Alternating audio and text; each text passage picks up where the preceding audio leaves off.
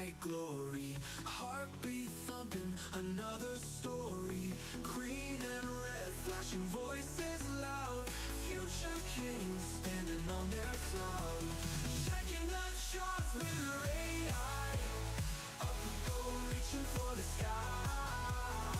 Every train home never dies.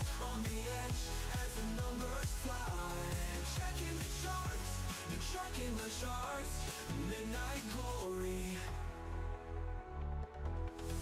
Time to reinstall, it's blending. Mind on fire, never ending. Dreams of gold, relentless fight. Push on through the endless night. Push on through the endless night. Push on through the endless night.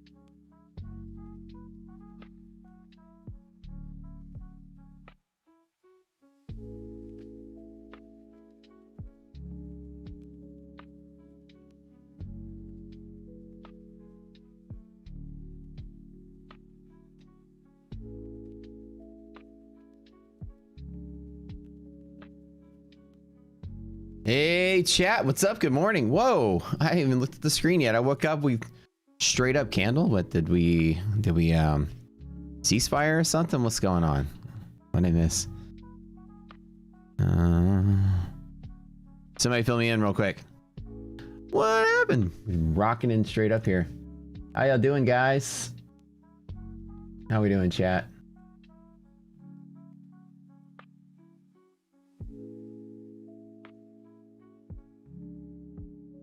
Hold on 1 second.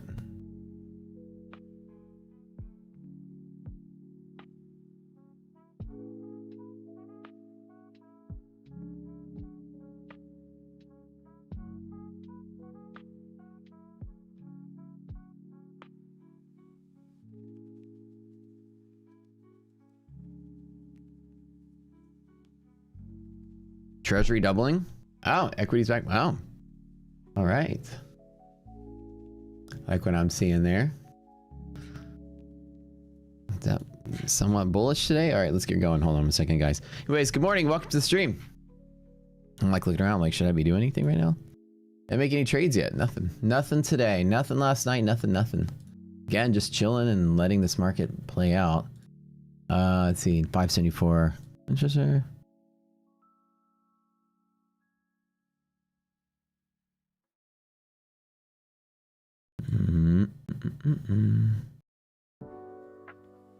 Alright, let me get rid of like some of these lines and stuff.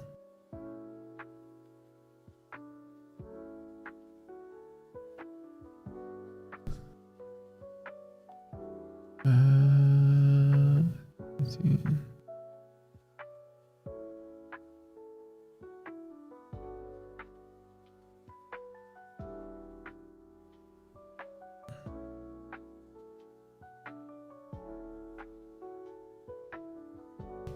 Good morning, guys. 4 more hours. Let's go. Good morning, Simon Dean. Good morning, Trey D. Roblox. B. Kennedy. Just passed 200K traders launch account this morning. Auto close your trade went to the profit target and switched funded. Oh, very nice. Very nice. Ah, nice. Oh yeah, I've been checking out my traders launch accounts.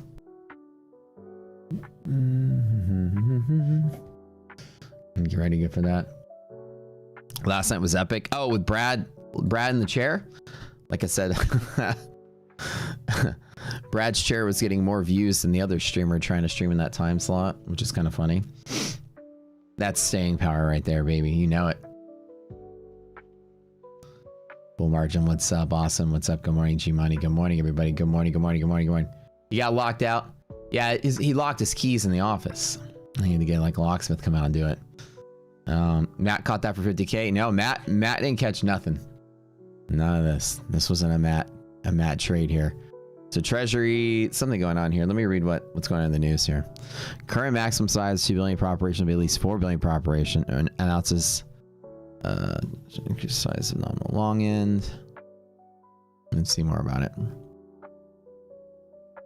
And they're doubling the size of liquidity support buyback ops for longer dated nominal coupon securities. Blah blah blah blah blah. A little bit of a thing there to try to save the treasury market. I see that. A little preemptive movement there. Hello, good morning, friends. Good morning, friends. Hit the like button first thing you do.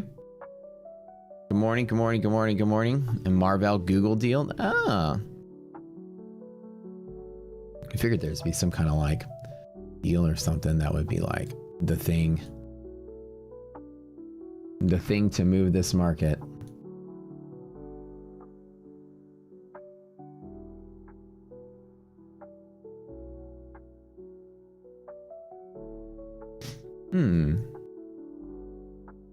Good morning, good morning, good morning, good morning. What's up, friends? Anyways, let's get started. Not wasting any more time here.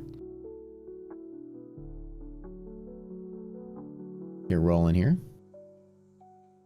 0 trades for me, 0, nothing at all. Are we still trying to sell off? That's the question.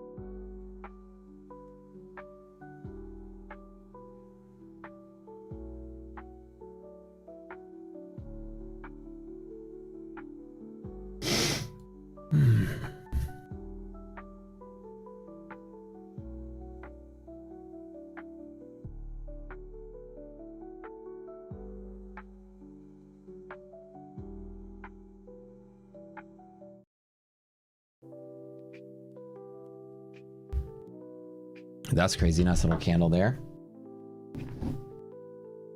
I get some heads or tails about what's going on over here.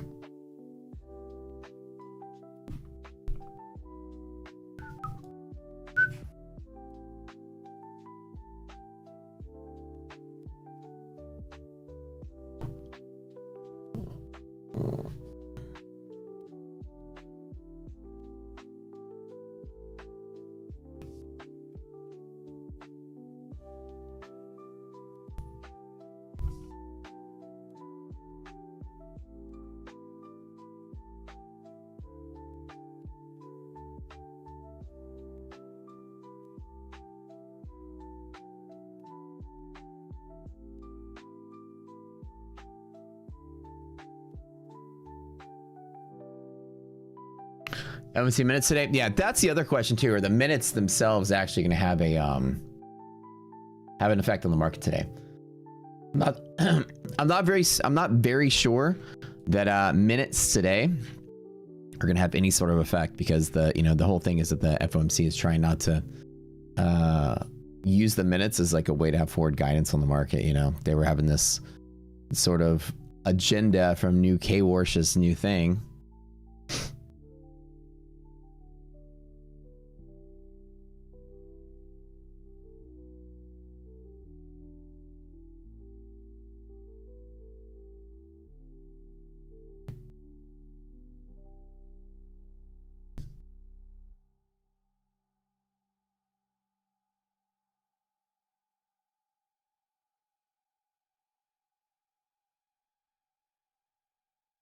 All right, do we move to upper DD band, and do we hit the top and then we sell off of it? That's the real question.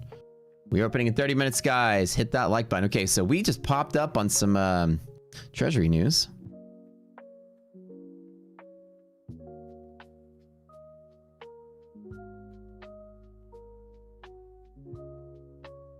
Also, let's double check here. There was a Marvell Google deal, somebody said.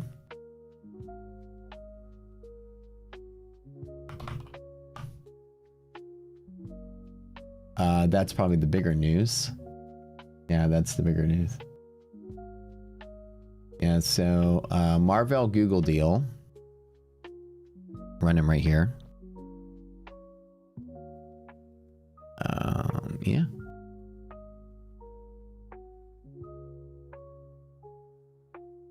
So we'll see how that plays out this morning. Overall, we have been, the big cat bounce day and the market's still anchoring itself here. The question becomes, do we find lower lows today before we turn around? Is this guy going to open and keep selling off? Like, this is just an entirely different, like, shift from yesterday. Yesterday was just algorithmic. You can just feel it just like sell and sell and sell and sell and sell and sell and sell. No trades for me yesterday other than a couple of, I think I made a couple of initial trades off of the those traders launch accounts. That's it. Nothing serious, nothing real. I'm here. We're playing up to upper DD band. We'll see how that plays out. No catalyst active here, nothing. Yeah.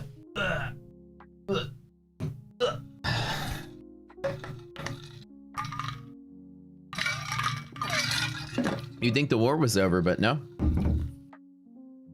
Just one deal with one company. Wonder why that's not in financials use, the Marvell thing. Certainly not the treasury thing causing that big move there. Marvell up about 15% on that news. That's huge. And everything else just moves with it, right? Just like how the market is. Yesterday, maybe some insider stuff going on. Yeah, just sell, sell, sell, sell, give everybody a dip to buy, and then news comes out today. Gotta love this flip-floppy market that's not making much sense. I just need to get lower so I can go make millions of dollars selling, buying calls.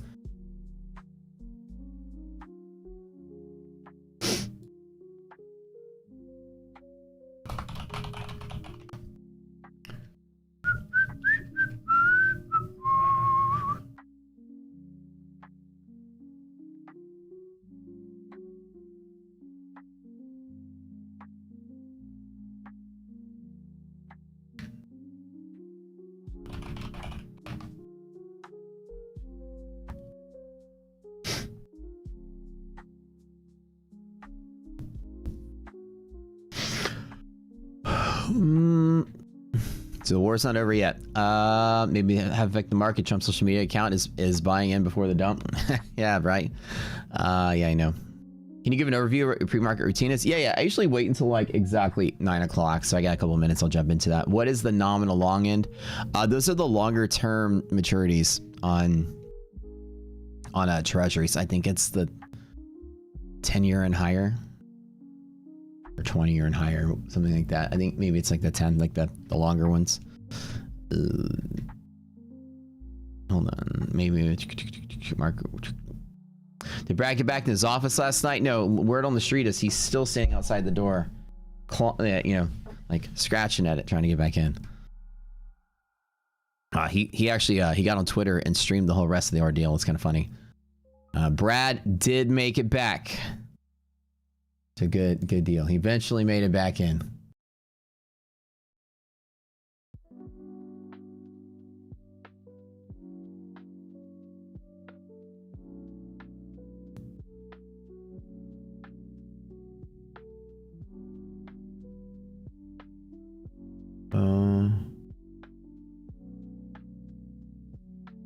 One second. I'm trying to get this. I keep forgetting how to navigate this part here. Let's go here. Let's.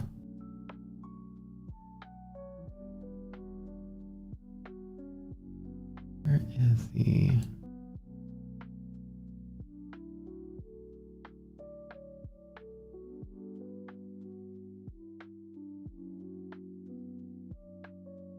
I'm trying to figure out how to set up this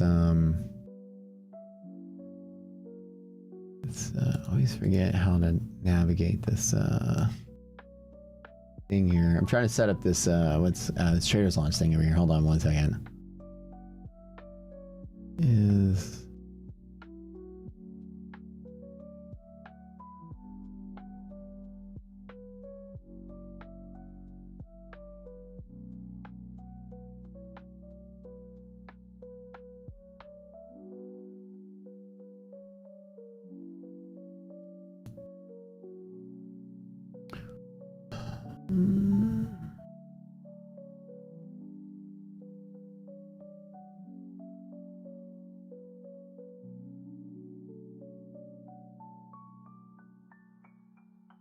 You said their support is slow? Yeah, that's a lot of platforms like that. I'm trying to figure out how to open the freaking order, Dom. Where's the damn button for it? I feel like such a noob. Normally, like here, normally the DOM is here. These are the icons, but I can't figure out it. Anybody using Trader's Launch know how to open the DOM? I know it sounds really newbie. But I can't seem to find the actual on their trading view version. Where the hell is the DOM portion? In the trading view. Yeah, where on the Deep Charts web they have on the trading view. Where is the button for DOM? Bottom of the screen it says trade. Oh, there it is. Ah, there it is. So different. There it is. Found it. Thank you. Thank you. But the DOM is not showing any data bid or ask nothing. Okay. Thank you, thank you, thank you. So the DOM doesn't show any bid and he asks nothing. There's not even a... their platform needs a little bit more work. A lot more work. At least the trading view version. Yeah, I'm not a... It's a fake DOM. Yeah, there's not even any data there. This is not even showing. It's not showing the data. What's going on, DOM? Okay, well, I'm done fiddling with it. I just make orders on the damn order screen, I guess. All right, so we popped up. Let's take a look at this. We'll see how today's gonna play out. I think at least retracing half is pretty optimal.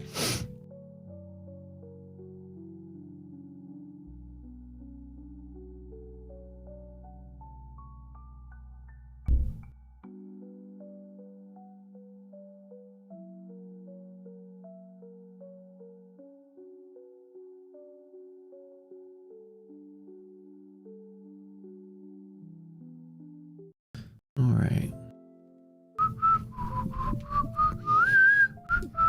Okay, so we have last night's dynamics. Let's get them on screen really quick. So my pre-market, let's talk about it. So the first thing I do every day when I get up is I tune into the news and see what's going on. The second thing I do is I make sure I change, let's change these various bands really quick. Colors from this bluey sort of color to like this bluey sort of color. Yeah, that's much better. That neon blue is like, you ever go, y'all, I don't know if it's just me, but y'all know there's like neon blue signs you see right that are like that color blue. Do y'all ever have any sort of weird reaction to it? Like those neon colored blue signs, like they're this color. My brain can't even process the blue color.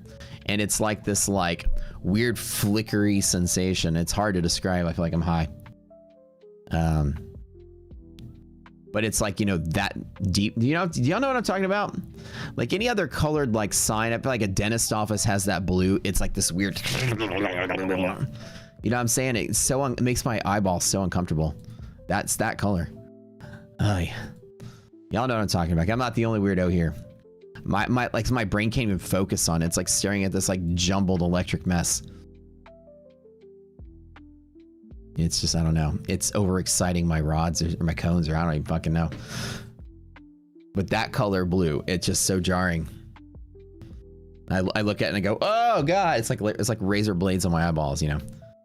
That fluorescent blue, yeah, it's like that bright blue color, not a light blue, but like that like sort of blue. You know what I'm talking about? Some people have permanent hallucinogenic effects after taking too much acid. Oh, I knew what my problem was.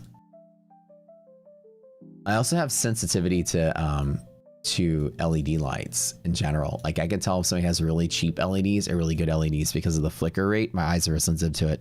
So like example, if I'm driving by and looking at Christmas lights and you have those really cheap Walmart LEDs that are like flicker, flicker, flicker, flicker, flicker, my brain can actually see the flickers. So it's like a, I know a lot of people can, but when I look at it, it's overly sensitive and I get dizzy.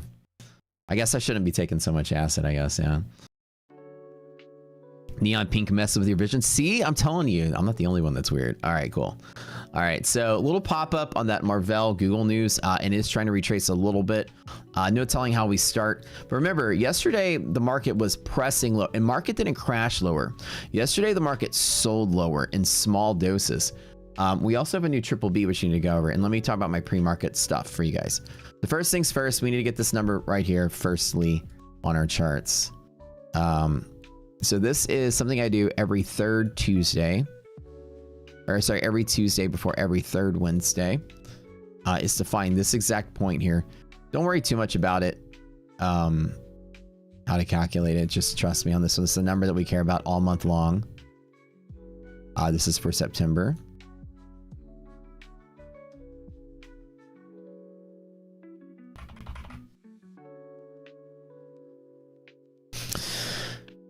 Second thing I do is I just get a grasp on what's going on with everything. I walk in, see if there's news. I have Financial Juice, which is a website I look at just to kind of quickly scroll through and see what's going on. Before I start the stream, I sit down, I just glance at it. I scroll through, look for any like headline market news. Scroll through, I go to like anything that happened in Europe, nothing. Anything happened in Asia. I'm looking for like the red text or something.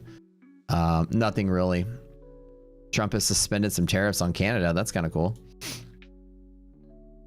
But nothing too crazy. And I make sure I go to the calendar to see if there's anything else going on. Pre-markets, the first thing I always do is like what's going on in the calendar. Is there anything that we need to take note of? So today, obviously, and say get a feel for this week. Like yesterday, we had nothing big. Today, nothing big, like any 3-star newses. No, nothing big. Little guys today. And then Wednesday, tomorrow, and today's Tuesday, right?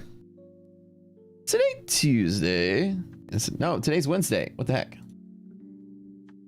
I'm off a day. Okay, today, also nothing. Minutes of the meeting are coming out, but as we know, Cape Fed's whole Warsh's thing is, I'm gonna start calling him Cape Fed. It's so easier to say. His whole thing is to not turn the FOMC's activities into some kind of gambling event for the market. So hopefully these minutes come out with no new information, which is what they said is going to happen. So no new information will kind of make this like a non-event at 1 o'clock. So it's not like the minutes are going to come out going to hint at future changes. So make sure I just see what's going on. Rest of the week, nothing. And then what I do is I go to the Fed Watch, because this is a big part of. Oops, see me Fed Watch. See me Fed Watch is a website tool that basically tracks I don't know. Oh, it's not loading up.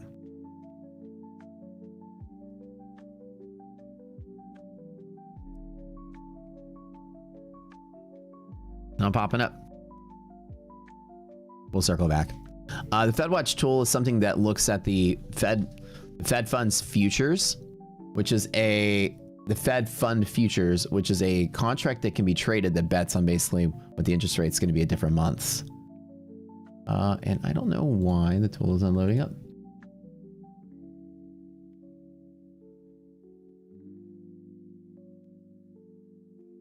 And you can get a read on what the market's perception is of newest interest rates, when we're going to get rate hikes and things like that, according to how Wall Street is pricing it in. I look at that. And that's what I do pre-market. Somebody asked earlier, like, what I do pre-market. Do I take a piss or go straight to the charts? Oh no, I get on my pre-game out of the way. You don't want that coffee to hit. And then, got to do your thing a moment before the market opens. Can't do that. Okay. The question becomes today, how we end up trading this. Clearly the market is in dead cat bounce mode right now.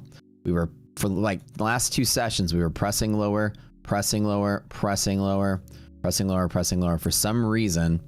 And then here it's like, okay, here's the quickie dead cat bounce pop. Now we're gapping up slightly. And the thing that we look at is to see if whenever we open, is resilience going to be nasty or not? This is definitely not a flat open, which is good. And so if resilience is negative, then we can fill the gap and trade lower. My first thought is, okay, We've been pressing lower, pressing lower, pressing lower. Then we get our dead cat bounce. Then there's a rejection off of it. So today, upper DD band, I bet y'all anything that today, this is a play. I don't know if it's to there or if it's to there, but I think this is a play. I don't think this is a play. This would be the weirdest play. But I think the universe just decided to wake up and hand out something. Now, if all the tech stocks jump up, then that's a bigger issue. But that's it. So then we wait. I have overnight levels that I can trade from, which is these orange lines here and these green lines here. But right now we're in between them, so there's nothing to do. And then as soon as market opens, our data gets spit out on the chart, something that looks like this. And I have trade plans already pre-printed or kind of like guidance pre-printed on the chart, so I can make a trade plan out of it. That's how I do it. How do I keep from getting too biased from info? There's nothing wrong with being too biased. Information is very powerful. The difference is it's very simple. You trade long enough, you'll come to the conclusion that the news never matches trading. Like almost never. It's so random. Some days it's like good news, it goes up. Some days good news, it goes up and comes down. It's very random how the news affects the market. So you have to tell yourself that traders already know what they want to do ahead of time. Any news that moves the market is an opportunity for someone else, whether it is to, okay, crap, we need to buy, or somebody that's short, it's like, crap, we need to cover, or somebody it's like, thank God, I've been trying to sell. Here's the high I wanted. That part you'll never know. So what I don't do is let the news dictate how the market's going to move, because you can never get it right. Never. You're never going to get it right. It's just an opportunity for someone else, and their motives are not based on this news. Their motives are based on things that they know that you don't know ahead of time. The market's always ahead of itself, right? Example is people have been selling for the last 2 days upside down, right? Pretend you were long and you got squeezed and now you're burning and your mind changed yesterday, but you're like, you know what? Let me sell on the first pop I get. And then, you're a big firm, and then finally the market opens up, gapping up. You're like, thank God. Whew. Okay, dump it all. Let's go. We got a handout here today. You know what I mean? That's the kind of stuff. But then this news could have changed everybody's minds. And now everybody that was trying to short yesterday, that's like, oh, hell yeah. We're dropping to zero. Now there's like people like, oh, no, get out of the way of that one. Again, there's any good news, we're scared of that. So you never really can predict what the news is going to do to the market. So I always have a bias on what I think the news is happening. But my bias is never like, this is what's happening today. My bias is still always like a month out. I'm like, what's going to happen in a month? In a month, are we getting rate hikes? In a month, is inflation coming down? What's going on? So my bias is always trying to like guess what the future is going to be like. Fed funds futures help you with that. There's a contract people can trade that'll bet on the Fed rates, right? And you can see that if I go to this probabilities tab, you can see right now we're at 3.5, 375 rate. In the September meeting, there's a 67% chance we don't get a hike. 2 weeks ago, this said 50% chance we got a hike. So it's like traders are now pricing in the fact that we don't get a rate hike until maybe December. And it used to be September. And also it used to be that we would get 3 before 2027. For some reason, traders are now pricing in the fact that we maybe only get 1. Like it's a huge drastic shift, which is what has led the market to turn around and become bullish in the last 2 weeks, right? So the idea is you want to kind of like guess ahead of time. Okay, right now, all signs are pointing that Fed's not going to raise rates this meeting. Well, why? Well, maybe inflation's going down. They can go look at the CPI and kind of get that trend. Inflation's been kind of coming down a little bit. Either at par or coming down. Now, that's a big thing, right? So, yes. That's how that works.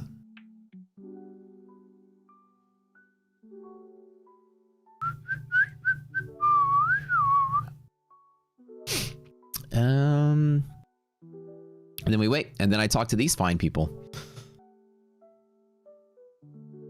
Oh, my NQ overnight is 6. Sorry, I'm sorry, I put the wrong number there. It is 574. My bad. Thank you, sir. I don't know why I moved it. Oh, I refreshed the platform. Okay, there you go. Yeah, so yesterday it looks like we opened below MHP.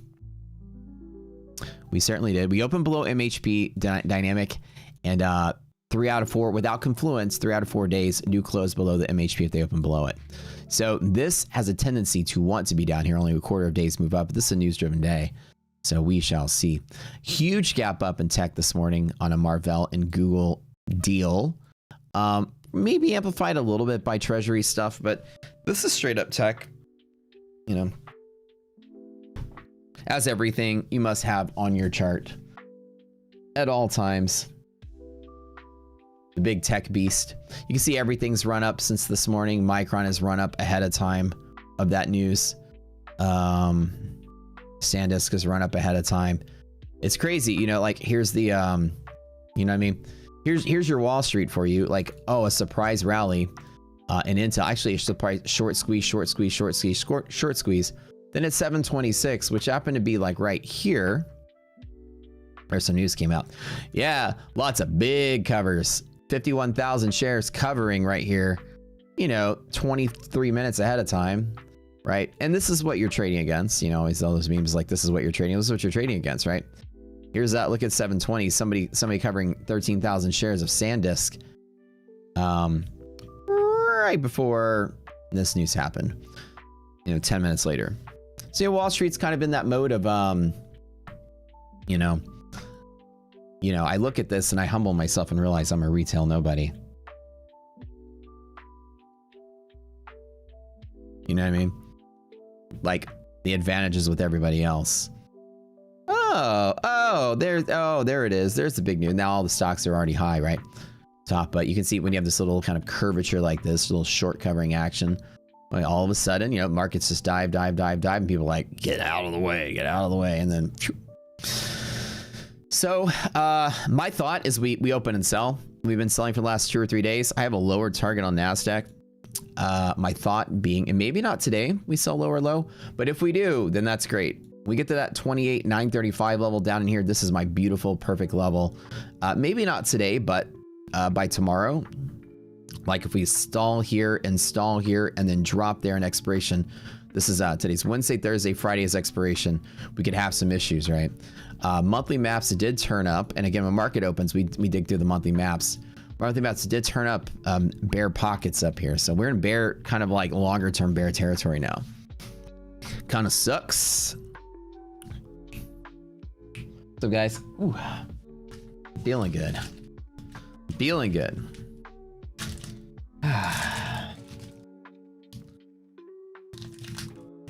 It's still crazy. Of all the people on Twitter, all the influencers out there, I bet they're trying to make a buck selling a prop firm, that one of the biggest influencers on the planet is Brad's chair. That's crazy.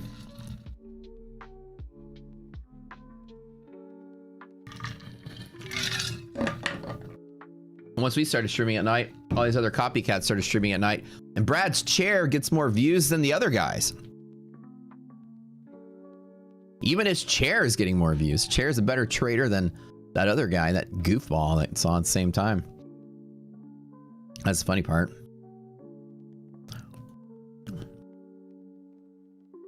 This chair is a really good influencer. This chair is like LARP maxing over there. Star of the show. Honestly, when Brad came back, I kind of wanted the chair back.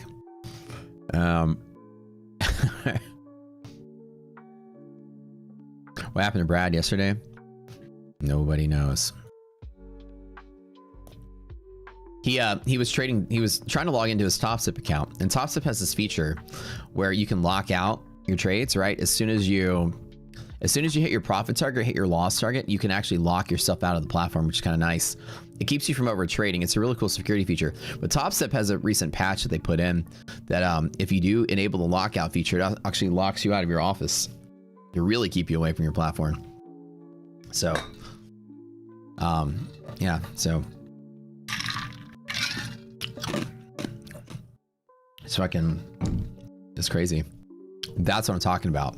They go on next level at TopSip over there. So this guy, yeah.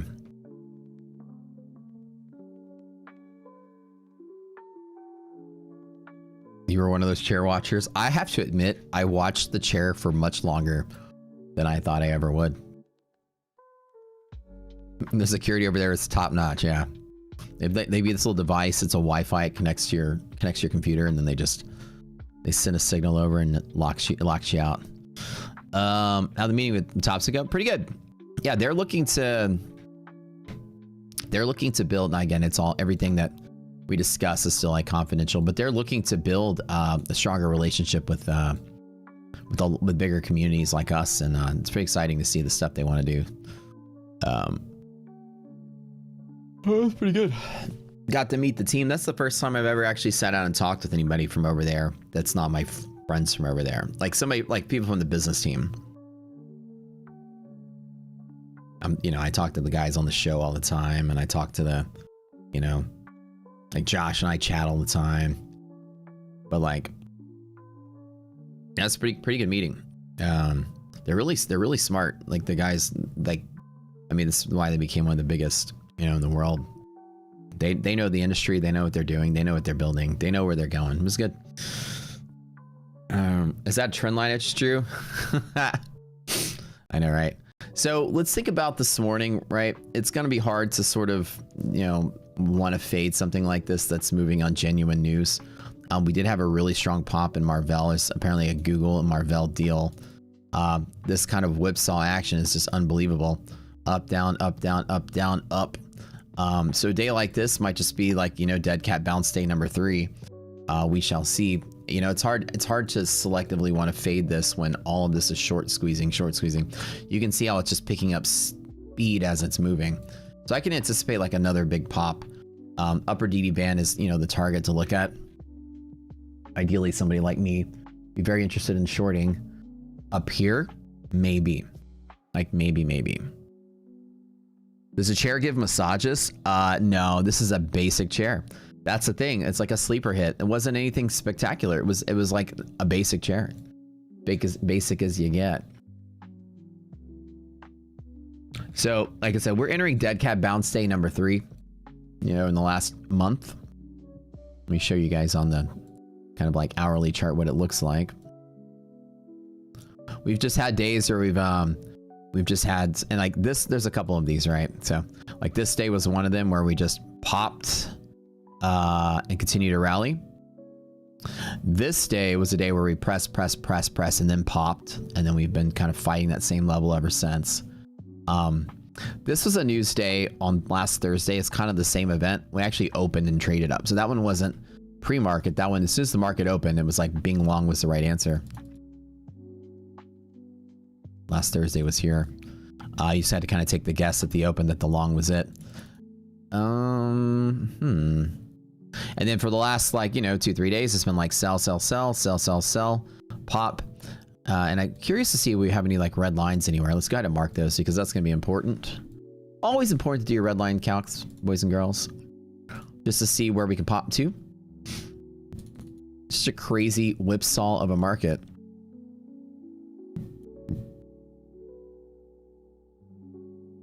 Looks like that's the one. Yes, sir.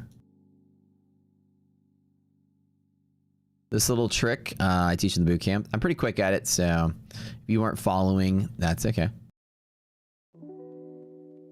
There she goes, 29.8 on NASDAQ. Check on the S&P.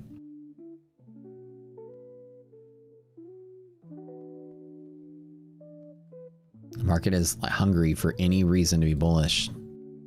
It's like any minute it's bullish, it's gonna move so quickly to the upside. All right, let's go back here to yesterday.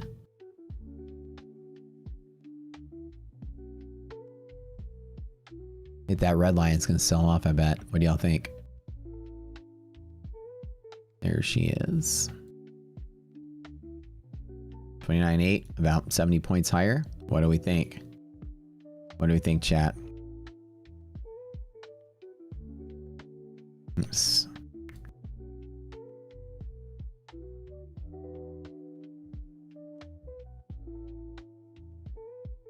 Nasdaq's already cleared through it. It's 62. Oops. Okay. That's the last one still sitting there. And so here's an example of what these lines do. See how Nasdaq popped right up to that line I drew right there. That's what you're looking for.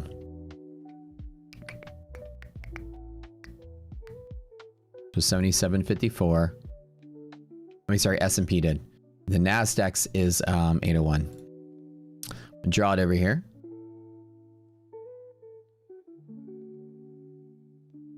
Red. Draw one over here at 54. Bum, bum, bum, bum, bum.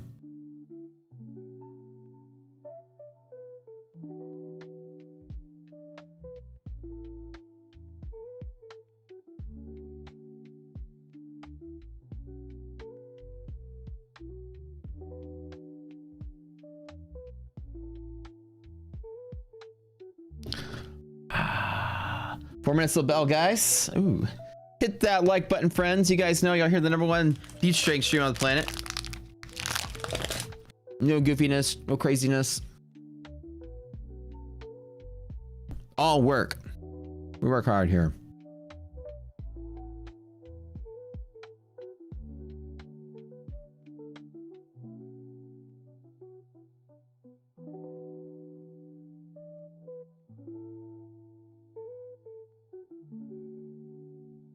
Are we still in new contracts? Yeah, I roll over on the weekend. So anytime there's a rollover, I just wait till the weekend to move it. Well,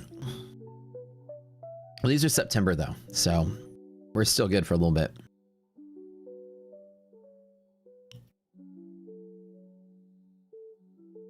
Boy, I tuned in chat this strangest time. Somebody says, why are there so many weird men online? As a man, I would never date a woman who works at Burger King. What? Like, what a bot type of answer. Are you a bot? Where's this coming from? Are we talking about, did I miss something? Did I say anything? I missed something. The wrong chat. We are nowhere close to rollover. I come from money. We have standards. The funny things I'll say. The bots are battling.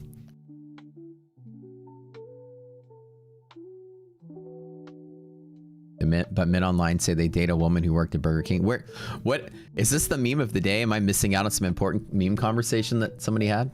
Please fill me in. I'm such a boomer today. I have to tell you guys, I know this is going to be like not the most popular opinion, but especially because I live in Texas, this is almost sacrilegious to say it, but like Whataburger is not my favorite hamburger at all at a fast food place. It is actually Burger King. I know Burger King has like a chemical flavor to it that's just amazing. The flame broiled taste mixed with whatever chemicals they put in the burger. It's so good.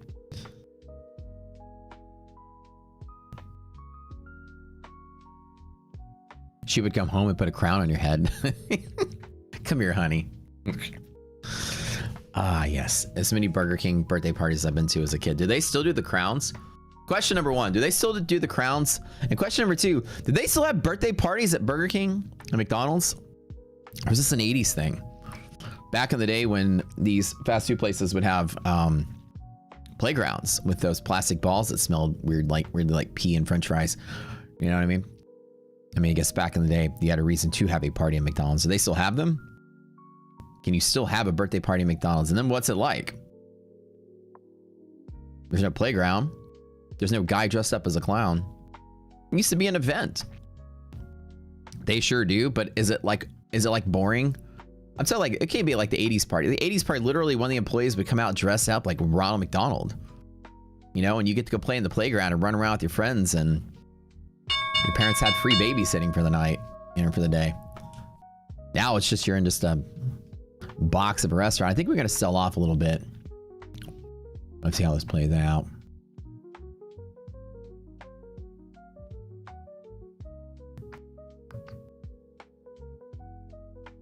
Let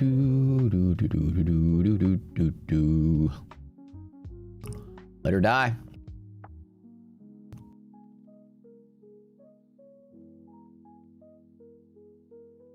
Good stuff. All right, let's see how this turns out. Now, in a minute, when the liquidity maps pop up, we'll have some answers here. I'm like, do I want to try to buy this? It's weird that today Nasdaq is the more sensitive one. The S&P is actually the more rigid one.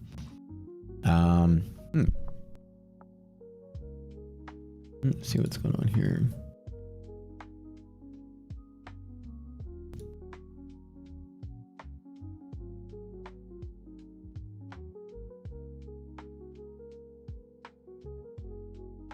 Oh.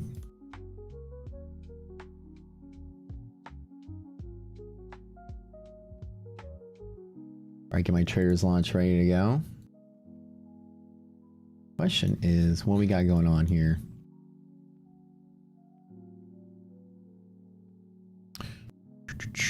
In a minute, liquidity map's going to pop up. I'll have some guidance on what we do here in a minute.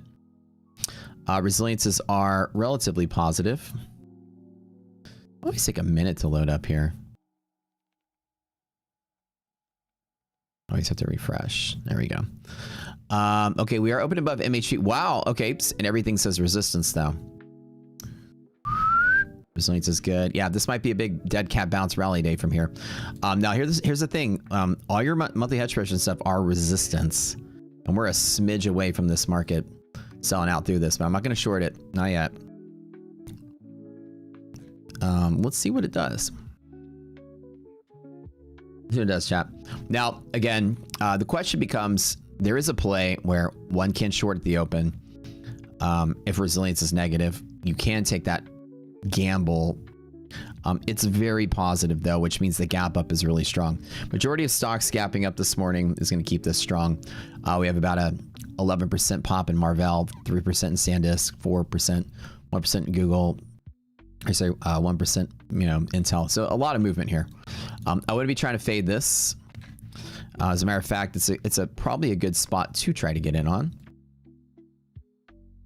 Last couple of days have been weird. I'd like to see the market have like a lower low for me to act on. But I think today, a good play is to trade from here instead of from the open. The open's probably going to move up with positive resilience. But if we do go negative resilience and negative ARB, just be careful that this doesn't pop and fade. Let's let it break the opening range to the upside. And I think today, rather than chasing the dead cat bounce to the upside, I might personally want to push down from here. You saw McDonald's pizzas back in the day? Oh yeah, they had pizza at McDonald's. That's right. I forgot all about that. No chat, I forgot all about that. McDonald's had pizzas for a hot minute.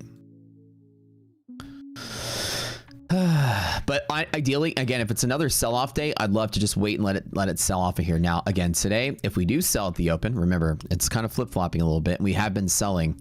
My brain is to want to short this from somewhere.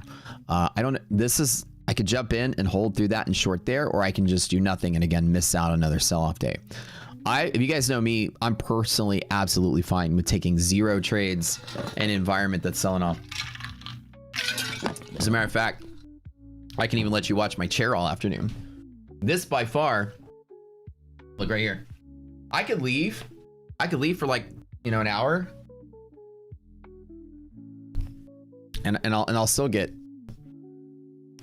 10 times the views as pretty much every other streamer. My chair's a really good trader. It can just sit out for me, which is what does the chair do better than anything, right? Sit out. It sits out on the chair. The chairs you sit in chairs. It's the joke. One chair. So anyways, I'm pretty cool with sitting out and just letting this market fuck around. Don't have to care about it. I do have those traders launch accounts. Let me see what I got going on over here.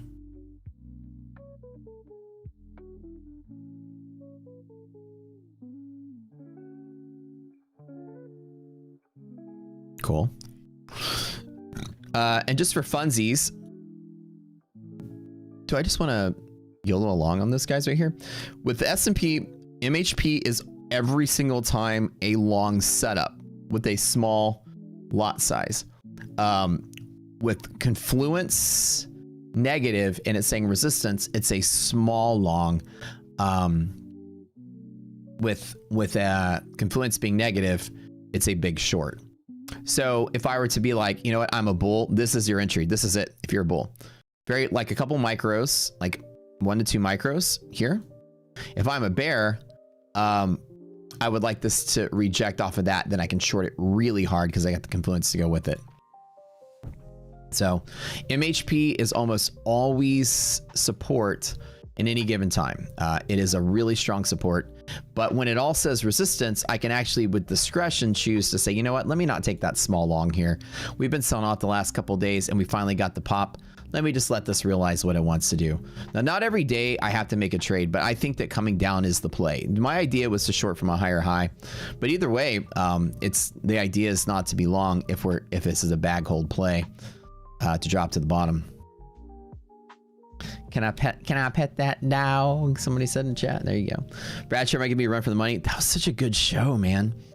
I kind of want to tune in tonight to see what, what part 2 of the chair saga is like. Because, honestly, that was a huge cliffhanger at the end. Things were just getting good with the chair, and then that guy Brad stepped back in. Completely through. I didn't even expect, man, those script writers are good. Like I was so involved in like what was the chair thinking, what was it doing? And right at that moment, you almost had that clarity, that pivotal moment. The story, Brad came back in and like completely threw the chair off, and it was like, okay, maybe tonight, like that cliffhanger is just, I couldn't sleep last night. It was crazy. Like, will there be a second chair tonight? I mean, like this is the things that I'm really curious about.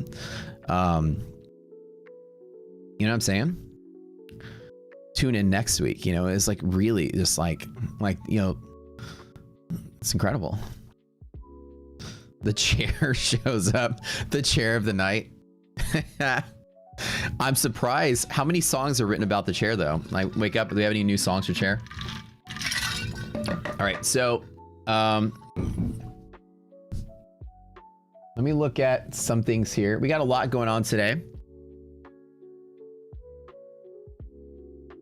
Oh, shoot.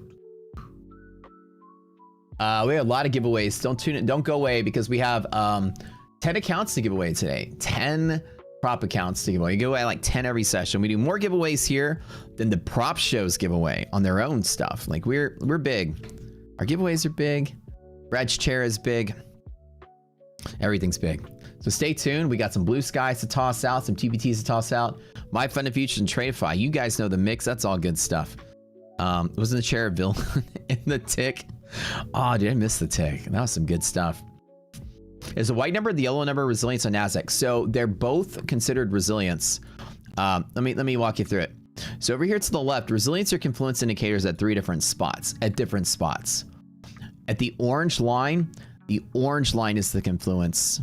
At the white line is confluence, and at the blue is confluence. So it's like pointing at 3 different spots and telling you. It's easier to see on the S&P because it's not so jumbled up. So essentially, the idea is we have 3. So it's coming down today like I thought it would.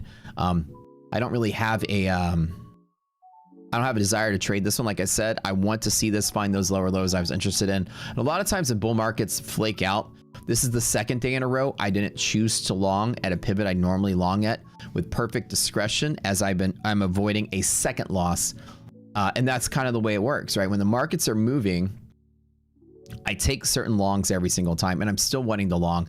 But this is day number 2, no longs with discretion that I'm using. And it's again, day number 2 of not taking a loss. That keeps my money in my pocket. That way, when we get the big low, I'm ready to fire off some longs, right? To get my money secure and chill for a minute. It's okay with not trading every day. It's perfectly okay. Now back to the resiliences, right? So you have 3 solid pivots we care about. Number 1 is MHP, which is monthly gamma. Hedge pressure is weekly gamma. And then you have your gap. So this is where you open, close yesterday, and this is the middle of that area. The blue line, when we're at the blue line, your brain goes down and says, what is the blue line? Oh, it's negative. Okay, negative means resistance. The majority of the stocks are also in negative weekly gamma. It's the majority of market cap. It's market cap weighted. So this being negative on blue, most of the stocks in the S&P are negative gamma on weeklies. On monthlies, which is even the stronger pivot, most of the stocks are negative gamma in monthlies, and this is expiration week. This could be a massive sell-off day. Massive sell-off day. Negative gamma is a huge deal. So it also flags these as resistance. The white means that most stocks market cap, or most market cap in the S&P has gapped up and has sustained the gap. But now this went negative. Most of the stocks in the S&P have filled the gap, which means the index is also likely to fill its gap as well. So like this, I wouldn't be longing from, because as soon as this goes negative, this guy wants to go to here. So what it's telling me is like this, when you get good at reading this, you're telling 3 stories at once, right? NASDAQ stocks, actually the majority of NASDAQ stocks gap down, and then they filled their gap to the upside to catch up, and then now they're fading back to fill the gap. And NASDAQ just faded back to fill the gap. You see how beautiful that is? With that negative resilience, I'm not at all jumping in at the long. Right here, when we bounced every single time, when I tell myself I would long there every single time, why didn't I? Because resilience went negative. Already, I'm like, okay, the yellow resilience is negative, so already this yellow line is a resistance, so I would trade small. But then the white resilience went negative, which means we might fill the gap, so I step down even further and a small becomes a sit out. Does this make sense, guys? Does that make sense, everybody? Does that make sense, everybody? Y'all feel me? Y'all feel me, bros? Oh shit. All my traders launch maxed out on profit. Good deal. I shorted at the open though. Cool. Maxed out every single one of them. Good deal. Can't complain. Can't complain. I didn't do any shorts in the live account, didn't even short in the challenge account. Nothing. Nothing. So my confluence choices to not take the longs, everybody understand why I avoided it? 2 strikes. Every time I lose a long confluence, I step down in my size. I treat it like an accounting system that makes any sense. The accounting system being, I start off with my normal position size recommended by liquidity map. Right? When I hit MHP, I usually hit it pretty hard, like my hardest trade ever. When the confluence is flipped to say resistance, big becomes small. And if I have another confluence that says another thing is going to happen, well, small becomes a sit out. So I step down until I convince myself not to do anything. It's a 3 strikes you're out system. If I have, and again, my trade, this is, and I teach this in the boot camp, by the way, I have 3 different types of size. I have a normal trade, which is the max risk I'll take. I have a medium trade, which is 1/2 of my normal. I have a small, which is 1/10 of my normal. Then I have a sit out. N, M, S, and O. And normal is a sort of, normal is different for everybody. Normal is the highest you'll ever bet without feeling uncomfortable. Like normal is your big trade and everything lines up, you go normal. Normal, I don't like to call it big. The reason I call it normal, it's really your big trade, because big just is a toxic word to use as a trader. You shouldn't be feeling big. You shouldn't be feeling like I'm going to bet big, right? Because then that sounds unlimited. It sounds like you can just bet everything with no limit. I like to say bet normal. That way it kind of reminds you that there's still some kind of like control there. And so what is normal? Normal is a concept of, if I were to bet this much and lose this much today, and then take 4 more losses in 4 more days, I lose every day this week at this amount. At the normal every day. Say if your normal was, I'm going to bet 5 contracts and lose 25 if I'm wrong, 2,500. If I lost 2,500 5 days in a row, on the 5th day, if I felt sick to my stomach, then your normal is too big. So the idea is how much can you lose per day in a 5-day losing streak? And then Friday comes around, you don't feel so sick to your stomach. You're like, honey, I can't go to the theater tonight. I just want to stay inside. This is just a bad week. And you're like, why'd you fuck around and blow up your trading accounts? Why you always picking on me, honey? You know what I mean? Like if you're like that, you're betting too big. So like turn down that number, small enough. It's the maximum you're going to lose per day, where after 5 days, Friday happens. You're like, oh man, dude, I had a 5-day losing streak. Yeah, but I'm okay. I don't know. I'll come back Monday. We'll be fine. No big deal. You come back Monday, you're not a little bitch. Whole point, you come back Monday, not a little bitch. You're like, if you're the other kind of guy, you come back Monday, you're like, oh, I was fighting with my wife all weekend, man. I had a headache and fucking, it's so God, I got to make my money. The bills are due. Oh God. Let's just, you know what I mean? You're still feeling it. If you're still feeling it, or you're like a little bitch, you don't want to trade. You're like, oh God, I'm scared. Oh, then you bet too big the week. So normal is a number you set to yourself. Right? And so that's where you start. For me, I could lose probably, in the challenge account, I could probably lose $10,000 a day on that, 6-figure balance and lose 50K on the worst possible trading week I could have, 10K for 5 days. And I probably won't be hurting. I'm like, I've had 50K days. So that's, so that's probably where I want to be as my normal. And then my medium. So, and you calculate what your stop loss is, how many points that is in NASDAQ comparatively. Now, again, liquidity pocket is an every single time long. I'm sure some of you guys scalped that up to here. This was a good scalp. This still is going to say resistance for a little bit. But a lot of you guys probably took the long there and are probably trying to trade it right back up. I like a day like this today. There's a lot of action. I think today I'm still going to kind of take it easy. Arbitrage generally is negative, so the pressure is still, the flow is still in that negative press, which is what arbitrage is telling you. We are also trading at VWAP, and VWAP is flat, which I hate making decisions on a flat VWAP when you're at VWAP. It's pretty much your coin flip territory. So anyways, if my normal, say I chose to be like 2 contracts per trade, it's actually, let's make it easy. My normal is 10 minis. Then my medium is 5, my small is 1, which is the 10th of the normal.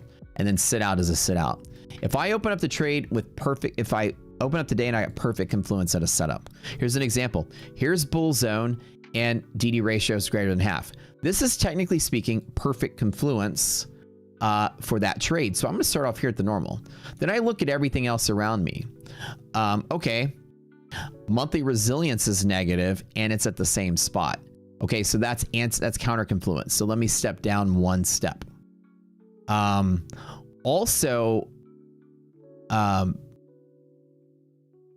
half gap will be resistance, and so will the close price be resistance because resilience is negative. Oh crap. Okay, let me sit out 1 more. Or let me try it on 1 more. So I converted my strong long potential setup now to a very, very small trade because I lost 2 confluences. I still always want to take the bull side. Any hint of being bullish, I want to be bullish.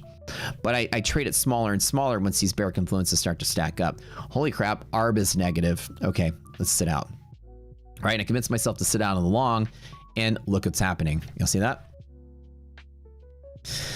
Most people don't have a position management strategy, and also most people don't win every trading tournament that's ever held in FinSwit. I spank everyone's ass in these tournaments for this reason.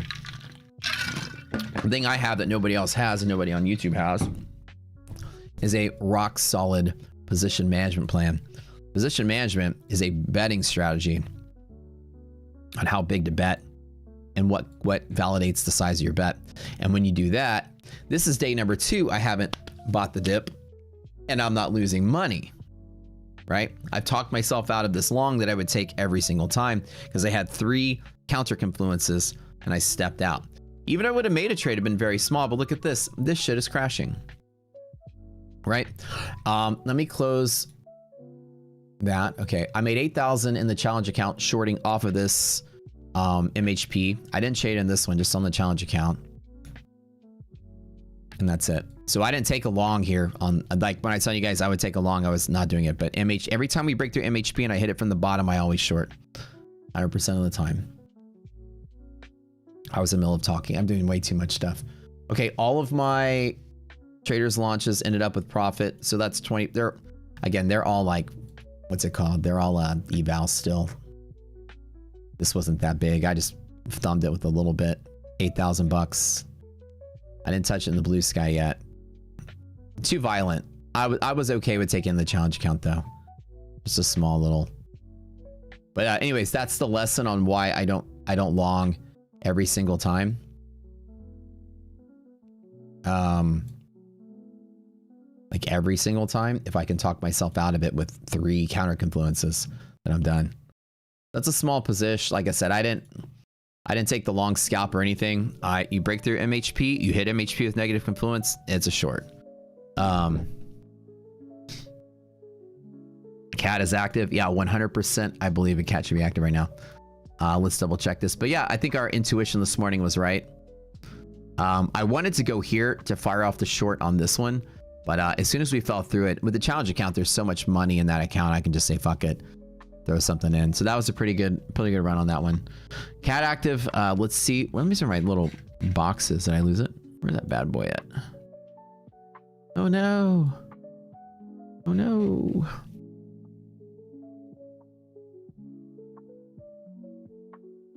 I don't have as much fat in the Blue Sky account, so I when I short, I'm going to short off of something a little more solid. I don't normally do all of my stuff in one spot. Like this one, I was waiting for a bigger pop. Good deal. Oh man, I can't wait for this market to crash though. Crash out. Nasdaq is going to be 270. Was that less than helpful to you guys? About like why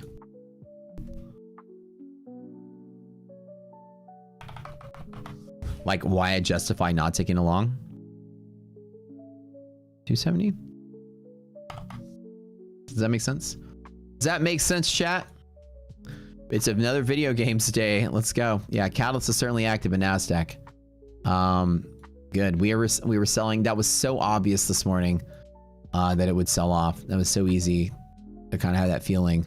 The market yesterday, and I was like, you know, the news is always hard to predict. Today was great news, and the market was like, when I tell you this morning, you never predict what the news is going to do to the market. But the sentiment the last 2 days was not just like crashing out, it was like selling out. People were slowly dumping stuff, and the universe just gave every single trader an out. Like the market popped, and people that were yesterday are like, holy crap, thank God I can get out a little higher. And that's, you know, and you can never guess that people are going to react a certain way, but that is how they reacted. But with yesterday's action, sometimes when the market just falls really rapidly, you can have a quick dead cat bounce where it bounces up. But yesterday was not a rapid sell-off. It was a non-volatile bleed, like a slow bleed to the downside. Usually those are much stronger indicators than the market crashing really hard. Slow volatile bleed means the market's pricing in lower, and then you had a pop on a Marvell Google announcement that continued to sell off from there.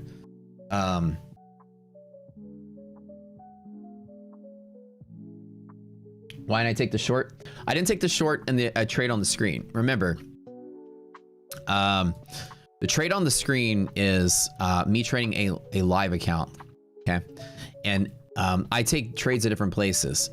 The challenge account is not an on-screen challenge. I just report the balance to you guys just to be transparent about it. It wasn't strong enough for me to take this trade. What I did was I fired off a short here with the intent on firing off another short here and firing off another short here in the challenge account.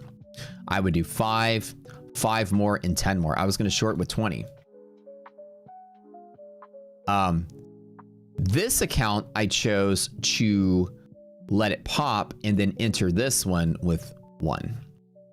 So I do different things with different accounts. And a lot of times there's like 5 different plans going on. And but the one on the screen, it wasn't strong enough to this one I got lucky because, I put in 5 contracts and that's all I needed.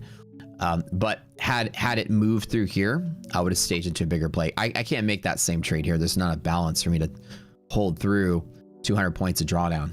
You know what I'm saying? So that to me that's the different goal here. The challenge account, I'm just doing my own thing with it. Challenge account has enough balance and I can take wide sweeping bets through here. This prop account and my other prop accounts, the evals, I took the same trade. I fired off 1 contract each right there, and they all made max profit there on this traders launch. So all 5 of them hit 2,400 bucks, which is great. They're evals. Evals I could be more risky with. Evals I don't have to be so particular. But this is a live account I'm babysitting. Live accounts I want the super A+ setup. Now this was an A+ setup. The only thing that didn't have me jump in on this one here is because I'm still kind of like in this phase of wanting to build some buffer up in this one. A lot of times volatile days, especially when the confluence is flip-flopping a little bit, like a gap up, it's still too risky and it can take a lot more drawdown before it plays off. And so this one, I just elected to choose to trade at the higher point, and it just didn't take off. So when you split up your risk like that, even if you have say you have 5 different prop accounts with the same firm, trade this with one account, this with another account, this with another account. And so at least one of your accounts made something and the other 2 just are 0. There's also a trick to keep your losses small, because the way props work is, imagine you paid $100 for a prop account. and you shorted here and it failed, and you shorted here and failed, and then you shorted here and it won, and that account happens to get a payout, right? The cost of this is so low and the payout from this is so big. It's that asymmetric risk scaling, if you may, towards the profit. It's so asymmetric towards profit that all you need is one tiny windfall in a prop account to pay for like 10 or 20 losses, 10 or 20 blowups. The props be like that. Splitting up your risk in props is very important.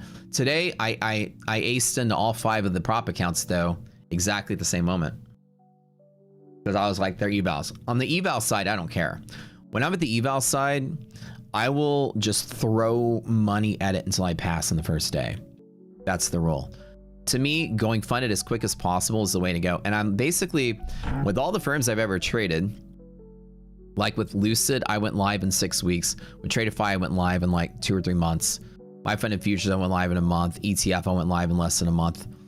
Blue Sky went live in like 2 weeks. I got notice I'd go live in 2 weeks. It's like, that's about the scale. I go live with prop firms so fast because I have such a high ROI with the strategy. Every prop firm I touch, I go live within a month or 2, for the most part.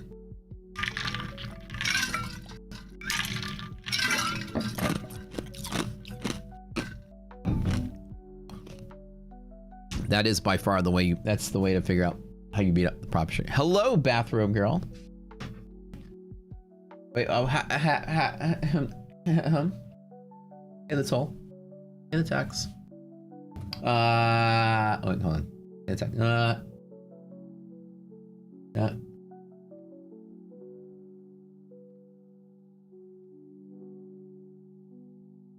You got your wallet and you got your bathrobe. What's going on here? Oh, I just needed a... Oh. I was wondering what combination of things you could be doing in a bathrobe with your wallet. My card?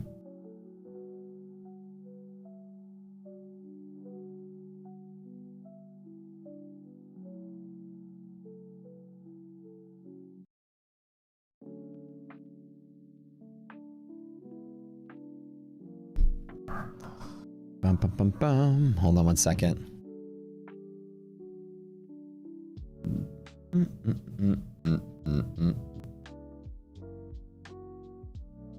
Hold on one second. This is the cat active line in NASDAQ. This, again, you see how NASDAQ has fallen pretty hard, and the S&P itself is now holding MHP. It's kind of a different story. It's very rare that you see the S&P doing this and NASDAQ doing that. To bet against the fact that the market could be bleeding on a catalyst, this could be a long entry point for the day. And I think I might actually want to take this bet here just to take the gamble on it.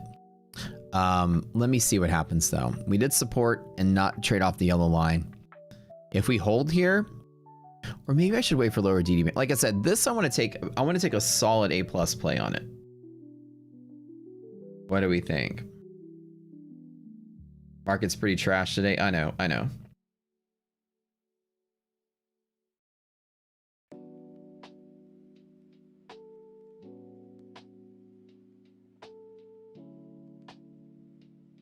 Hold on one second.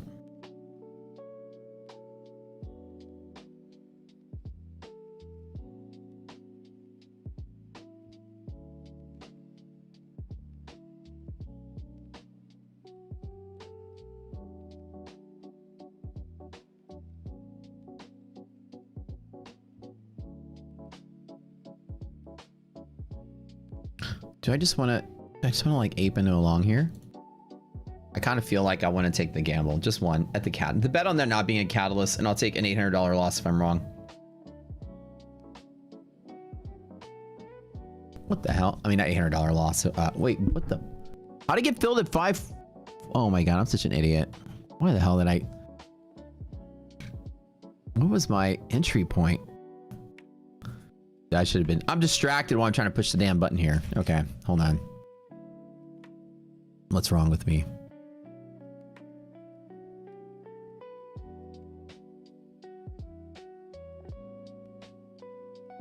It's just betting that there's no catalyst here. Oh my God, that was swift. Okay, so the idea is I don't have full confluence here. And I'm going to bet with the S&P's resilience, the way that's been holding off, that the NASDAQ will find some support here. So let's count our blessings.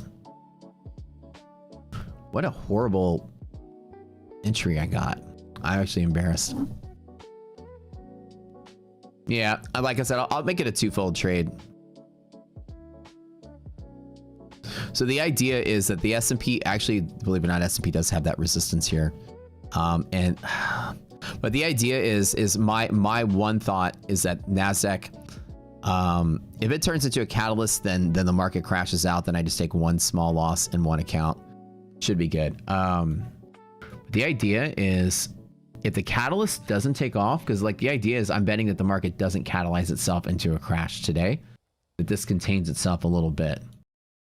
Arbitrage went positive. That's another reason that I'm looking at this bet. The S&P is not selling off despite the negativity down here. Everything here sort of stabilized a little bit. Rotation out of tech, rotation to other S&P stuff. And the question just becomes, can we get a move out of this? Am I confident in this one? I'm absolutely not confident in it. And this is sort of a too big of a bet for this kind of play. I really should just be doing some micros on this one. But the idea is I want to bet that we hold above the yellow line. And this is very simple. If we don't, I'm out quick. Ratio is still good. Let's double check the monthly maps though. I got such an enormously horrible fill on this. Almost embarrassed by that. I may take a loss because of that bad fill. I got filled at the freaking top here. It could have been so much better.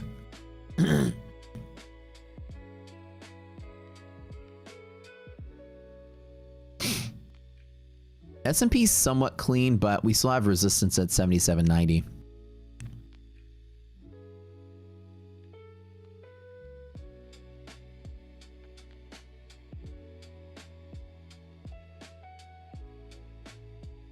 Which is up here above DD band. All right. Take a look at the NASDAQ here.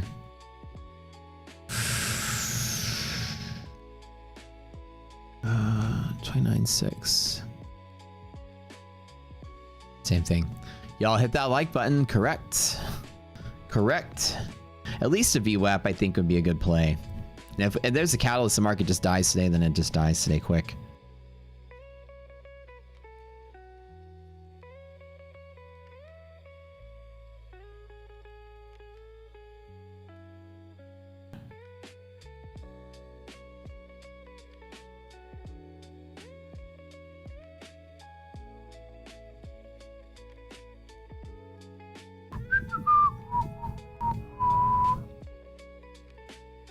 A lot of times on the edge of catalyst, which is that purple line, I like to bet that we don't have a catalyst.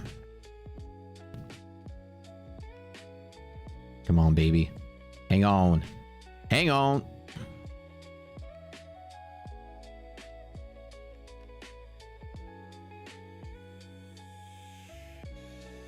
Hang on there.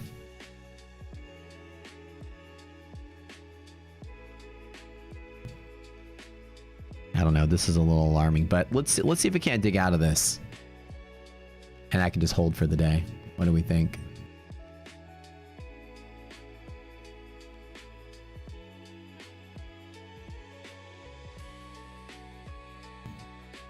Apple showing signs of exhaustion. You can feel the fight here. It's trying to hold, so that's good. Apple did have MHP break to the upside, which is good. Let's see if the monthly maps have any resistances on Apple. Like, embarrassingly garbage fill there.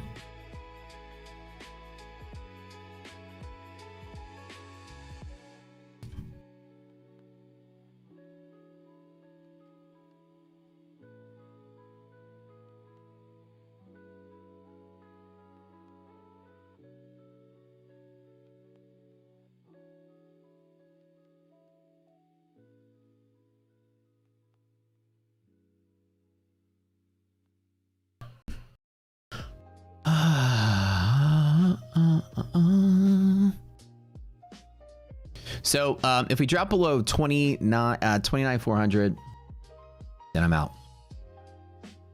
420. I'll stop right here. The bet is no catalyst today. The bet is the market fell to test, are we irrational in dying today? And the idea is hopefully Nasdaq can hold above it, and kind of like a choppy, kind of contained internal day today would be fantastic. I'm always willing to make that bet if I don't believe that the entire stock market's crashing out. Some things are looking good, like Meta looks good, Microsoft looks good, Apple looks good. Some things look pretty decent. Although the chips stuff sort of like died a little bit right after we opened.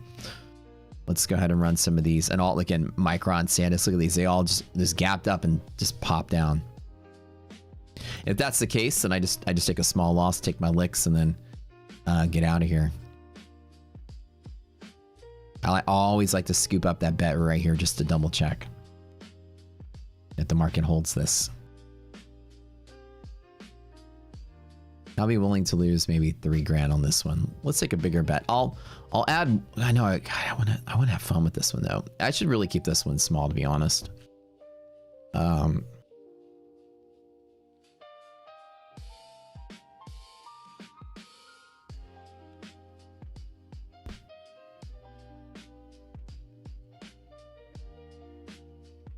Okay.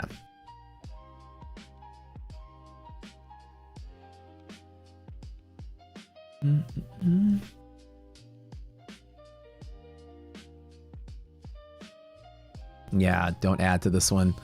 When Catalyst is active, it gets scary. So I'm gonna give myself about 40 points under the cat, which is about right about 420, 430.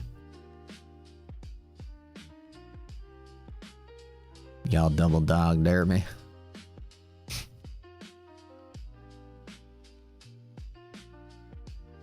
And I'm not touching it in the challenge account, nothing. That's just the first engagement on this account. S&P though, not looking so hot. Resilience is good, ARB is good, which means it is going to float at half gap, which is one reason I'm like, okay, let me take this. So S&P has pressure through half gap because this is positive and this is positive. It also has small resistance or resistances from here as well. So you get like 2 different competing forces going on right now. The float at half gap is good enough. That's going to tell me that since now S&P's found support, that hopefully Nasdaq sort of catches a little bit of a wave there too. Connecting with VWAP would be fantastic. Finish out the day.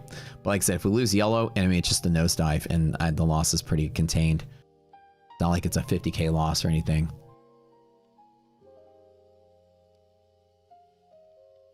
You dare me?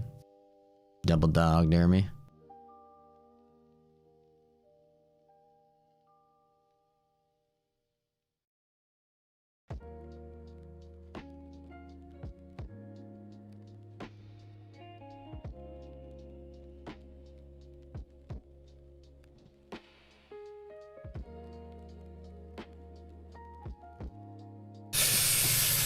God, I got such a terrible feel on this one. S&P below MHP from the bottom with negative res. Again, just like Nasdaq, could be an S&P short, like a really nasty one, which is cool. I don't usually like days that do this. Like you fall and you have this like little H, lowercase h shape thing. Very rarely is this going to be the rally up. A lot of times this spells out lower lows. And that's why I'm trying to interrupt the trade to bet that at least for now there's a connective trade up here, maybe 120 points on VWAP. I don't know. Like, let's just have some fun with it. I'll lose 3,000 if I'm wrong. Let's bet that we don't lose yellow line though.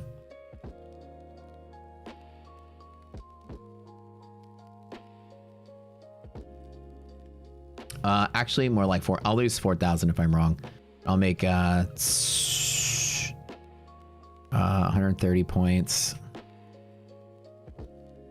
5,000 if I'm right.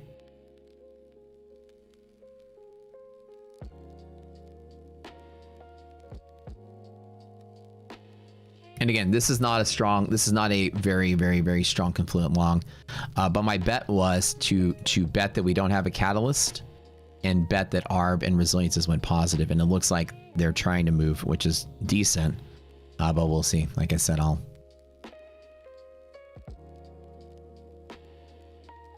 400 is where I'll pull the plug, and I will pull the plug.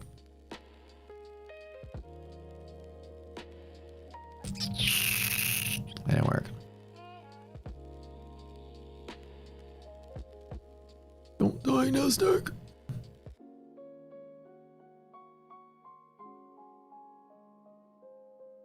Turn back down to 1. That didn't work. Okay, so now cat is active. Just let the market die. Okay, close out. Nope, that didn't work. Okay, back to the drawing board. And again, like I said, not a strong confluent long trade, but the idea was to bet that we don't fall apart today. This is great. I'm gonna get the big crash I want. I'm gonna buy my calls on Friday. I'll see you guys at millions of bucks. Ah!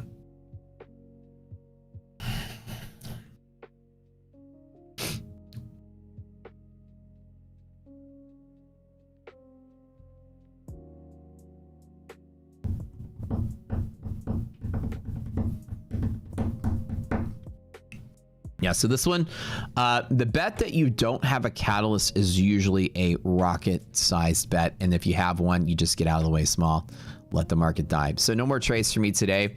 On this account, nothing. If I hit DD band with the cat act, there is no trade. So this is obviously, so all of my accounts except for one did okay. This one, and again, I feel so bad because I got such a stupid fill on this one. I'm almost embarrassed by it.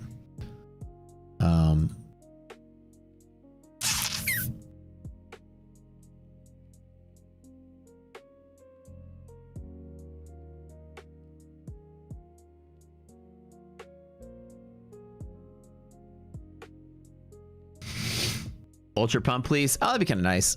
Oh boy. Do we have anything else from here? And S&P did what you'd expect to do with negative res, which is just reject. But I think if we get back above purple, I'll get right back in. Maybe I'll trade some S&P instead. Nasdaq's a little extra violent today.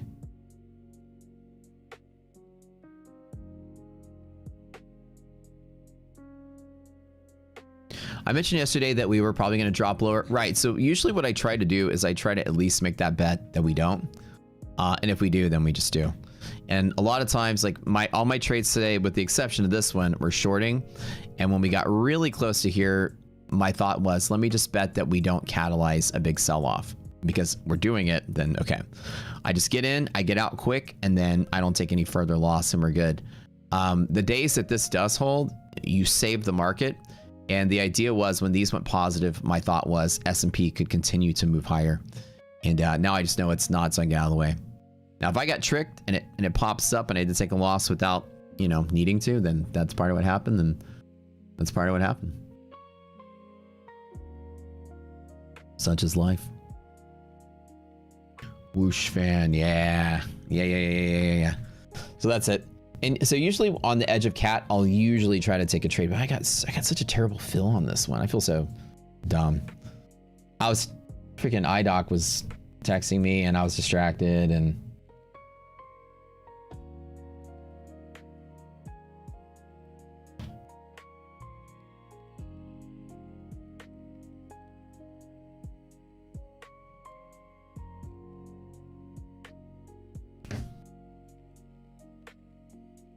I told you guys I used to have a cat a long time ago, because I told y'all that story that I got kind of like tricked into adopting a cat, guilted almost. And I used to say, like, I used to get scars all over my arms because the cat I would like play with the cat like it was a dog. I went to go adopt a dog, and at the SPCA they were like, we have a bunch of cats and we're gonna euthanize them if you don't take one. And I'm like, wow, really?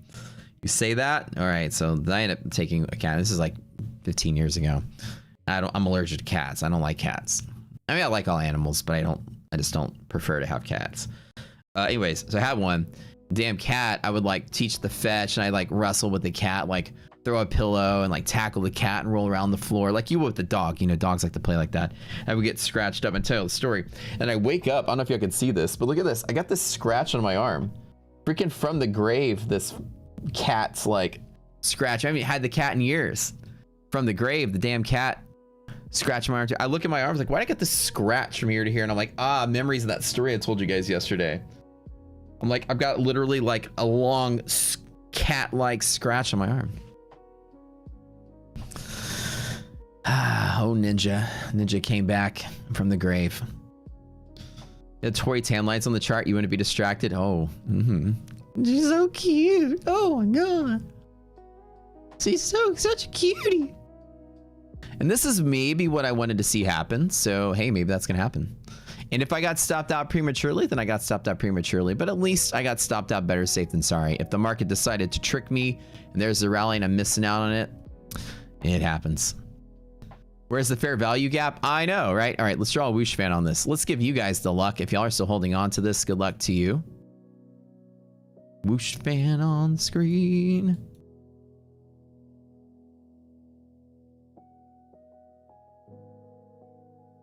All right, guys. Although this is a preemptive whoosh, this is not the best use of whoosh because it's not an A+ whoosh setup.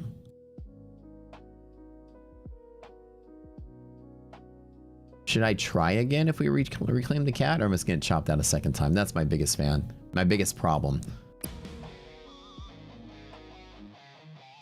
My bet was that we would close above purple.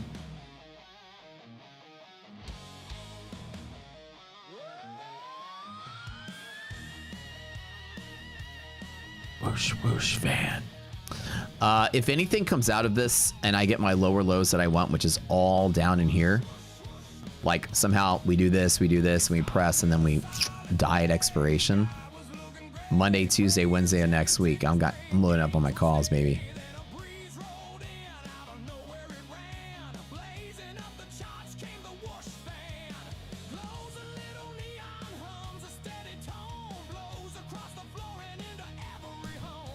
Well, we're the best to do it on YouTube, that's for sure.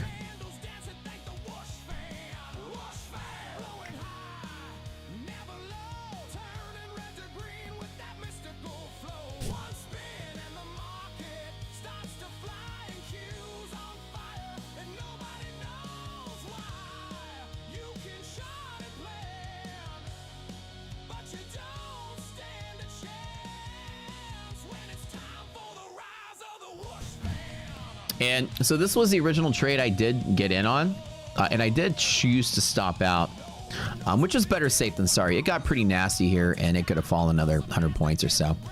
And a lot of times I don't cry over spilt milk. Like if this just happens to give me that trade that I was trying to get, then oh well. I don't have the desire to get back in. This is not an A+ setup. This is me kind of betting on like a B setup, just to do something in this one account. And again, that's why, like, even on the upside, I didn't short in this account because it was the same kind of thing. I don't want to hold a lot of drawdown just to ultimately make the trade. So here, if you lose yellow line, it can be a violent reaction just to that. Be careful. DD ratio is greater than half, so it will have some fight here. But usually the bet I like to make is if the market is committing to being below here, it's committing to a big-ass sell-off. So I always kind of like to make the bet on the edge of the catalyst that, okay, maybe the market's going to contain itself somewhere in here today, revert to mean sort of thing. But if it's committing to big-ass sell-off, then, you know, back to like what it was yesterday, just let it fall. We need a Varus song? Okay. Okay.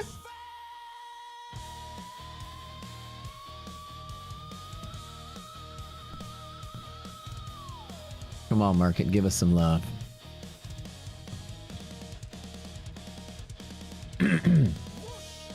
Nvidia earnings are on Wednesday of next week.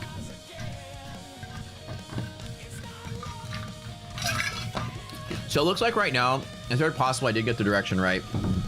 What I did want to see in the S&P and NASDAQ is actually what's happening now. But my mistake on this one was getting in at a very, very horrible fill. and also getting in with too heavy. I should have like staged. I should have done the smart thing. I was overly confident. I should have just staged them with micros like I normally did. You guys actually watched me make like 5 mistakes in a row. I freaking aped into a high green candle like an idiot. Like when I longed, I feel like when I longed, like right here, it filled me here. And then I had to add one more there, then I stopped out of all of it there. Terrible execution. Sometimes I'm distracted. IDOC texted me and I was just not paying attention. The goal was I should have put a couple micros here, a couple more micros here, a couple more micros here, and built around the range. Volatile sell-off, I always do that. But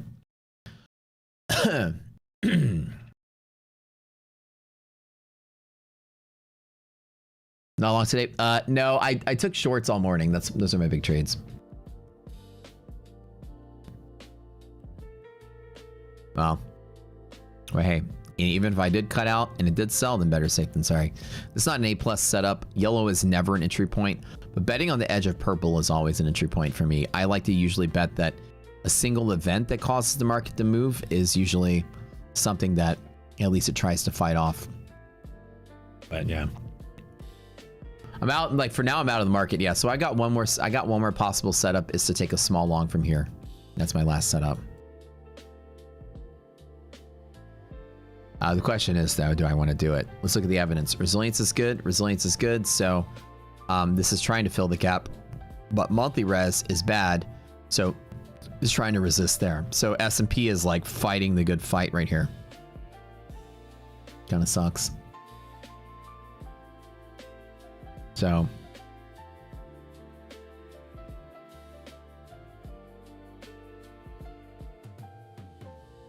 yeah, I don't know what I want to do.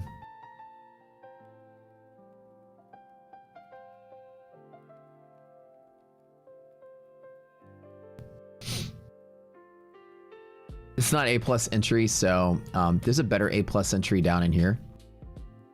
The S&P, if I follow the same rules as this morning, is a short setup from MHP. The way it's just feeling though, like you can see you can feel that S&P is starting to move though. That's the problem. You can feel it.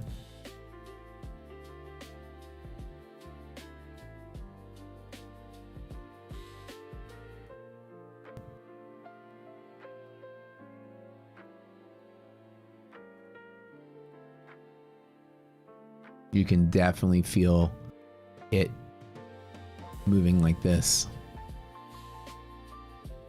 Like, I honestly think my first trade was right. In a minute, it's gonna at least connect to here. Y'all think I'm right?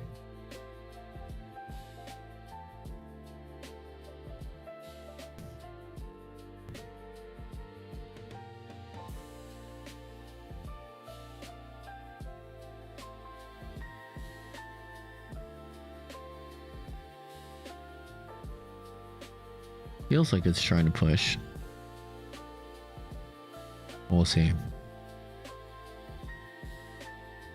Although, like, you know, all technical analysts, you can see clearly there's a lower high.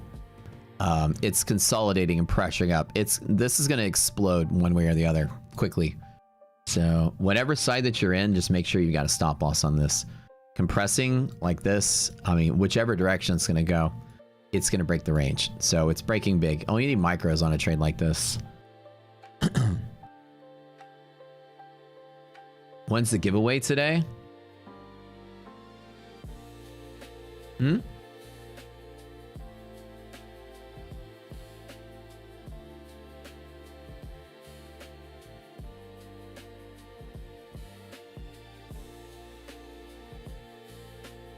The giveaway for everybody else is in 30 minutes. The chair giveaway? The giveaway for everybody else but you is in 30 minutes. Yeah.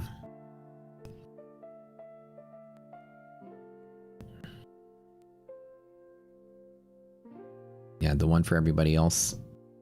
You should do them right about 9:30 or 10. Everybody won. All your chances just got better by one, guys. Okay. All right, let's go. Speaking of giveaways. Let's do it. You can use a new chair. I should do a chair giveaway. Now, I don't know what kind of chair you guys like. But, y'all want an Aeron chair? Hold on. Blue sky, first thing we're going to do today. Big blue sky giveaway. Everybody but that guy type blue sky in chat. Go for it. Herman Miller Aeron. It's a great chair. We got some launch accounts to do. One of my favorites that I've traded personally. I've had a good time trading these guys. Check it. I keep doing more than I should. Two today. 2 only. 2 only.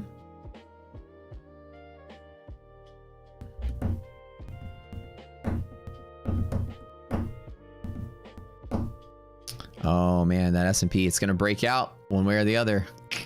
Let's not cover up some of the indicators here.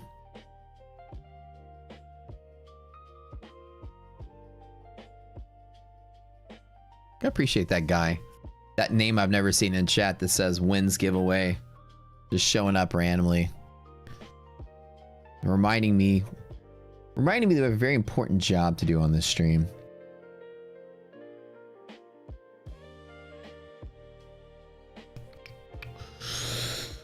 All right. Which way, guys? Up or down? What are we feeling? Is it up? Is up the play? Is up the play? What do we think? What do you think, chat? Up through pocket through VWAP? The original trade that I'd still be in if I positioned correctly. All this talking be my position sizing to jump in the wrong spot like a noob. Blah. ES is down. Yeah. Terrible execution on my part. Sometimes I get sloppy. That was very sloppy. Sloppy Matt. Give me be real sloppy like that. You know what I'm saying?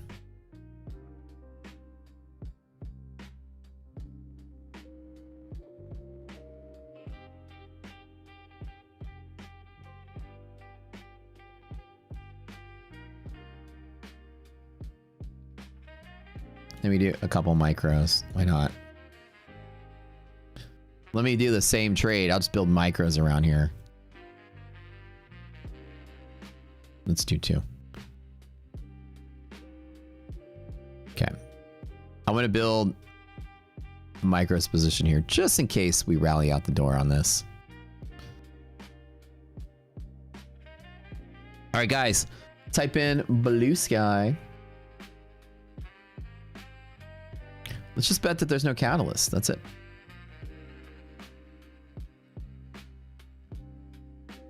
Correct. I should do the same thing. So now I'm on that my normal entry is to bet at the catalyst level slightly below and then bet slightly near my stop. The overall bet is that we end up above purple, which is what I want to see. So the original, this is more a better bet. My first entry is slightly below here. My second entry would be below here. My third entry should be there. Then I can stop there. 2 micros, 4 micros, 6 micros, and that'll be a better play for a total of 1 mini instead of just 2 minis at a really weird spot that I got in on. Just to demonstrate the trade. Connecting with VWAP would be an important push here. And I think with negative resilience, negative arbitrage, we don't break out of this. I feel like today, I would be very happy if I got that. Okay, spinning the wheel, guys.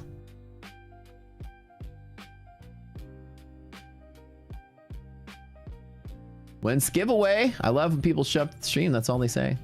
First time I ever see your name, and that's the first question you ask instead of, "Hey, nice stream. I'm a big fan." Hey, curious sir. I like to participate in a giveaway. Mr. Streamer Guy, I'm a very big fan of the show. The first time I ever see you and your first conversation is win giveaway? Oh my gosh.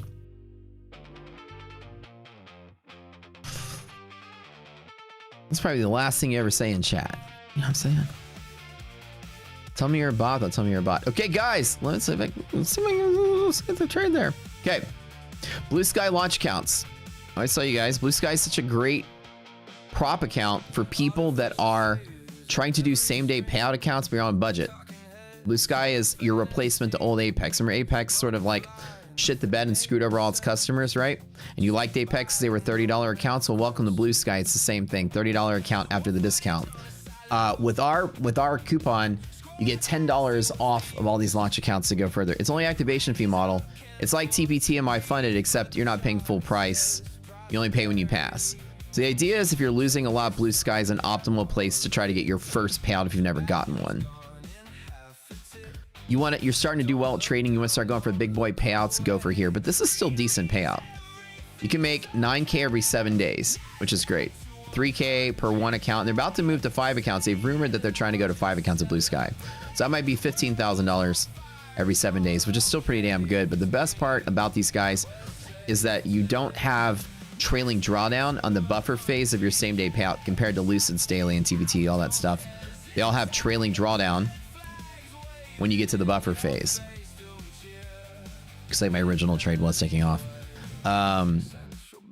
Blue Sky is end of the day drawdown and buffer phase. It's much easier to pass and it's cheaper up front. The downside is that the payouts are slightly smaller, but that's okay because if you're failing a lot, you just want to get a payout. A good ROI is pretty decent. The ROI scaling is the same, so it's not like one's better than worse than the other. This is just for like people that have $5 in their pocket. This people have $500 in their pocket. So Blue Sky is like My Funded and TPT Lite, which is fantastic. Activation fee model is great for traders that have a very, very, very low pass rate. I just went live with them. I got almost $22,000 in payouts in my very first month with Blue Sky. I got about a 3 to 4x ROI on that I went live. It was pretty good. And the big 5, TPT, My Funded, Lucid, Blue Sky, and Tradeify are the big 5 right now. And Blue Sky made their way up at the near top of the list as one of the best firms on the planet. You can news trade, you can algo trade, customer service is pretty baller. It's great. I never knew they existed until I built Prop Score. And they crept up to the top of the list with these kick-ass accounts, and I went to meet them, and I was like, let me trade your stuff. Fantastic experience. Like I said, you're not making like 50K payouts or $10,000 payouts a day. You're capped on that 50K at like 25K. My accounts that I did were like the 100K, and I think I can get 3K per day. And you can take one, you max out at 3,000 every 7 days.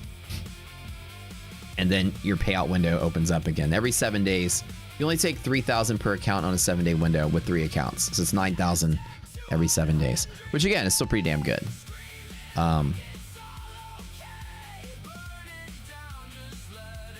Monthly rebuild through Blue Sky. Yeah, but most people, it doesn't matter. Most people are going to either pass or fail within the first month.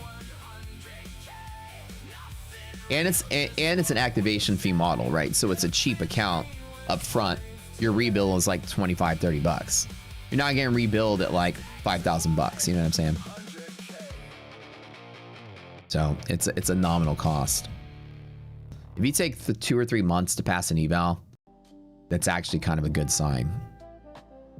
If like I said, if you can stretch an eval longer than a month and still be alive, you're very close to being a profitable trader. Most people blow up their eval in a day or 2. You know what I'm saying? That's some excellent, like if I was sitting there and I got rebuild on a prop account, I would be ecstatic. Like, holy crap, I survived a month. You know what I'm saying? And people look at that as like, that's an additional cost. But the realism of that is that you're not going to make it that far without passing. You're either going to pass in a day or 2 or fail in a day or 2. They're designed for you to burn through them. So if you're surviving a month long and an account with like $2,000 or $1,500 drawdown, you're doing good. Yeah. They rebuild your failed accounts so you cancel a subscription.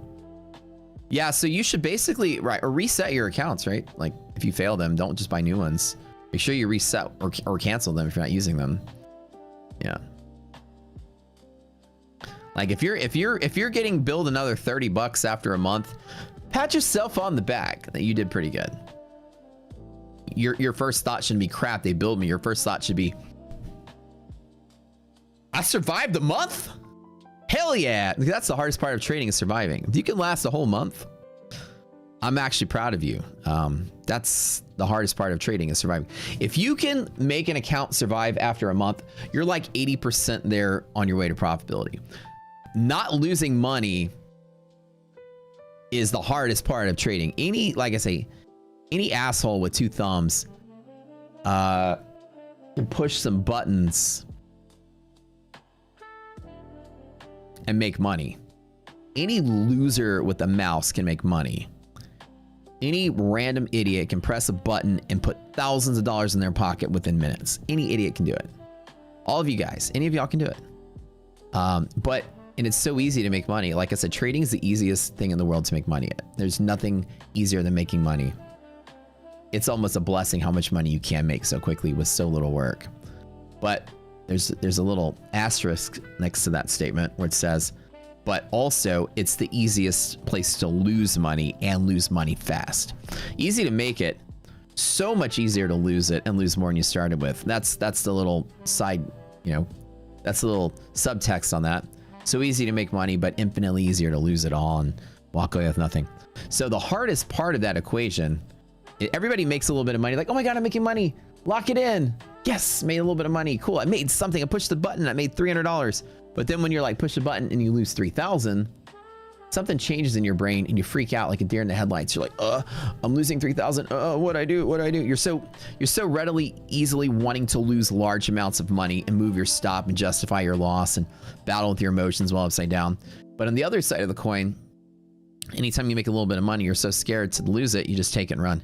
And so that's the psychology of a trader. And the whole point is that it's really hard to not lose. It's very hard to not lose money. If you're surviving for a month without losing money, you're doing something right. And this is the trade I wanted earlier. And looks like we just connected with the VWAP, and that looks pretty damn good. So let me lock that in. Like I said, I'm just demonstrating the trade at this point. Good stuff. My dumbass entered at the wrong fucking place and just took an L on that by being stupid on my entry. But this was good. This is a good play. It looks like that was the correct bet. I just squeezed out because I got a fill here. Like, I'm still hitting myself. I'm like, Matt, you never do this. Like, why were you so overly confident in this? I saw S&P squeezing. I said, yeah, we're probably going to squeeze up. I long one mini there and one mini there. I didn't even give myself enough space to long again. I should have allowed for overshoot. Poor execution on my part. Again, this is a trade I was right on, but I technically played it so poorly that I decided to take the L because I didn't want to lose $5 grand on this account. You know what I'm saying? You know what I'm saying? Sir wins the giveaway. Ah, Lucas. No, seriously though. You get what I'm saying? It's so easy to make money, but it's like so hard to keep it, you know? And if you're surviving, like it's tough. You can take a real brokerage account and a month later, you've got exactly what you started with after a bunch of trades. You're like 80% of the way there. You are a profitable trader when you're not losing money. You just got to figure out that one little tweak to make sure that your wins are bigger or your win rate goes up a little bit. One of those two things will turn you profitable. If you're not, 3 ways to be profitable. Number one, well, all 3 of them. Number one is you don't lose money. Number 2 is you have a you increase your win rate some way. Number 3 is you increase your run up to drawdown. And essentially bigger wins, smaller losses. One of those 3 things helps you. I'm the kind of trader that doesn't feel like I can control the size of my wins. I take what the market gives me. So I can't just say I'm going to take 2 and lose 1 every time. This particular, I just closed here at VWAP. Also, monthly res is negative, and we're hitting that monthly hedge pressure right now. Now, liquidity pocket can be every single time long to scalp up to the support here.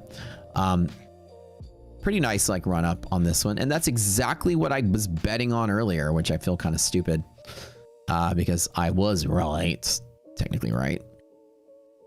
But that's good. S&P hitting that red line again. Good deal. Didn't chase a short here. My original trades, especially in the challenge account, were shorting at the top. Betting that we weren't going to catalyze into a massive crash today was a good bet. Fortunately, I didn't make the win on it. I made a small win on it the second go. Once we achieved here, and S&P was consolidating here, with positive ARB and positive res, just like we were. I got the confidence to jump back in on NASDAQ, but I built micros, which is what I should have done earlier, but whatever. Whatever, market. At least y'all learned something. I'm very quick to pull the plug when I don't like what I see. Even if I take a small L on that, not a big deal. Now from here, analyzing this, this is the place where the market's going to fight. There is a long setup from here for another 40 points from 555 to 596, which is the liquidity pocket here.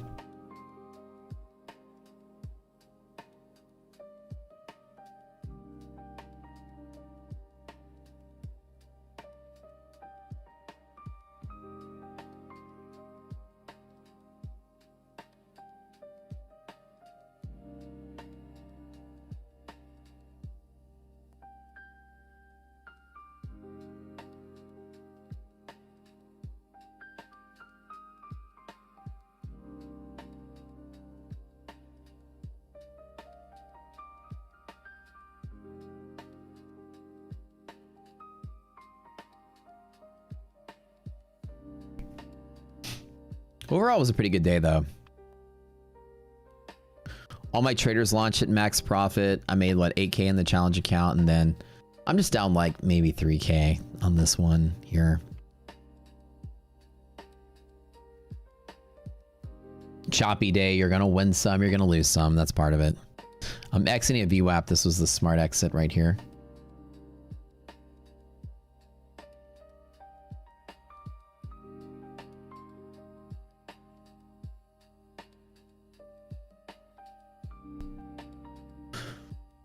I'm curious, TPT, I remember when James Sixsmith came on, said they had a whole bunch of new stuff planned for TPT. I've been paying attention the last couple of days, but do we have any info?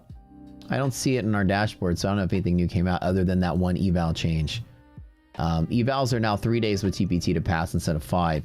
So TPT, you can do 2 trading days and then 1 flip day now instead of having to flip 5 days, or sorry, flip 3 extra days.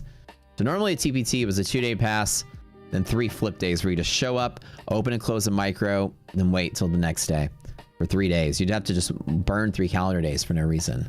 They chopped that down to like 3 days total. So 2 trading days, then flip on day 3, then go forward, which is kind of nice. That's the only thing they did? Okay. Use my trade management techniques and you trade a losing position to a nice profit right now. Yeah, like I'm telling you, most people are like, okay, here's the signal, jump in.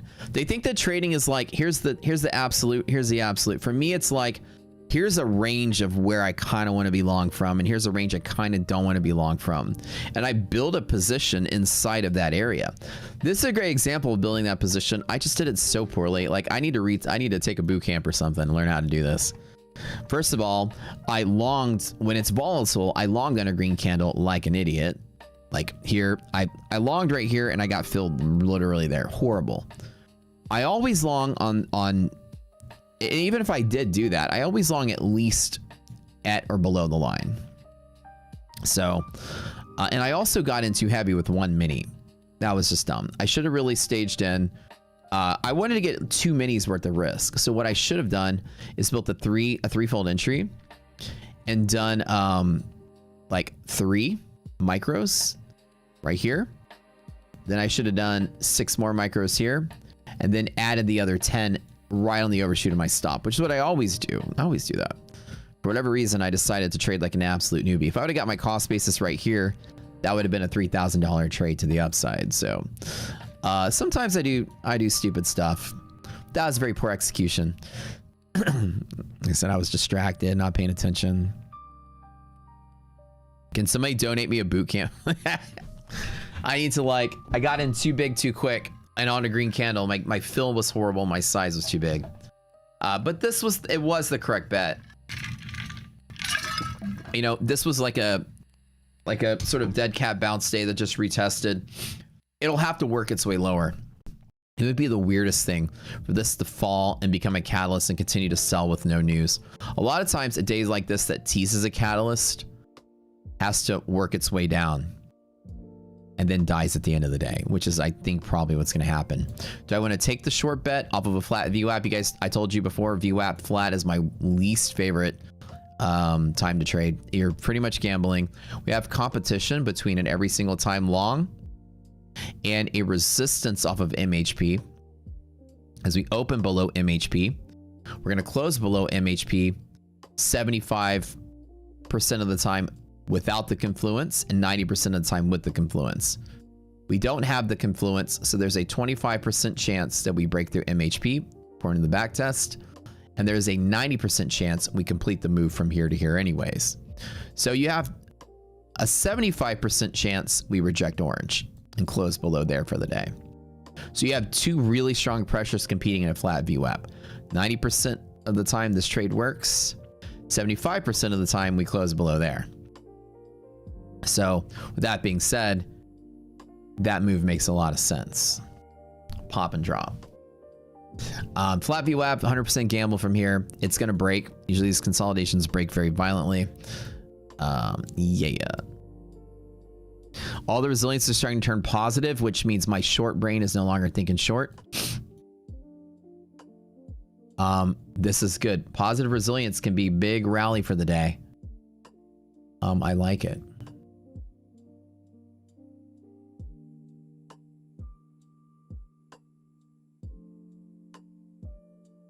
I don't dislike it.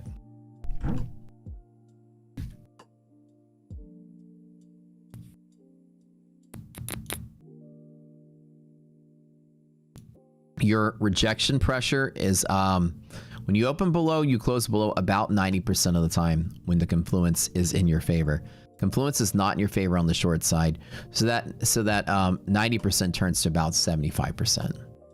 About 1 out of 4 days do get the pressure to break up when that gamma flip happens, which is right here. So the net sum of market cap is now flipped positive and positive. All of your indicators now are bullish, guys, as of a minute ago. So my short brain is completely died out. My brain is now, I'm more willing to take the long side trade.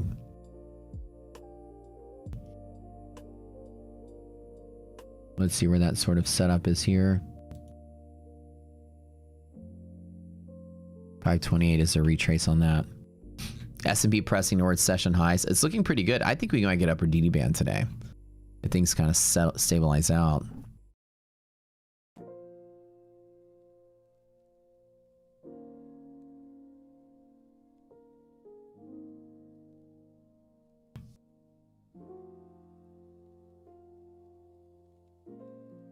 Should I just, maybe I should just do liquidity pocket long from here. What do we think? Should I? I like what I'm seeing. What do we think, guys? What do we think? Should I? Gonna let it overshoot there? Or are we selling off? That's the real question.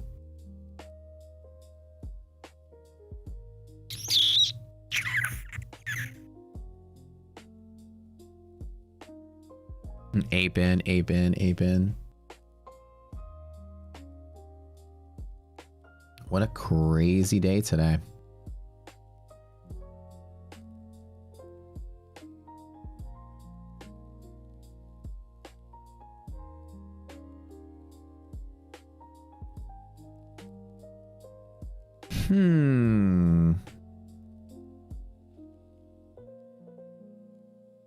It's looking pretty solid. And some like lower lows on this one. How far did we move up on this?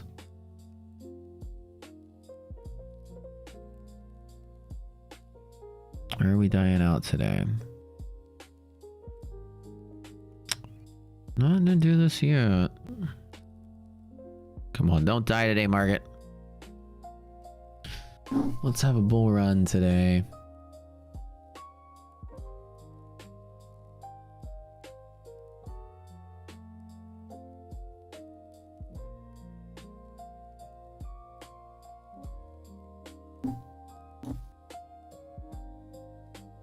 Indicator's looking good.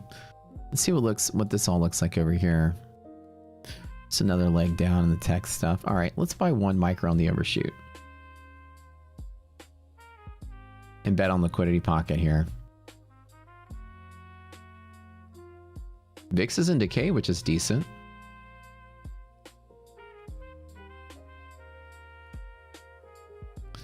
Okay, so I'm taking liquidity pocket bet on the overshoot, which is adding where my stop would be is 520. Let's do that. 520 is my stop.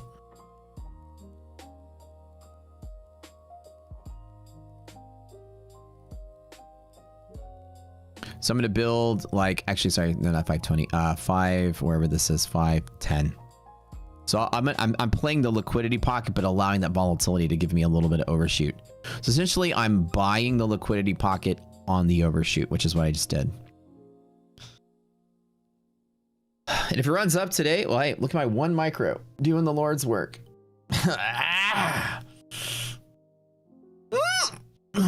Come on, market. Dig out of that hole today. 29,241. Oh, you think that? Okay. It'd be crazy. Come on, pocket, hold in there. I do like these positive reses though, baby.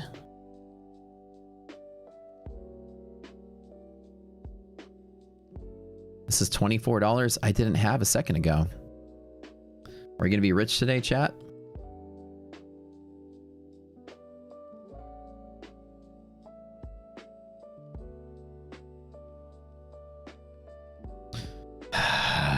That long played out. Yeah, it certainly did. I just got this it's just a red candle just flush out of here and break everybody's hearts in a minute.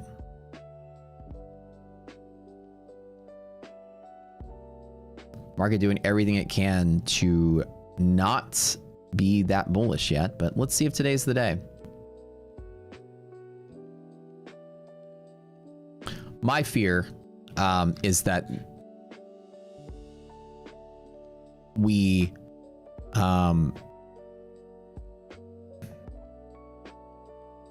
catalyze and fall to those lower test levels that I wanted to see, the ones I wanted to buy options from. My fear also is that I might just be waiting for a low that's never going to happen, and I'm going to miss out if I don't just take the attempts. All the indicators look good, so I need to take the attempt because they look good. So I'm also taking the long in the challenge account right now. I have to follow the bull plan every time, no matter what. When the plan is there, I got to follow the plan. Even though I'm like, I wish and hope it's going to lower. Who cares what the fuck I wish and want to hope for? You know what I'm saying? Doesn't matter. I got to follow the plan. It says bullish. I'm going to be a bull. Let's break through this MHP. Let's get through there. Let's push the bull zone. Let's push higher. Yes, sir. Let's go. I grabbed it on the challenge account in that same dip. 6 contracts.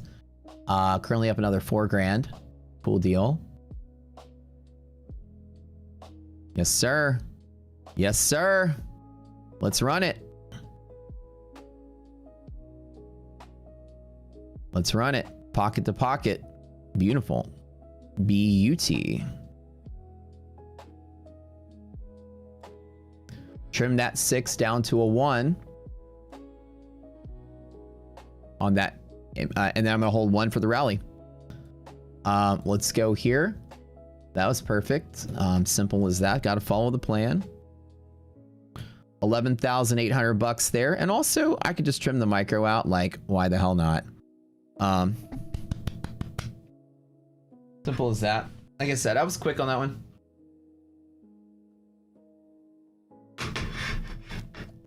I've been trading small, six contracts, 5 contracts.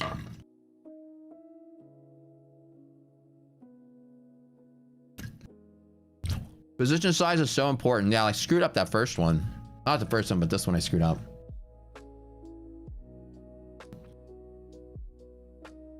Now, again, this can continue to fly. Who knows?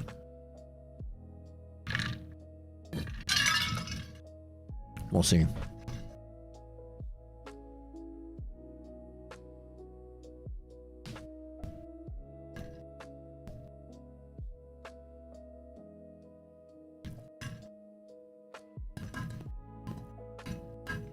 Remember, resilience is never wrong. It's just early.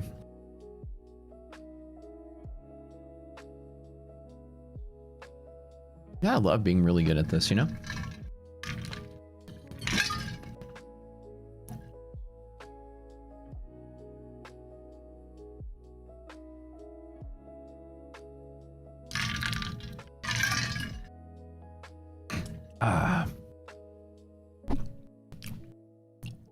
The challenge account I started with 100K. That's what I started with.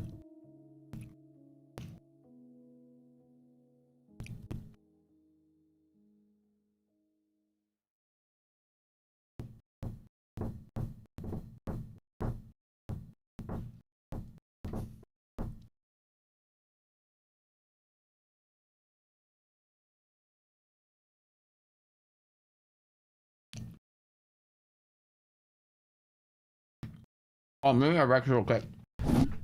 I like maybe this like delicious English muffin breakfast thing that has been sitting here. I'll be back.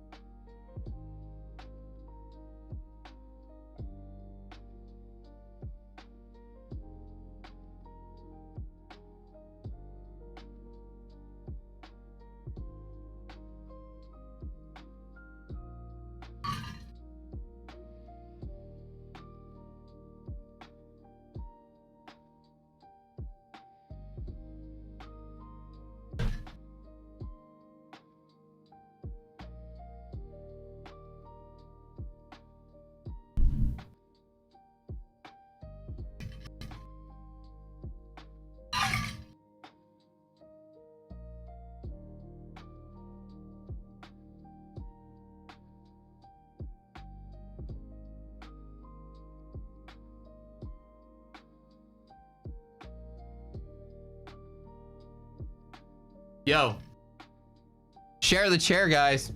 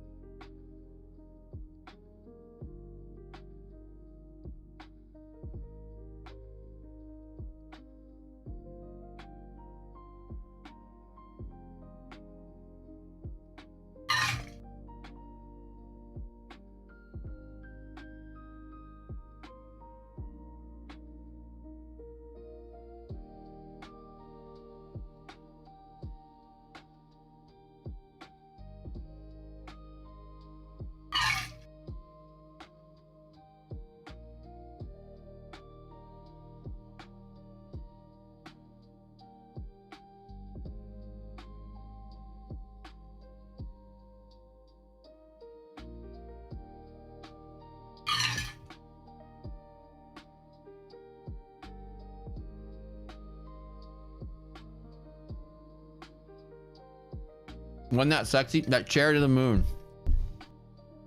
I know, right? That's too hot for primetime TV. I'm like wolfing down a sandwich. It's so good.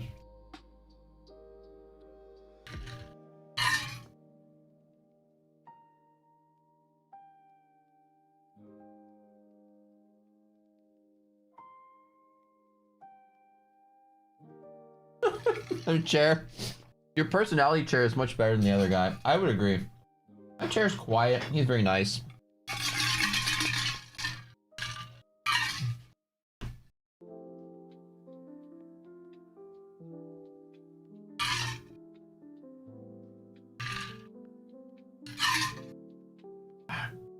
That was tasty. All right. Now, is this a trade where we break highs today? Very possible, chat.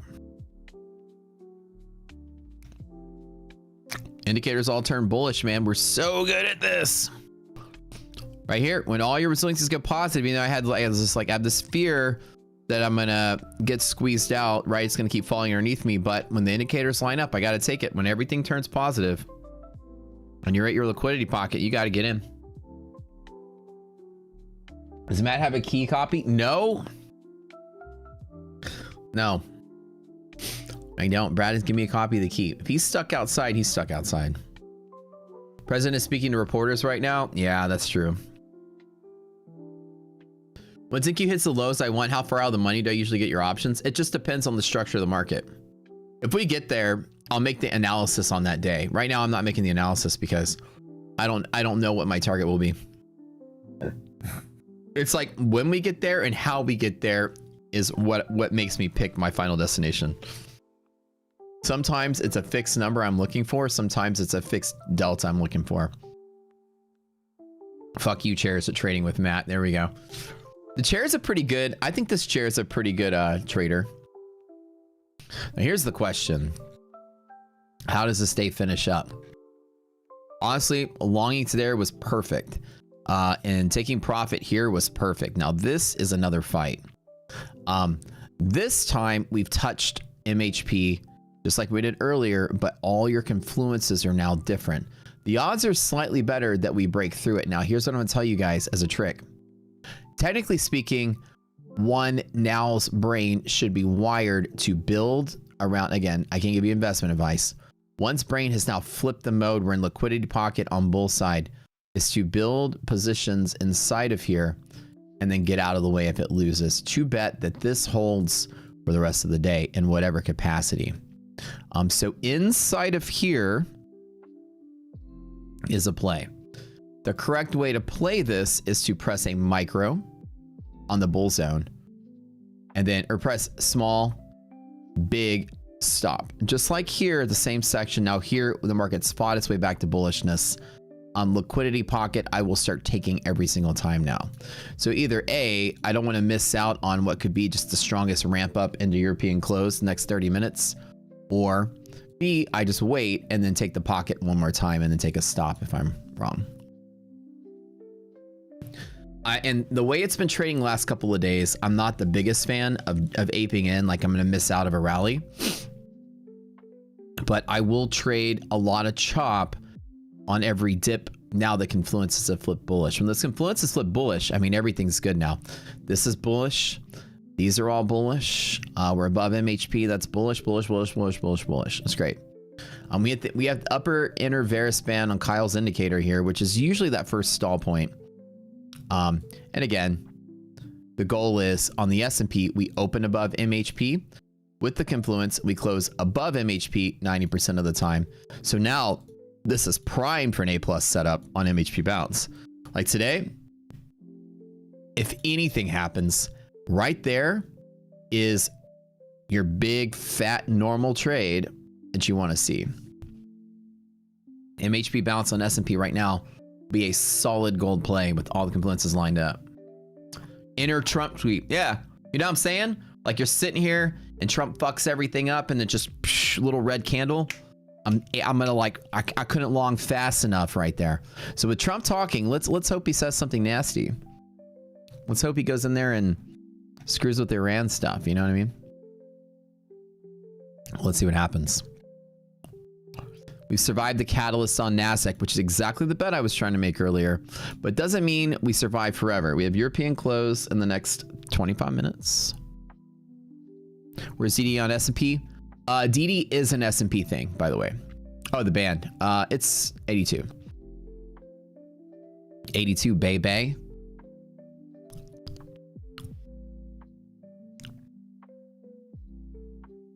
How did my chair do? Did my chair, Matt's chair for president?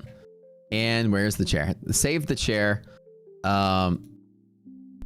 Speaking of, we have new giveaways going on here. So yeah, the Blue Sky, check that out. The deals are pretty good because we have this really decent. We will share the chair today.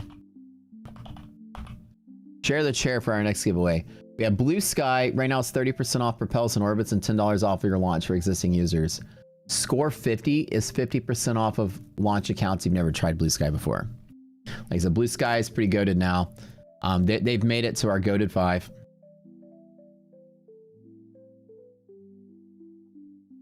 And again, there's dozens of prop firms out there, but it's like they have all the formula built. I mean, they literally have built themselves up so well. And it's actually really nice because so many firms, I mean, right now, have you been reading the drama between like Alpha Trader and Ninja Trader? They're suing each other right now. That's crazy. Jamie's posting all the stuff on Twitter. There's a lot of stuff going on. And it's going to be interesting to see how it plays out. I don't usually engage in drama. You guys know that. But like I said, it's really cool to see, you know, I mean, when firms come out, sometimes they're in a sticky situation. It sounds like the disagreement was on how billing should work. So I'm thinking it like subjectively or objectively, sorry.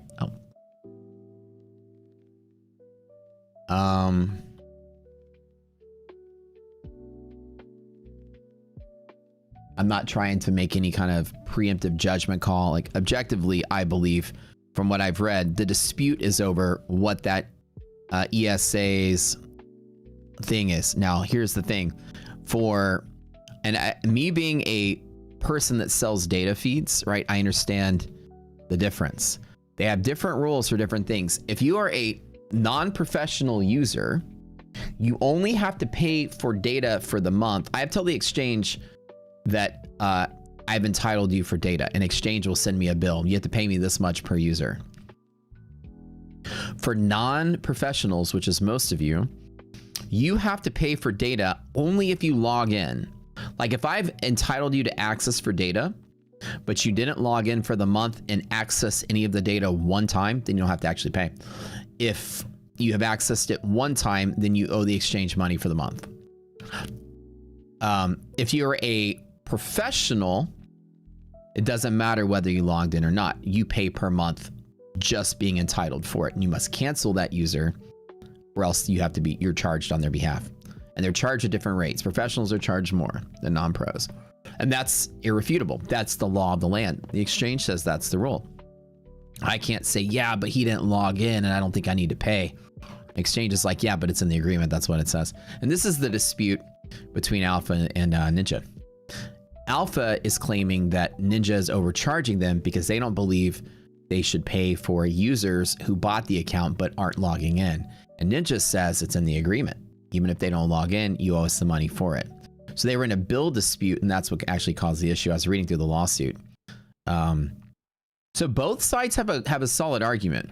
Just to say in like Alpha's defense, it doesn't seem like Alpha was struggling to pay the bills. It sounds like Alpha was making a stance and protesting against something they didn't believe they needed to pay. And then Ninja counted down the clock and then, you know, gave them the warning to cut them off and all that because they weren't paying and they were refusing to pay. So it sounds like a legitimate dispute rather than, you know, people want to point fingers at one or the other to say like, who, you know, are they going under? Do they not have money? I read it from both sides' point of view. Ninja's like, it's solid in the writing. And Alpha's like, yeah, but we don't believe that that's what you meant in the ESA sort of thing. So it sounds to be like a dispute over the language of how things are worded and what one party believes they need to pay or not. Anyways, juicy stuff. But you know what you don't see going on right now? You don't see that with any of our partners. No craziness going on. So good to have, like I said, I was piggybacking off the Blue Sky conversation. That Blue Sky has been pretty clean from the start of the day. Nothing crazy going on over there. And another firm that's clean is this Tradeify. I'm about to do some giveaways here. Tradeify, 50K Select. Now 50K Select, Tradeify is a 3-day pass. And on Tradeify, as soon as you pass the account, you get 2 options to go through. You can either go through a daily payout, which is a 1-day pass or 1-day payout, or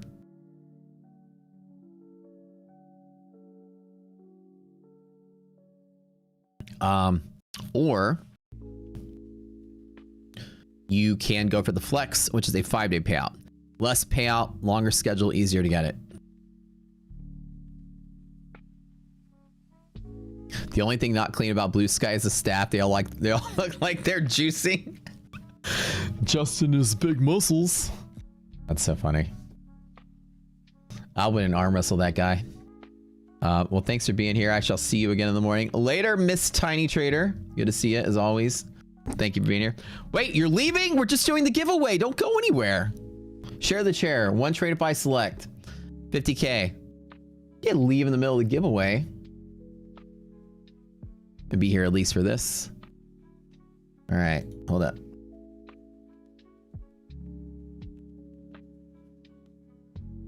Let me just do all the giveaways back to back before you leave. Don't go anywhere.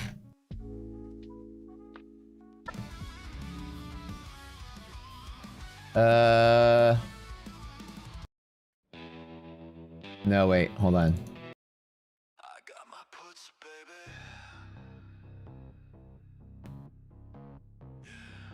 Actually, no, that's not the right song either because I don't have my puts. Hold on. You know you do. I don't have, it's not a bear market either.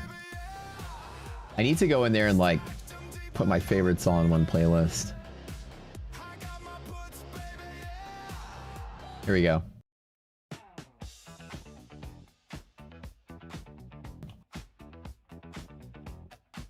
What's up? Who sent us flowers? Wait. Barry? Wait, who sent us flowers? That's you. What? Listen to Did these flowers cost me $240,000 though? No. Wow. Wait, these are from you? Yeah. Wait, it's for me? Yeah. I got flowers. Yeah. What? Wait, what? Am I in trouble? Are you in trouble? What'd you do? Oh. What? He said, what did you do? And he came in. Right. Wow, thank you. What the heck? Sweet. They smell pretty good too. What's going on? Roses? Lilies. Lilies? Wow. Wait, hold on. Make sure there's no name on here. Okay. Thank you. Heck yeah. Can I put them over? Where can I put these? Thank you. Probably will have to Dang. good. Okay. So they're prettier. These don't cost me. These didn't cost me like $250,000 though, like the other flowers did. Come here. That was really sweet of you. Only 5 minutes. All right, trade if I slay. Thank you. Wait, where's where? 5 minutes. Thank you. Appreciate that. It like spruce up the room here. It actually feels nice with like some kind of actual plants in here. Yeah. This plant is fake and plastic, so it's like it looks like a plant. Not, you know me, I like plants, so. All the flowers. Please tell us the flower story while you're in a trade. Oh god, yeah, we're gonna relive that moment. Keyword flowers. She wants a ring, bro. Oh, she buttering me up, huh? Boogie in the bull zone. Eva again. Whoa. Eva trades again. I'm telling you. Rigged. I'm so sorry, guys. Shoot.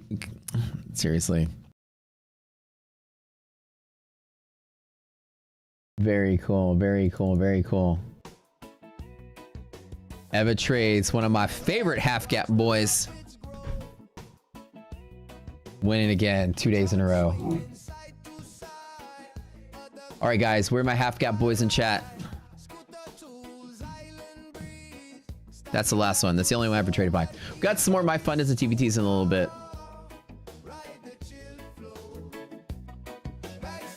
Number one half gap boy today. Eva Trades claiming that 50K select in Tradeify. Congratulations.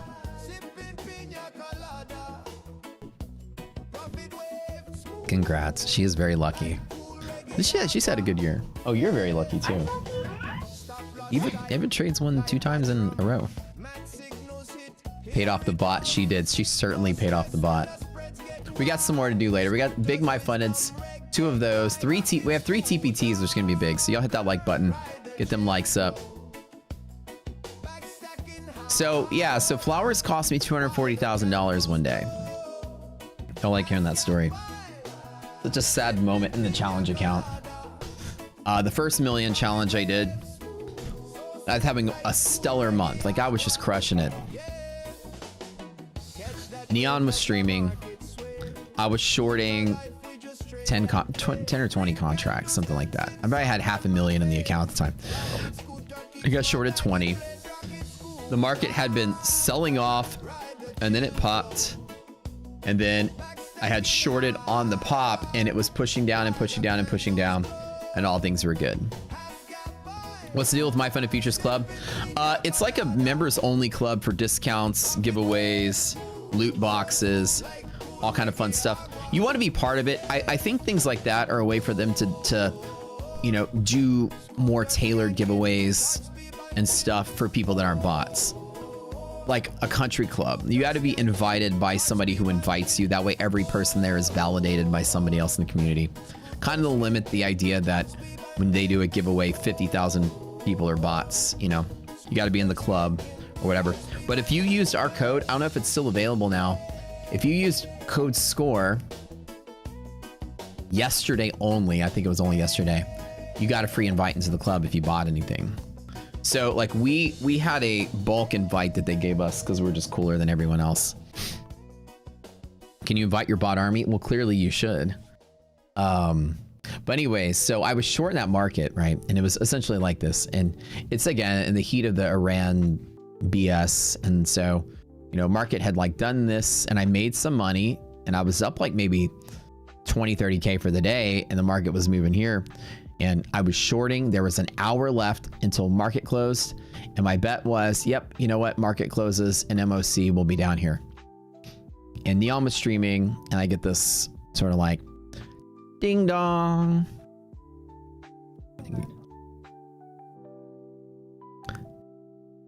Ding dong.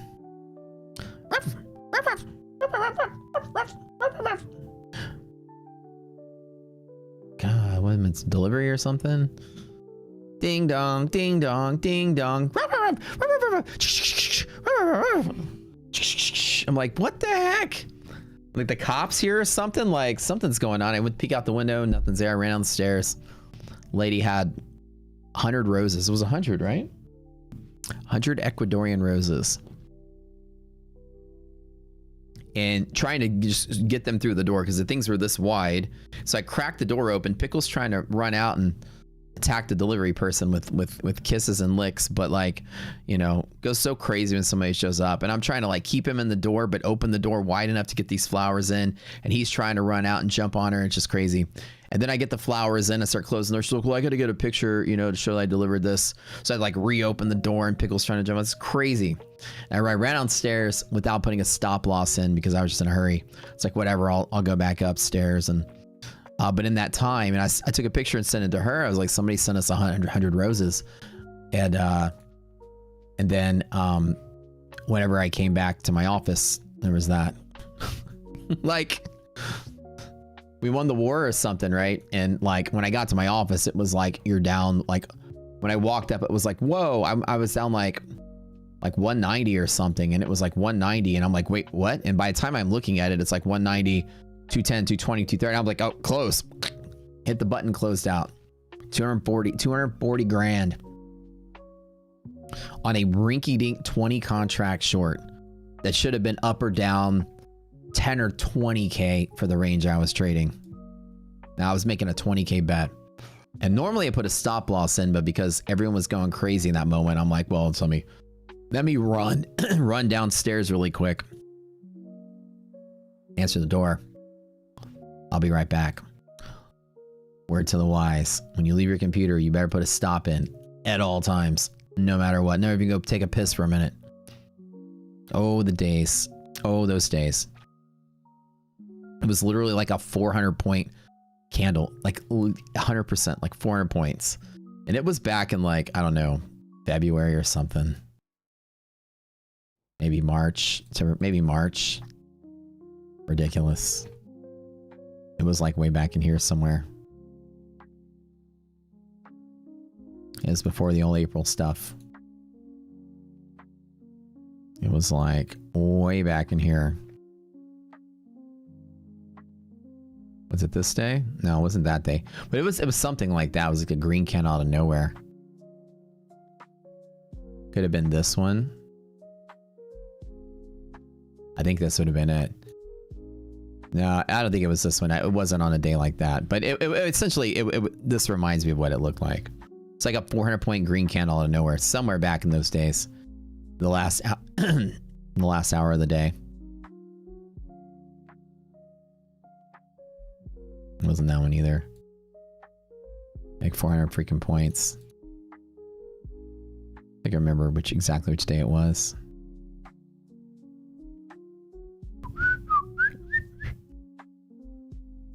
Hurt. Hoit. But that's how the saying goes. And then I still made it all back eventually, but maybe a day like this probably was it. I think this was it. Now this reminds me of that. This kind of reminds me of the day I was trading. Like it shorted, it bounced up, I was doing well, then I was making a little bit, and then I think, as a matter of fact, I think this was the day. This is exactly what I remember it looking like. So probably this one. Imagine this, up 20K, maybe 30K, up a little bit more, and then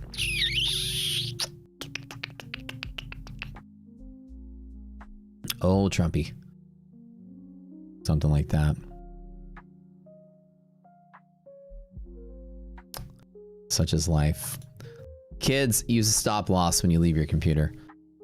Go check your comments. If you find out there's another way you can invite us to My Futures Club with code SCORE, I don't know, because we only had like a one-day thing. But I think now you can use our code and get a club invite. Yesterday was just exclusive to us. So yesterday was like we were the only group in town that got that deal to get the early invite yesterday. Now you can use code SCORE to get the invite to the club.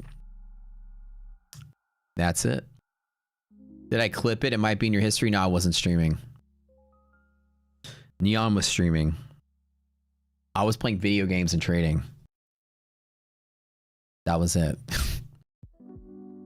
Switching careers to locksmith. I believe if you're a locksmith, you'll have a lot of work. According to Brad. He'll keep you employed. Yeah. Are you even really a trader if Trump hasn't blown up one or two of your accounts? You know? Have you popped your cherry yet? You're not a real trader unless you've been beaten up by the Trump stick. I was on stream when it happened. I was not on stream when it happened.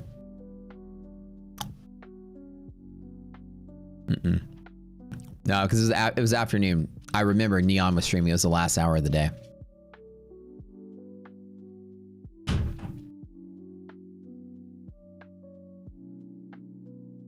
No, Charlie, y'all didn't watch it. Y'all didn't see that trade. There was another time when I got screwed on a Trump tweet, but that's not the flowers one. Y'all didn't see it? No, you didn't. Y'all did not see it. Are you sure? No, I swear to God, it was the end of the day. But there was another end of the day. Maybe I'm confusing my days. There was another trade like that, but it wasn't 240. Let me see. I swear you guys didn't see it. No way.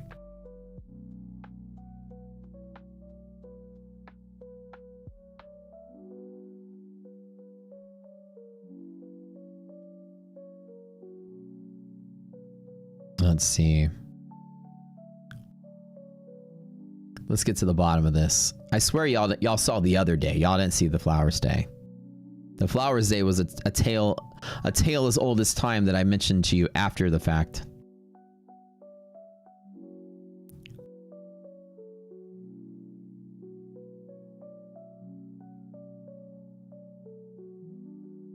Let me see what day the Flowers Day was. Yeah, it was like 2 or 3 p.m. Yeah, I wasn't streaming. Yeah, it was the afternoon. Why are you texting me? Oh, hold on. Ugh. Let me see. Oh, flowers. This is before World Cup. Let me see. Let's get to the bottom of this. Like I said, I've closed out that runner I took earlier, by the way, when we hit MHP. I mean, MHP. Yeah, sorry, MHP. I've closed that runner out. It's before the Ferrari. When did we get those flowers? I'm scrolling back in time. Oh, here we go.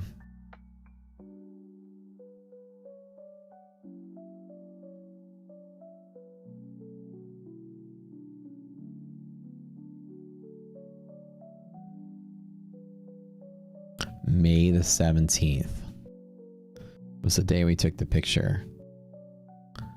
May the 17th. Maybe that's the old picture, but that sounds... No, it wasn't. No, that's the old picture. Definitely was before May. March the 10th. March the 10th. March the 10th. Hold on. Wait, no, not March the 10th. Wait.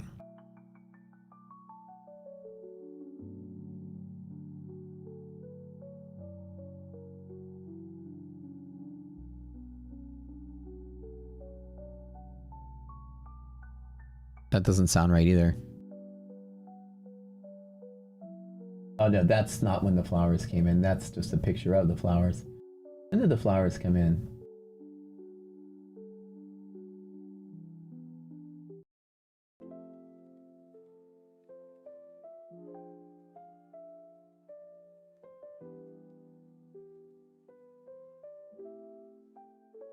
I'm curious what day it is. Yeah, this is a good lesson. It's a good lesson to learn. You definitely don't want to be trading without a stop loss. I don't care what happens. You step away from your computer, you better put a stop loss in there.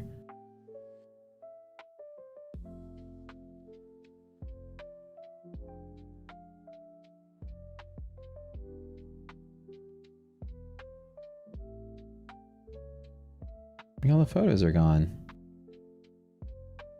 Wasn't the March the 10th, because that's when I sent a photo. That's not when I took the photo. Damn photo was that?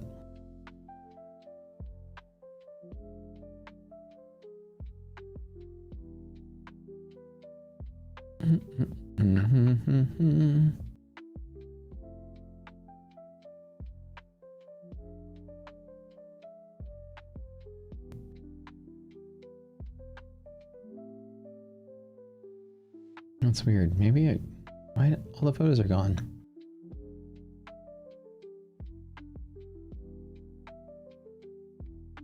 It would have been before March. Then it would have been before March the 10th. Not this day. Bum, bum, bum, bum, bum.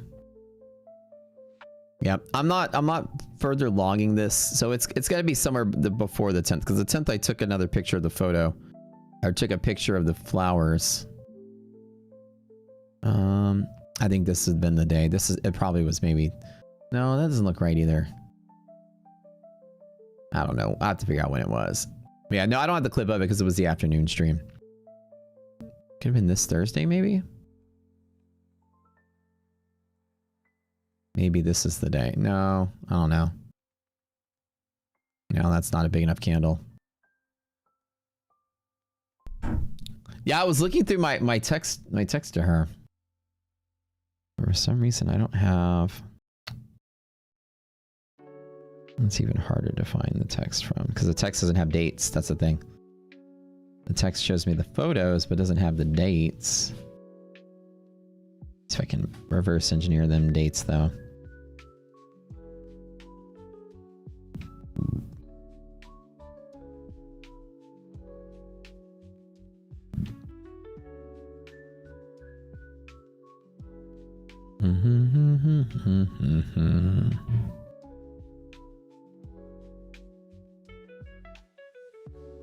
Look up.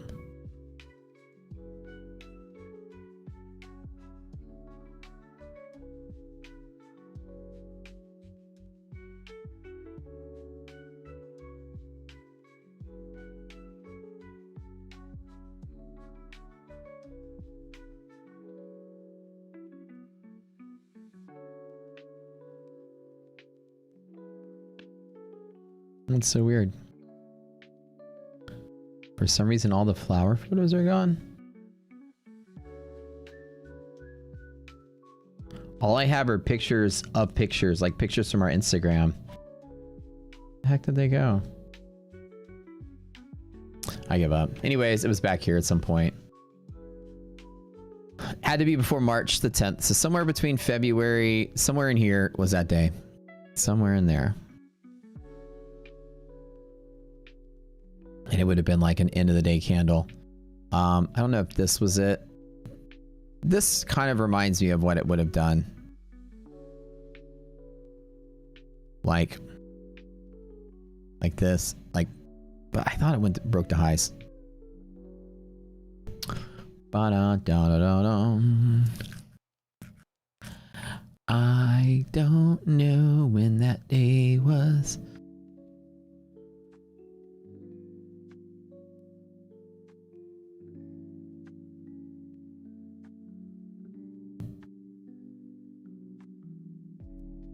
That's okay. No, it's April.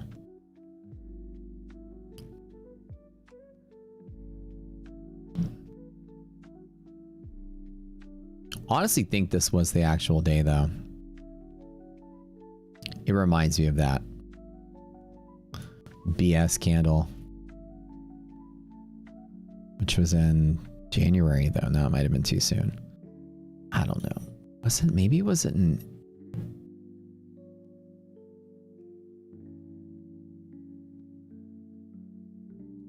I'll figure it out for tomorrow. Who cares? All right. Well, anyways. It was December. The first time around. Maybe that's... Oh, maybe that's why... Oh, maybe that's why I couldn't find the photo. I need to keep going back.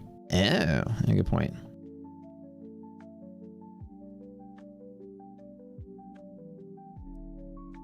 You guys are so smart. Try one more thing.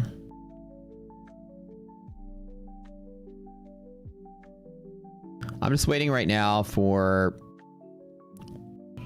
since European markets just closed, we didn't get a rally into European close, so it could be a little bit of selling pressure from here.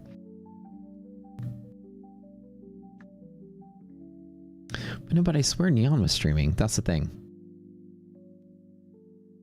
It had to have been after February.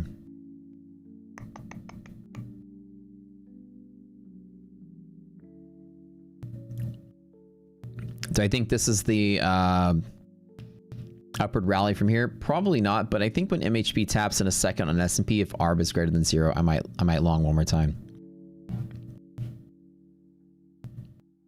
It's...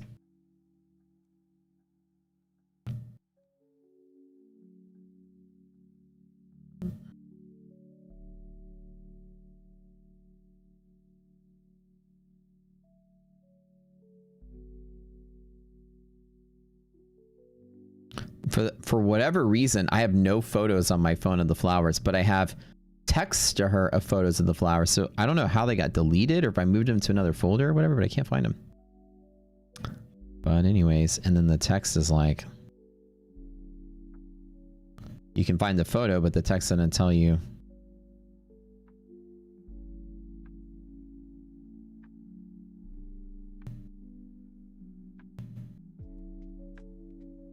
Just scroll through it.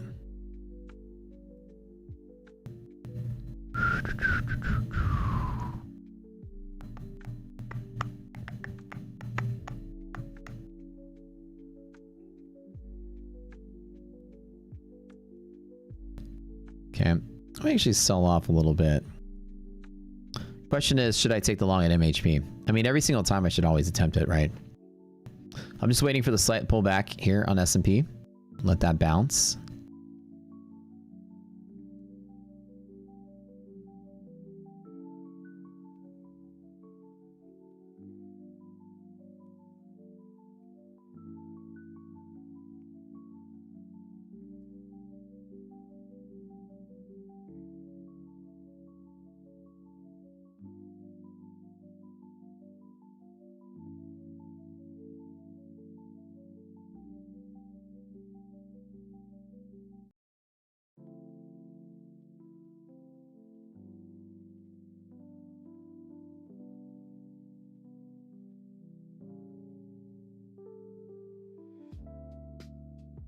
Bum, bum, bum, bum.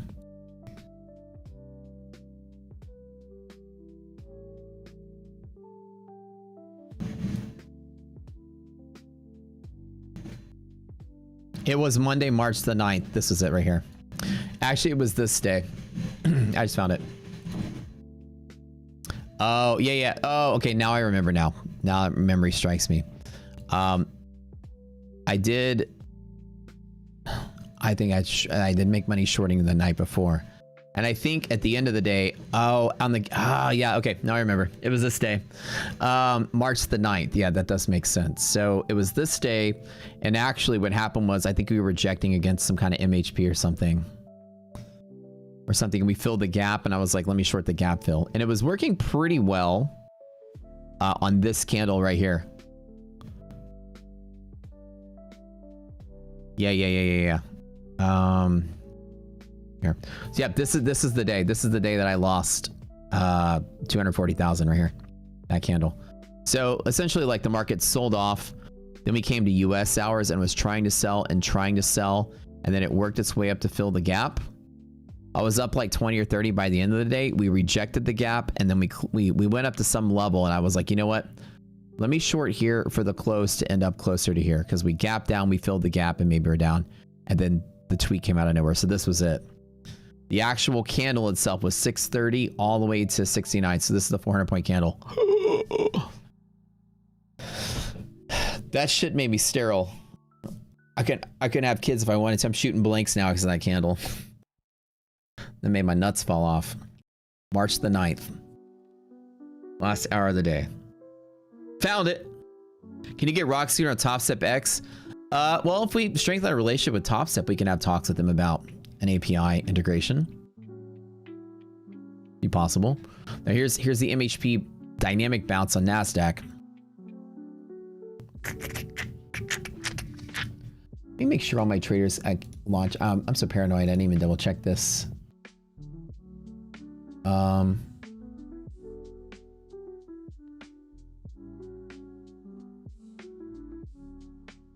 Make sure all of them have made max profit. Yes.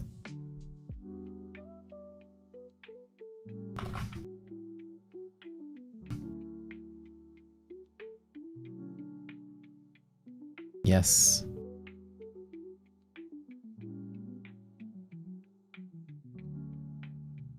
So do you want more liquidity pocket or what?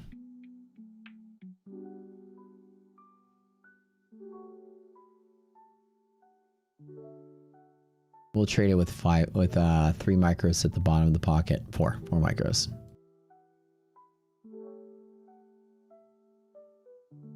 Yeah, the first dynamic hedge pressure and monthly hedge pressures, their cash values, they're not correct. We just got it turned on last night.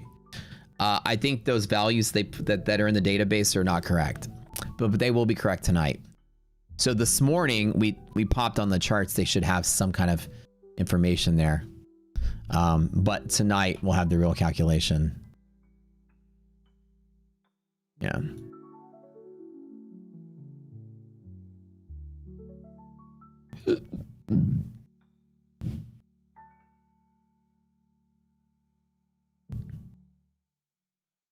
I got this weird feeling that it's gonna be a freaking red candle out of this. But just do, yeah, let me wait. Let's see what, yeah, I think these are old cash values, but we'll have the real calculations tonight. Yeah, we finally got it fixed. There's dynamic here.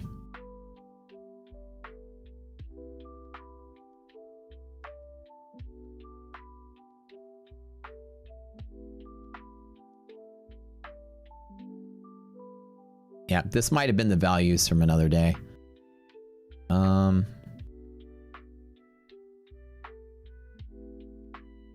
But yeah, they're ready to go for tonight.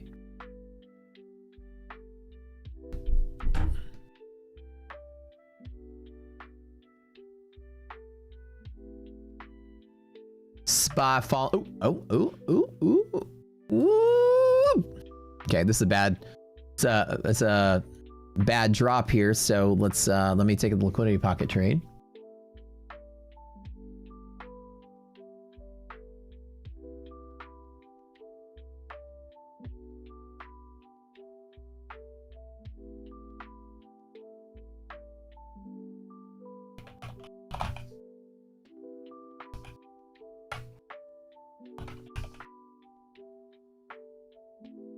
Put 4 micros on it on the liquidity pocket tap. Again, this is the level. This little support right here, that's the support. If we fall through that, I'm out. So the goal here, again, this is not necessarily the best sign for what I want to see. If we break through here, I'm out.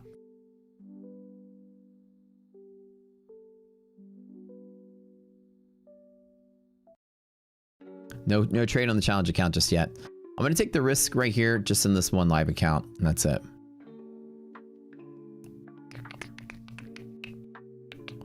Every single time bull play, all the indicators are still bullish, are still positive. Everything looks good there. Okay, class, ladies and gentlemen. Wait for this to take off.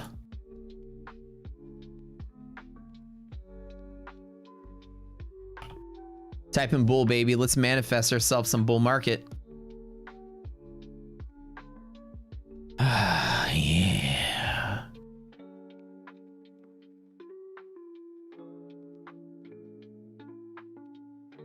Well, I think the best account size to trade is 50, 100K, 150K. Me personally, Johnny, I buy the most expensive one so I can have the most drawdown and get the biggest payout usually. Usually more expensive means bigger payout. For me, it's about the ROI I can get on my time. And so that's not the best solution for everybody, but PropScore will tell you which one's the most economically valuable for like the price you pay. And for the most part, the 50 to 100K tends to be the best account for a lot of the firms, but different firms are different. Like Lucid, the most expensive one is the best one because you can get the biggest payout. So it just depends. My rule of thumb for me is I always buy pretty much the most expensive one unless it's just ridiculously bad. Like the drawdown ratio, PT to MLL ratio was just way off or something. But if they all are relatively similar to each other, I always go the most expensive. But that's also me too, because I'm willing to front more cash up front to get more on the back end. If somebody is not necessarily like that talented of a trader, that may not be the best solution for them. And a good rule of thumb, the 50Ks tend to, for the most part, be the most bang for your buck. And I'm talking like you're splitting hairs. Like if you want to know really what's the best value, you can go to PropScore and it'll tell you, let's pick a firm. Like right now, we're going to give away some TPTs. So let's go to TPT. Right? When I go to TPT accounts, which one is technically the highest PropScore? Well, if I look at it, the 25K is a 9.9, the 50K is a 9.8. It's a subtle difference. The 75, the 100, 150. So this is the order of which one's better. The cheapest one is more economical. It is a slightly higher ROI percentage, but you're talking a little tiny bit difference, right? The total cost being a $10 difference makes the score a slight difference as well. So like with TPT, it likely won't matter. They're all for 10K payout. The thing with TPT is I want the biggest drawdown to get my 10K payout, so I always bought the 150s. And what I like to do is buy the most expensive one where the score doesn't suck. If the most expensive one is still a 9, I go for the 9. I go for the most expensive one. Example, let's do Lucid real quick. Let's pop Lucid on there. We go to Lucid and you can look at like the Lucid dailies, right? Let's do the daily no DLLs right here. You can see the daily no DLL is a 9.6, 9.6, 9.5 for all these for ones. And you go all the way down to the 150 and it's a 9.0. It's less of a score. However, the stats are all still green, so I'd go for the most expensive one. And also with Lucid on their dailies is that you can take more of a payout the more expensive the account. I can get a 12K payout versus a 6K payout. In this example, that's also the better option. That makes sense? Well, hell yeah! Liquidity pocket.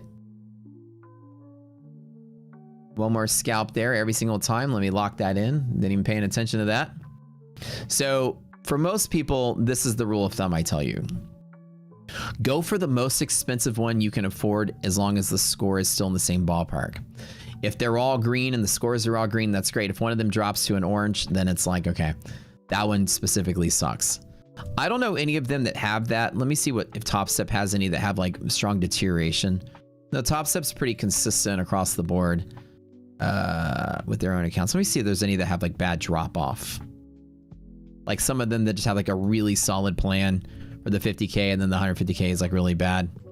Tradeifys are pretty, well, no, here's an example. The Select Flex with Tradeify, right? They're like the scores vary wildly between a 7.5 and a 5.7. In this case, the 50K is the best select flex. It's drastically different than the other, so I trade the 50K. That's a big difference there. Good stuff. Nice little scalp there. Okay. Good deal. That was fun. Okay. Speaking of, we've got ourselves a TPT giveaway today. TPT is my favorite prop experience ever in the history of props. I have had over 300K in payouts from TPT, and that's not including live. That's including just the sim funded. Over a 2-month stretch, I was trading them. On the compare tab, it's in the goated 5. It's probably the second or third ranked account. I mean, it's a 9.9 on the prop score. It's 10.0 today. So, I mean, it's literally at the top. What makes it my favorite is that the live program is the best live program of all of them. And it's no difference between, really between that. My Funded Futures Rapid and Lucid Daily are all pretty much the same account with slight differences. They have an 80% split. The other two have a 90% split. Lucid 50K has a smaller take home than the other two, but a better split. They're all 2 days to pass, 1 day to pay out. And like I said, TPT was great. There's no activation fee whenever you use code SCORE. And the reason TPT is my favorite experience, number one, the live program is awesome. Number two, the cost is the least of all the daily payout accounts. They're the cheapest one with a 10K daily payout with 5 accounts. So at 80%, you can get $40,000 per day in payout. There's a 3-day stretch where I made 63K in 3 days, and they pushed me to live. You can reset your funded accounts to start over, so you don't have to start all the way over. Start over at funded instead of starting over at the eval. And when you go live, you can reset your live account so that you don't lose your live experience. I thought that was revolutionary because a lot of firms out there, as soon as you fail your live account, you got to start all the way over at the eval. 300K before live, it just depends. With certain firms, they usually go off of different ways. They analyze, like I said, when we talked to James, they analyzed Trader. He said like 300 something metrics. He says there's no science to going live, or I say no pattern to going live. There's so many metrics we look at. It's a science. So, so we like 300 different things we look at, or something like that. Something crazy. So they analyze all kind of stuff. I'm not gonna lie, when I traded TPT, I wasn't babysitting those accounts. I was gambling, not gambling, but like YOLOing a lot, like fucking full port, let's go. Because I had 5 of them, and I had a lot of confidence in that market. So I wasn't just like, let me take a micro here and a micro. Like day one of the fund, and I'm like, hit it. And I built a 10K buffer on day one. I was like, oh, you can reset these fundeds. Now I'm gonna treat them like evals. So the reason I treat them like more disposable like that, because you can reset them.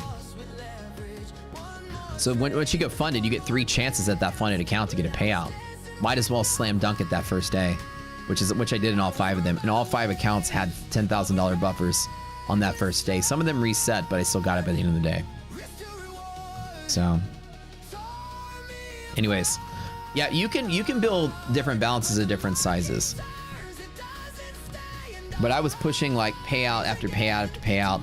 But then I took a month break, didn't go live, or like maybe like a 2 or 3 week break, and then I jumped back in.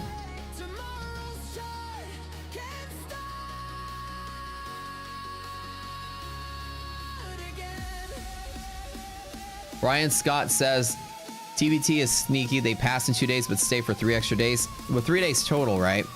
The trailing drawdown after funded, but everybody is trailing drawdown after funded, and it's only for the buffer, by the way. Once you build a buffer, it goes to end of the day, and my funded is the same way, and Lucid is the same way, and Tradeify is the same way.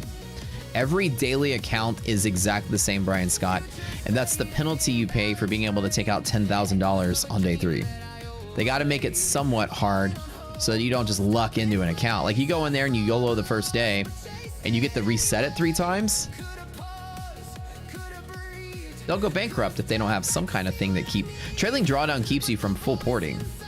The chop alone will blow you up. You see what I'm saying? That's a full port preventative. There's no way with a $4,500 trailing drawdown that you're gonna fuck that up unless you're trading 5 contracts or 10 contracts. You're not gonna lose, you know, 200 points on NASDAQ in one contract will be the $4,500 loss. You're not gonna upside down 200 points in a contract. But if you're full porting that stuff, then trailing drawdown's a problem. The easiest way to get around it's to size down and build your buffer on 5 micro or 1 contract base hits. Simple as that. That's how you should do it. You said why can't they just do 2-day pass with 55% or pass in 3 days with 34? Well, it's a difference, right? The idea that you can pass in 2 days and flip the 3rd day means you only have to trade 2 days. Just one candle in the storm. If they made it 33%, then you have to make 3 trades. Every time you make a trade, there's a probability you blow up. So every trading day deteriorates your score very rapidly. So even if somebody's like, you have to make an extra $100, it's still an active trade you got to take, and you have to actually make a profit. And how many times I've blown up a freaking eval account trying to make the last $50? You know what I'm saying? It happens. So every extra trading day is a coin flip that you blow up the whole thing. So I'm happy that it's a 2-day pass. So blue sky is up front, pass in 3 days, 30% consistency, pass in 2 days. They're all the same. It's not, no, they're all the same. I mean, the way I understand it is exactly how it is. It's transparent and upfront to me. I think you might just haven't read all the rules. When I read TPT, there was zero confusion. My funded, Lucid, Tradeify have the exact same plans. Tradeify is just 1 extra day on the eval, but they're the same plans on funded. Drops trades. It's not like it's not upfront. It's very upfront. The rules are 3 days with 50% consistency. It's not 2 days to pass. It's 50% consistency, and that's generous for 3 days of trading. Typically, 3 days of trading will give you a 40% consistency. So they let you knock it out in 2 days minimum, right? And so that's actually a bonus to have 2 days when it's really 3 days to pass. So that's good. And then because you can take same day payout with no DLL and no consistency, they have to do something to keep people from YOLOing. And trailing drawdown is it. Trailing drawdown limits how big of a size you can take, or else you would just full port into it. And they all say the same thing. Once you get your buffer, then it goes to end of the day drawdown, it's so easy to do, especially when you can reset the account 3 times. Absolutely worth it. All right. Laja Tube. Congratulations. Agne. Congratulations. It's pretty straightforward. You just may just not like the rules, but don't say it's not straightforward, right? It's very clearly stated that is the rules. It just may not be your cup of tea. But the daily payout account is by far the most popular account in all of props right now. It's so popular, in fact, everybody copied them and has made one. Yeah, it was so huge. That same exact account, my funded has one. Blue Sky kind of has one. Blue Sky just separates the buffer differently, which is a little more on the surface. Exactly what you are getting is a buffer. They say Blue Sky forces you to trade 3 days for the buffer. TPT doesn't force you to trade 3 days for the buffer. You can get the buffer in 1 trade in 1 day, and then get your payout the same day too. So the differences between the two is that you have freedom on how you can get that buffer achieved. But in all cases, as soon as the buffer is achieved, then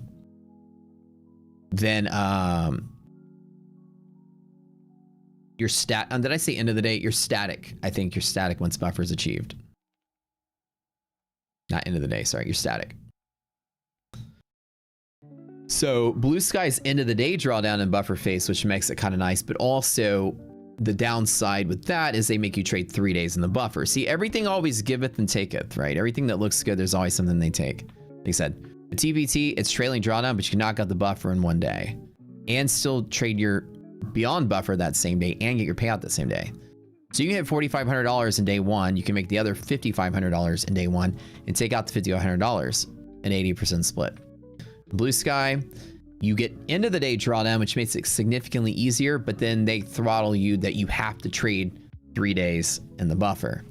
And they have to be like 33 whatever % consistency. So remember, every firm, there's no this one's better or not. This always rock, paper, scissors, right? Something giveth, something taketh. And so the general rule of thumb is blue sky is easier and cheaper. That's it. And then the downside is a smaller payout and longer time in market. 2 ups, 2 downs. TPT, harder, right? Harder. But bigger payout, right? So, it all matches that same risk versus reward scale. Higher risk, higher reward. Harder account, higher reward.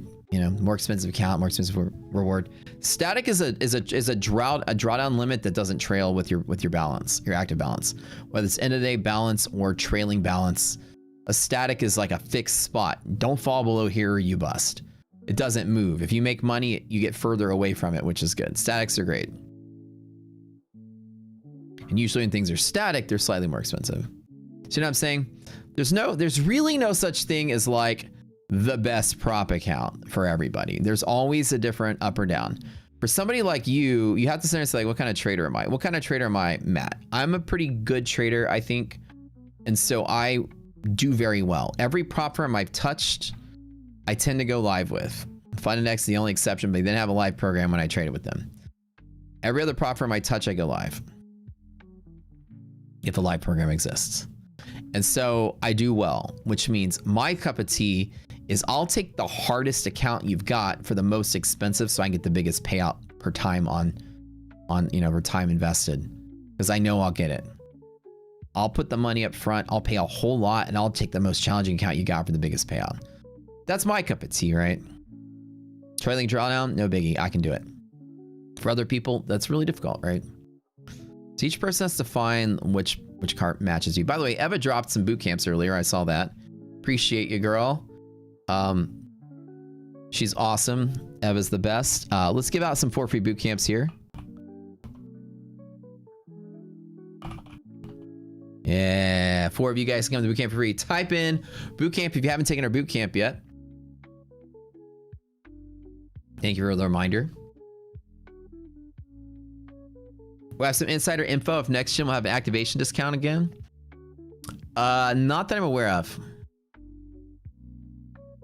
Right now, they have 5 free resets per person for accounts that are active on the new payment system, though. Ends tomorrow at 11:55 Eastern, so right at midnight. So 5 uses per trader. So basically get 5 free resets. It's not unlimited free resets, but you can reset with next gen up to 5 times right now. Activation, no activation sale yet, but usually after you do the free resets, you have activation. And next gen, we know how next gen goes. When they have the free resets, it becomes basically like the cheapest straight to funded account. And next gen is back up now. It seems that things are kind of good.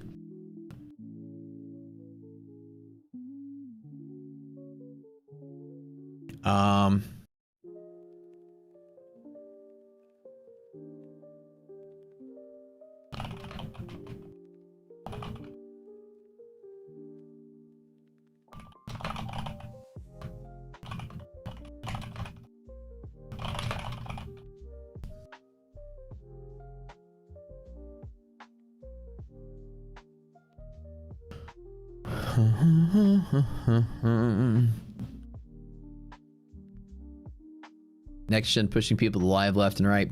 Yeah, they have a different philosophy over there. They're trying to be very more serious about taking traders live than they are letting it be a sim farm. They've sort of like reformulated how they handle or how they operate in a good way. I think so. Like saying next gen is really fun when they have their free reset deal. Like it's by far one of y'all's favorite things to do here. It's going on right now. You get the 5 resets with them.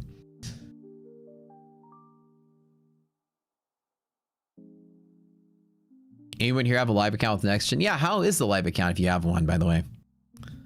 On Blue Sky, is the $30 fee for the 50 paid twice or once for each level? It's one time, and then when you activate to level 2, there's an activation fee. So whenever you pass the eval at $30, then you activate to the buffer phase. It's you pay the other $100 and then you go to buffer. And then when you pass your buffer, you upgrade to live for free or upgrade to funded for free. So that one activation fee, that one time. They're still setting up an next gen. They're busy paying people from early August. Early August. Oh yeah, okay, that's right. So with next gen, they had this payment provider switch. They had to switch from Stripe to something else, and so they kind of went quiet for a couple weeks trying to get everything situated in the new system.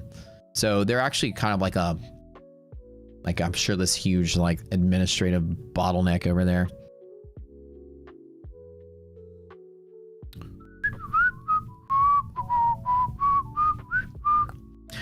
Next gen is fun when they have the free reset. Everybody here loves that.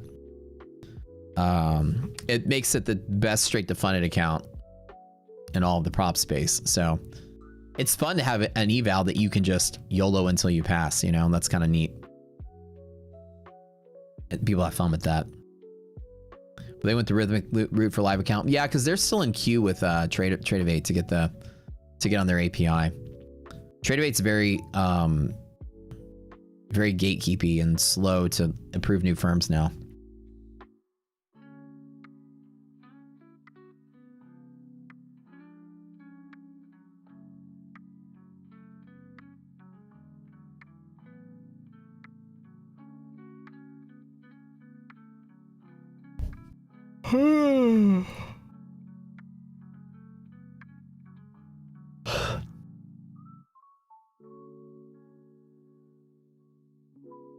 Look at that. Good stuff, winners. Good stuff. How many is that? 1? We got 3 more. Okay. You know what? I'm going to chat GPT it.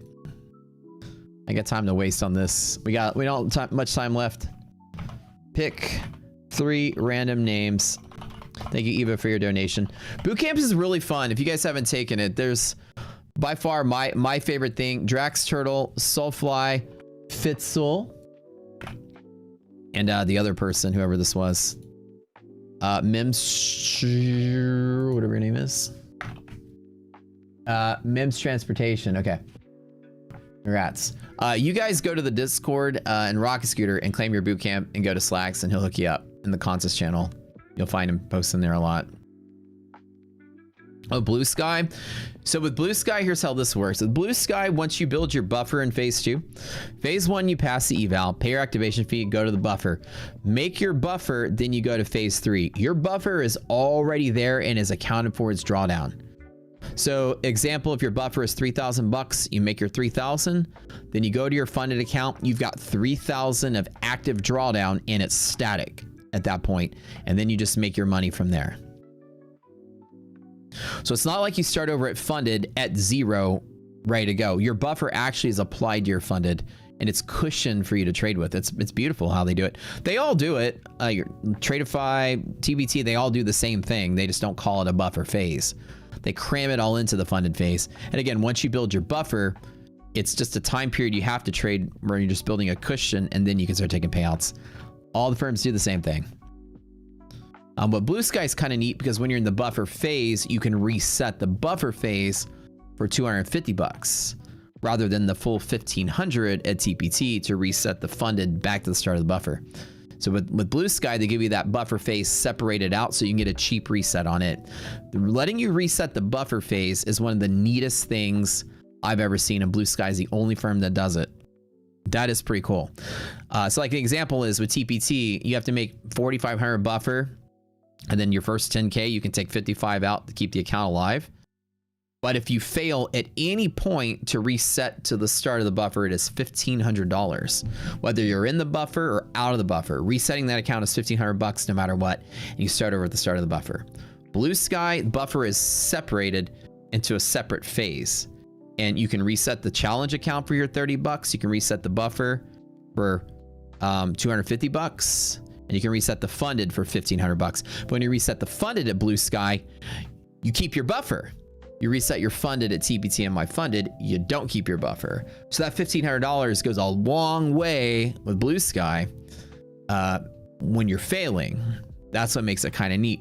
And again, the downside is that the payouts are smaller.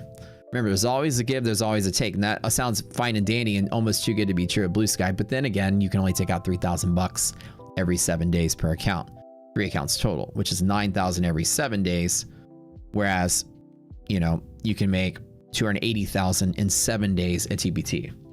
The massive difference in the payout, but the risk is higher, right? So that's always the give or take. For you guys that are like, I'd just be happy with any payout, you know, then Blue Sky is a fantastic option on the save you money front, right? That's why we keep talking about them, because it turns out to be one of the best options for the majority of traders, because a lot of you guys aren't able to spend like 2 or 3 grand a month on prop accounts. You know, like me, I just popped 3,000 or 2,500 bucks just buying some Traders Launch, you know. That's not everyone's cup of tea.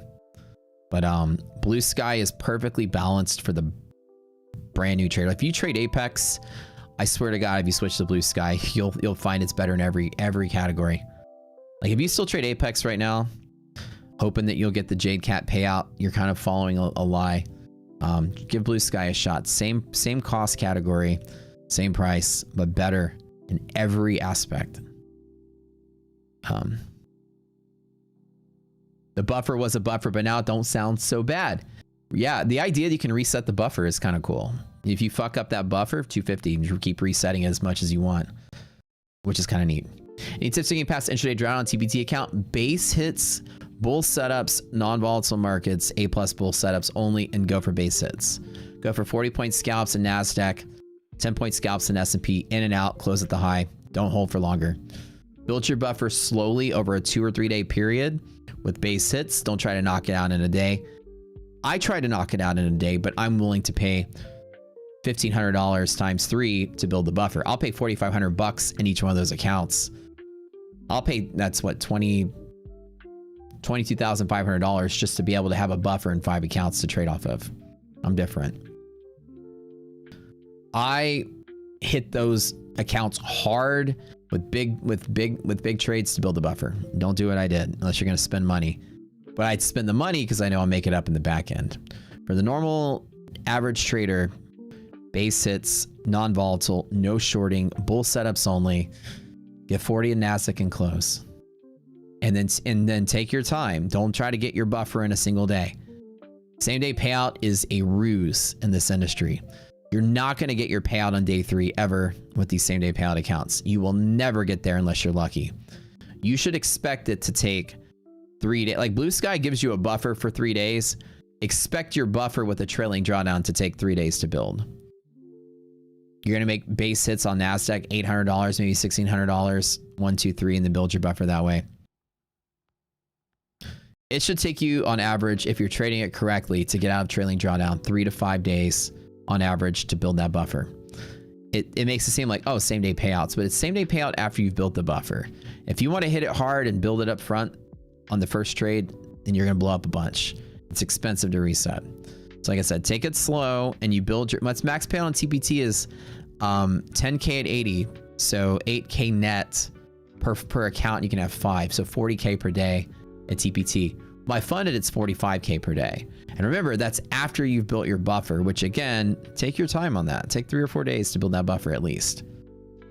Within intraday drawdown, you're not trying to go in with like 3-5 contracts and like knock it out really quick, unless you're me, a guy that's like, I've got so much money saved up, I can do whatever I want, and I just want to save time, and I'm going to burn through this as quick as possible. Then I'm willing to pay that cost to make it up downstream. That's only reserved for the wealthy, talented folks in here that have the ability to make it back. To me, it's like, okay, this just goes into my ROI, not a big deal. Arbitrage is now negative, by the way, guys. Be very careful. It's not that negative, but it's negative. And MHP resilience also just flipping negative. Be very careful today. Today might not be the big rally day we thought after all. Now, again, I don't turn around and try to short it because things go negative. But if I was long, I'd certainly be exercising caution right now that at lunchtime, we are flipping negative on those indicators.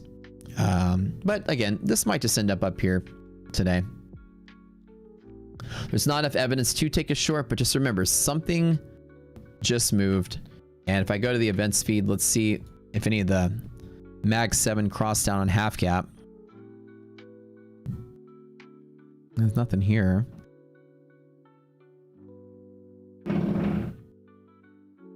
Nothing super big. Just a bunch of things all at once, I guess, just dropped. bunch of crosstown half gaps.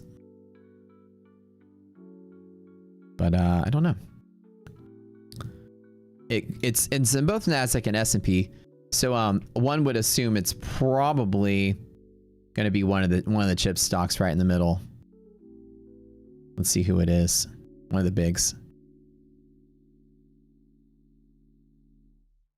No, none of these guys. Is it Nvidia? Somebody's turning around right now. Oh, it's Nvidia. There it is. Yep. I was like, something's at half gap tilting the balance. Well, there it is.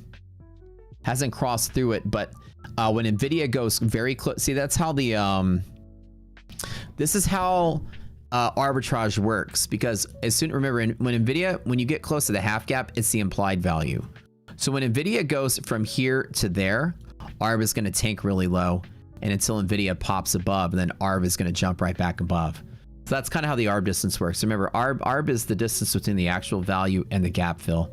So as Nvidia is here, its impact on ARB is really small. As Nvidia moves to there, its impact on ARB is really big. So as Nvidia gets closer and closer and closer and closer to the middle, ARB is like going way, way, way down. As soon as Nvidia pops over the middle, ARB goes right to zero and goes really big. Right when it flips, when Nvidia goes from here to here, ARB jumps from here to here. Oh yeah. Can you buy packs of TPT accounts? Not yet, dude, but that'd be like the greatest thing in the world, right? Buying these account packs was so nice. Traders Launch, you could buy 5 at once. That was kind of cool. That was really nice.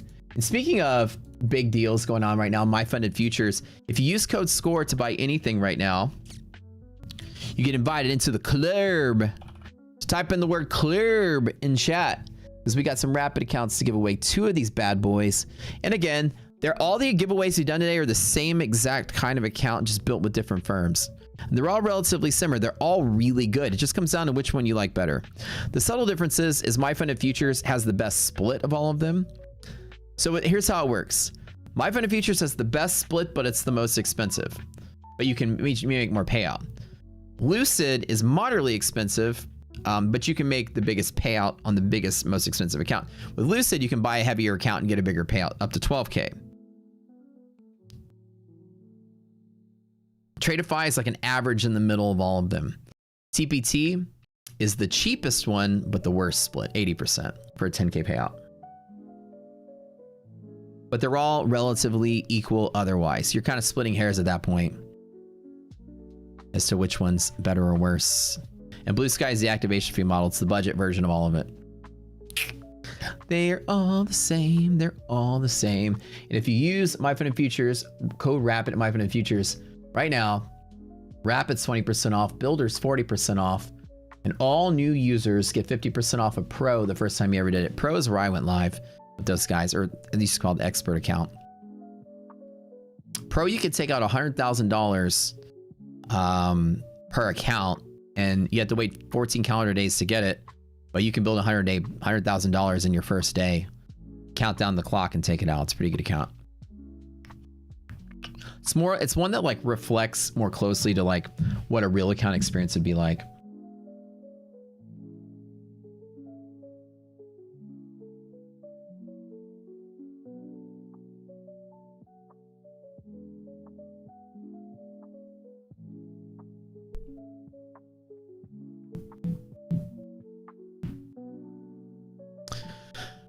Type in club in chat. Not a bad day today. 12K on the challenge account. Can't complain.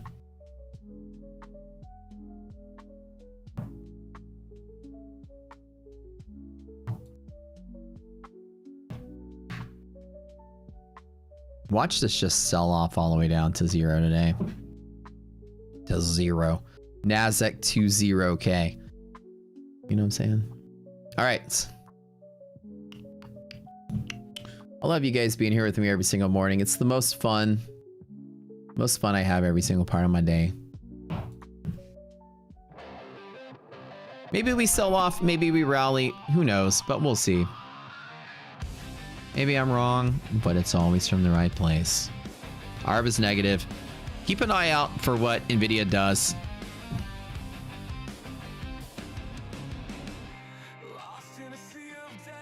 Two of you guys will be getting some free rapid accounts to check out. If you've never done these same day payout accounts, they're really fun. They're exciting. You can get through the eval very quick. You can get through the buffer relatively quick. But on average, you're going to expect to do 2 days for eval and then, you know, take your time, like 3 days for buffer. Blue Sky literally tells you 3 days for your buffer at minimum, which is about what you should do. Like I said, yeah, who said earlier in chat, Blue Sky is just pretty much more straightforward about the expectations. When someone says same day payout account and you got to build a buffer, there's still like 3 or 4 hidden days in there. Because you're not going to build it the first day. Don't trade it like I do. I try to build it first day, but it's going to cost you some money to do that. Maybe I'm wrong. Maybe I'm wrong. Tick. Trend something. Winner. Maybe I'm wrong.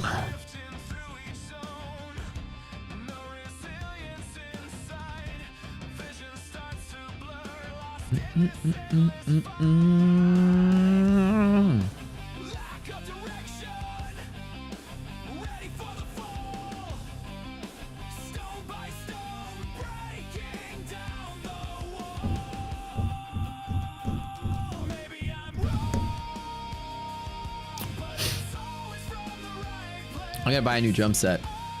That's my new thing. That's my new gig this week. I'm buying an electric drum set. We just got a new piano. I was shopping for a new guitar. I was looking for like a Gibson or something. I don't have one. I always wanted one. I've had name any guitar. I've had it, except for a Gibson. Can you reset the Blue Sky buffer any time, or is there a cutoff? No, at any time, I believe. All right, that's the 2 winners. Tick Trend something. This is Tick Trifler, the Wick Sniffler, the Wick Tickler, and the Tick Trifler. And this is what it's all about. FG Claim. Congratulations, you guys are the winners. Go to the Prop Score Discord. If you've won any of our accounts today, go to the Claim Your Win channel. Claim your win there. Woo, looks like we're rallying. What's my thought on Apex cutting people's credit card limit? I hear about that. Wait, Apex is cutting credit card limits, like across the board, or like is there an Amex company issue? Something going on with Amex? I don't know. What's going on with Amex? I mean, why would you de-risk yourself unless there's some kind of issue? Did they change their model, their risk model to be different? Is it a universal change for everybody? Is there advice on how to handle telling friends or parents about wanting to pursue trading since there's a bad stigma about it? There's a bad stigma about telling your parents that you want to pursue anything that's not the word doctor. I swear to God. This is life. Get used to it. You want to be an actor? You want to be a ballet dancer? Your parents are always going to fucking hate you. You want to be an artist? You want to be a chef? You want to be an entrepreneur? You want to open a Pilates studio? Parents are going to hate you unless you're a doctor or an engineer. This is how life is. Trading gets lumped into there's a stigma. There's a stigma about you being anything your parents don't want you to be, and typically it's a very small list of what that is. So, you know, you want to go, you're like, Dad, I want to be a ballet dancer. Your dad's going to like, you know, might be like, dancers don't get paid anything. Why would you chase that? I want to be a theatrical actor, Dad. I want to be a voice actor. I want to be a photographer. You know what I'm saying? Parents will always, and friends will always not support you in no matter what you do. Even if you want to do something great, even if you come from a long lineage of lawyers and you want to be a doctor, your parents are going to hate you too because you're not trying to be a lawyer. In reality, there's a stigma with anything. Trading has a stigma because people don't consider it to be a real career. But hey, that's everybody's argument in life for everybody's family, right? Nothing's a real career unless you're exactly what your parents want you to be. And very rarely your parents open-minded and don't care like mine didn't care. My parents are like, both of my children are gifted and they'll be successful at whatever they do. So let's just let them have freedom to fuck up. And they did. And we fucked up a lot, but we came out of it golden. So what you do is you don't care what people say.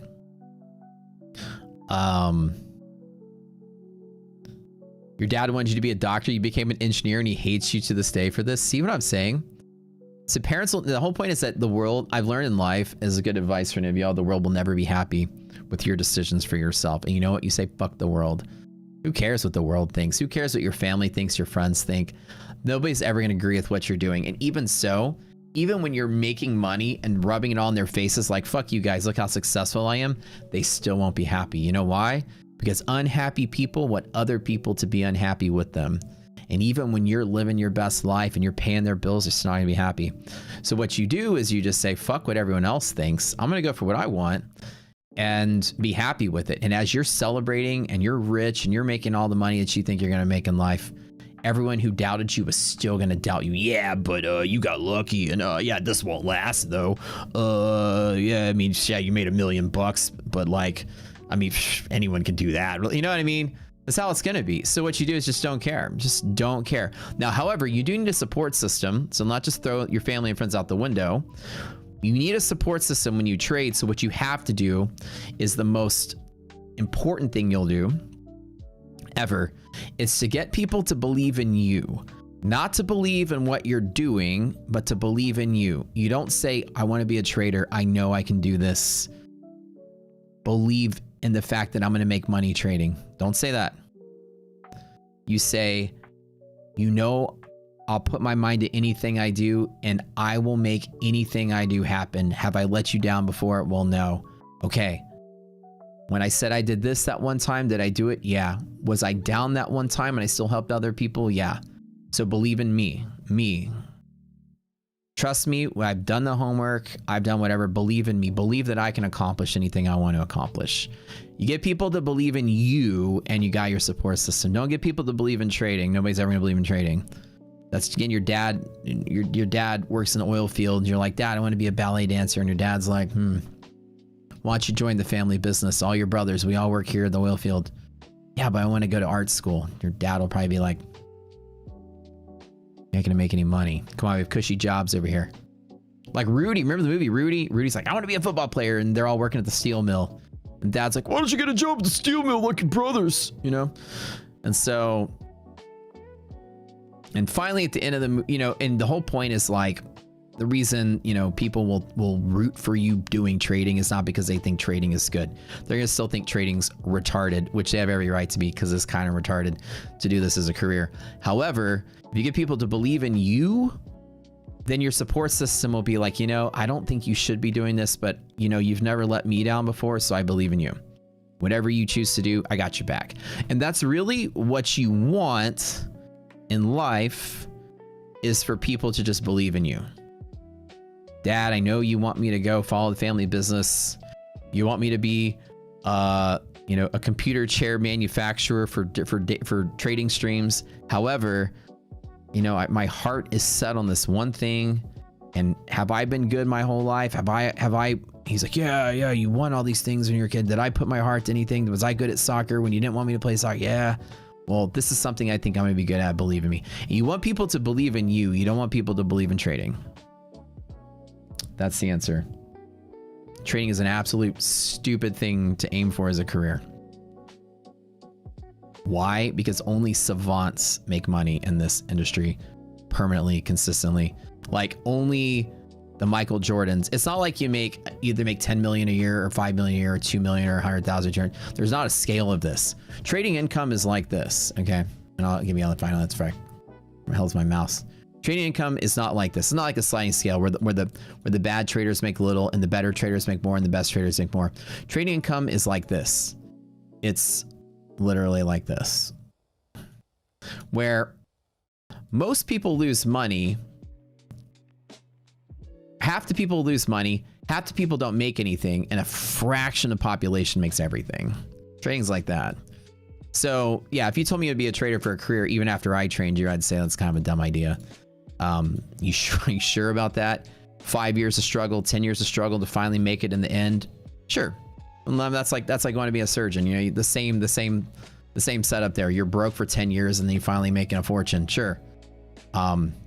Is it stressful? Yeah. Is a certain kind of personality type that can do this? Yeah. Can everybody do this? No. But you want someone to believe in it, believe in you. No matter what it is you want to do, and people will stand by you. Does that make sense, everybody? So fuck what the world thinks about what you should do, but you still need people to believe in you, because nobody needs to go through like an emotionally, crazily charged journey like this alone with no support system. You need people to get your back. Should we all quit? No. I didn't pursue trading as a career. That's the thing. I ended up trading as a career because I was good at it. I never was like, you know what, guys, I want to quit my job and be a trader. I was unemployed with severance money, and my buddy was trading, and I was interested in. I was like, let me dabble and see how this works out. And I wasn't like, I'm gonna make this a career no matter what. I was like, I want to learn how to trade, but it was never in my forefront that I'm gonna do it for a living.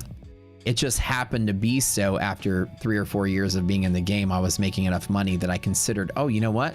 I could do this for a living. To me, it was just a glorified hobby that made bursts of money every once in a while. You know what I mean? So I never was like, I want to quit my job and become a trader. I was like, oh, now that I'm fired, I'm laid off, I can trade. My friend trades, and I mean, let's give it a shot. But it was never like, this is what I'm going to do. I'm like, well, this will hold me over till the world gets back to normal. Because I started trading in 2010.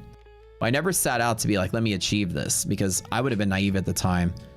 And, you know, I would have thought I can figure it out faster than I actually did.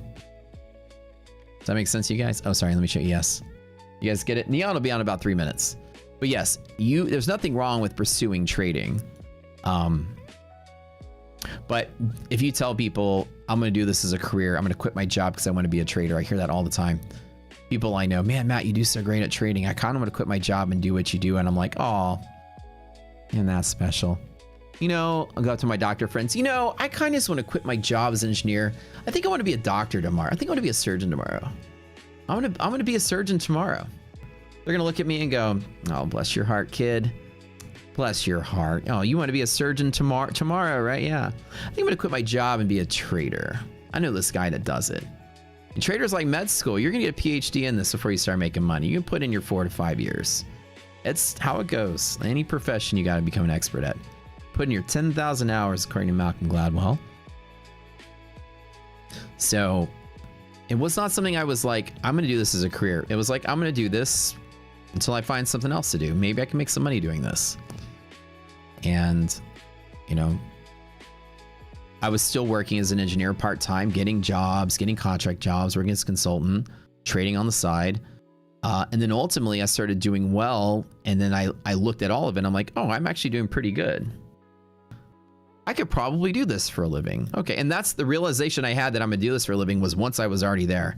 It wasn't like I'm gonna do this for a living and that's all I want to do is be a trader. That wasn't in my heart at all. I was like, I need to work. I got bills to pay. So point I'm saying is, for you guys, trading is not just a casual thing you want to do. When you do it, you better get a support system. Get your family on board with what you're doing. But the trick is you need to get them to believe in you. And you'll be golden. When you have a bad day, you need somebody there to talk to.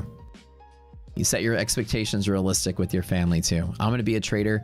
This guy I know, Matt, had a 50K day today. Babe, that can be me. Well, she'll be like, okay, honey, I trust you because you never let me down yet. You're like, yeah, this guy Matt did it, so I know I can do it too. I took his boot camp and it can be us and all of our problems will be solved. Don't fucking gas your family up with unrealistic shit. You go, honey, I'm doing this and it's going to be like a 3 to 5 year struggle. At the end of it, there could be big money. But I'm going to have some moody days. I'm going to have some ups and downs. And I'm going to put my heart into this. But I need you to believe in me and be patient with me while I figure this shit out. Don't gas your girl up and gas your family up because immediately they're going to believe in you. Okay. And then all you're going to do is let them down over the course of your journey. Don't do that because she's going to leave with the kids. Go find somebody else that ain't gassing them up with unrealistic stuff. Be very realistic with everybody in your life and tell them, yeah, I know it's hard and it's kind of gambling, but if I think I put in 5 years, I think I can figure it out because I figured out everything I did. But be patient while I do this and you be honest with people.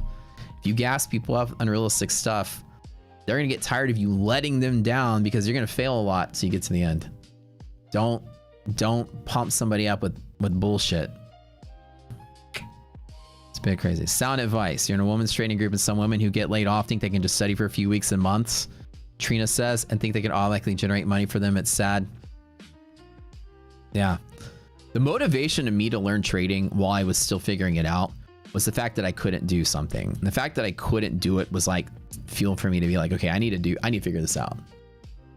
There's something here and I can't do it, so I want to apply myself. The fact that I lost made me want to learn how to do it. I had no like, man, I need to make all this money. I was like, this market's kicking my ass. How do I figure this out? I don't like losing. My goal wasn't to win big. My goal was to not lose. Like, don't let this get the best of me. Anywho, time to go. It's neon time. But yeah, great advice. Hopefully that helps you guys. Probably save some of your lives here. And becoming a professional day trader is a very lucrative career if you figure out how to do it right. But be realistic. Think of it like going to college and you're going to spend a couple years trying to figure out how to do it for a living, just like you would any other job. All right, good advice. I know. Love you guys. Love all of you. Thanks for tuning in and being here. My favorite people, number one stream on the planet. Thank you guys so much. Say hello to Neon. The room shows up. The chair shows up. All of it shows up. And we'll see y'all tomorrow. Have a good day. Neon's live.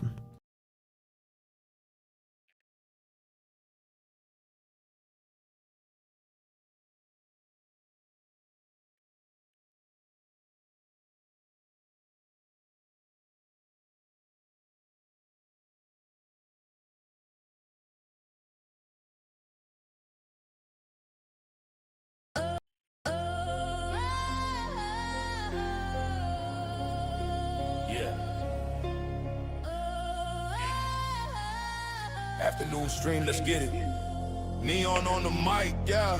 Neon stepping in, session wide awake. Night shift lay the ground, Matt set the play. Now it's midday money, structure on the screen. Neon seeds acting holy, price moving clean. No FOMO type in the channel mode. We learned that lesson back in 24. Half gap buys when the market dips. DD bands bounce and we let it rip. Bulls on flashing like a warning light. Yo, what's up, baby? Welcome to the room. The room shows up. I got a little technical error. Stand by. Stand by. Welcome to the room. The room shows up. I can't see anyone yet. Hold on. The room shows up. Let me get the music queued up here. Where's my charts at? Can we get some rocket scooter in our life? I just had to restart my computer. Green heart emojis when setup's clear. If we win together, we lose compose. Trust the system, the blueprints close. Yeah. The room shows Stand by. Bringing the charts up. Welcome to the room. It's a beautiful day. It's a beautiful day. I'm looking for my rocket scooter group here. There we go. The room shows up. There we go. Rocket scooters up. Let's get our liquidity map up.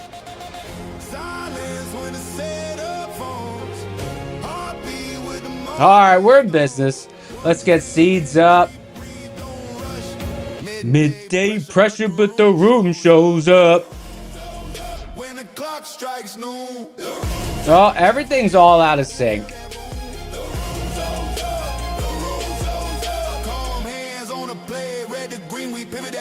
The room shows up.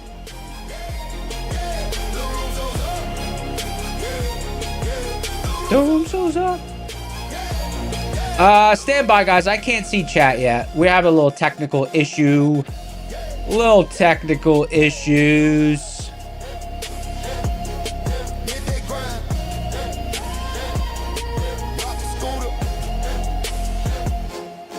Showing up. Okay, let's make sure our music works. Yeah, baby. Yeah, baby. All right, music's up.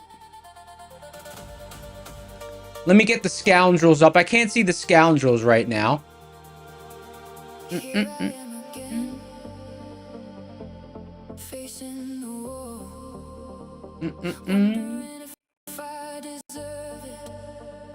Can't wait to see chat. Let's see what chat's saying. Un momento in 3, 2, 1. All right, now I can see chat. What's up, baby? I missed you guys. You know, it's not the same. When I can't see chat, I'm completely disconnected. As soon as I can see chat, I feel connected to everyone. See? All of a sudden, I'm happy. Now I can see chat. What's up, guys? What's good in the hood, baby? Now I can see chat. Now I'm feeling good. Now I'm feeling good.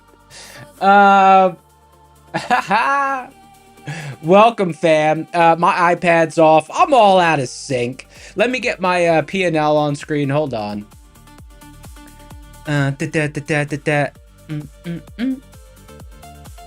Properties.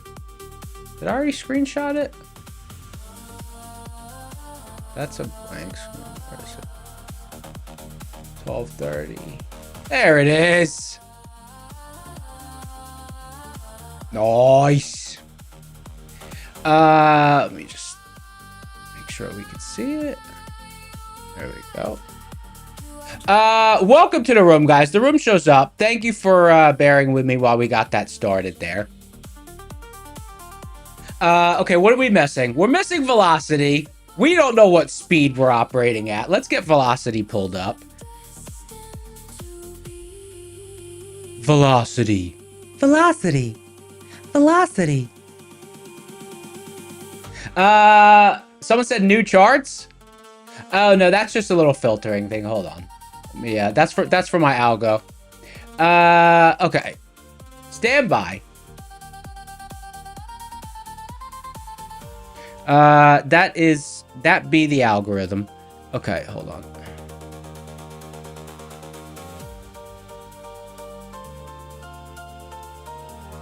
There we go. There we go.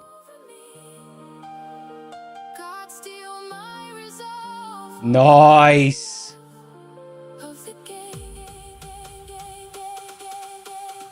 There we go.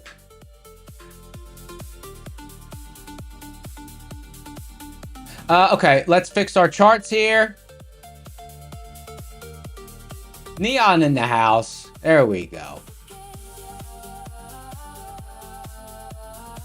Risk interval. NQ. We're in business, baby. Someone said, how can you get the dynamic levels on your NQ chart? You have to, wait, what is going on here? Did we just bounce off of a level? What level is this? I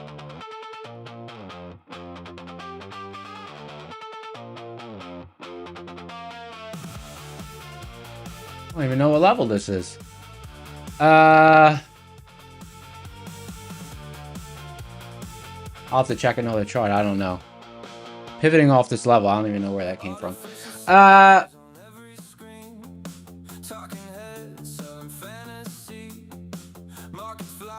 Oh, is it bull zone bottom? Oh, okay. Bull zone bottom on NQ. Thank you.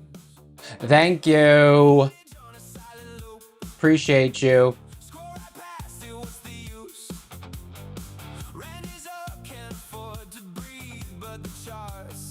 Let's see. Let me get my iPad queued up so I could see what we got for giveaways today. Green means everything's okay. You like how I knew what it was gonna say? That was pretty cool, huh?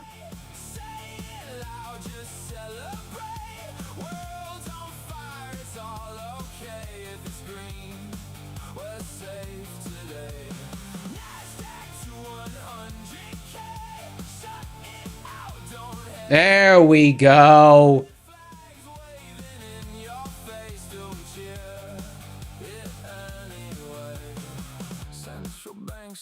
All right, who was long today? Who was short today? I was basically going after longs. One little unfortunate thing. Okay, one little unfortunate thing. I really wanted to get to the bottom of this zone. I wanted the bottom of this zone so bad. I had full-size orders sitting at the bottom of this zone. We only got to the middle. I had a pivot there at the middle, so it was fine. You know, it worked out nice. I actually traded this overnight as well, this zone. It was a big zone, but this is really the area I wanted. That's why I put the classic theme on that zone, because I wanted to make sure I kept my eyes on it. So between here and my actual target for the overall day, I thought we might get up here. So this is kind of the trading range I was expecting today.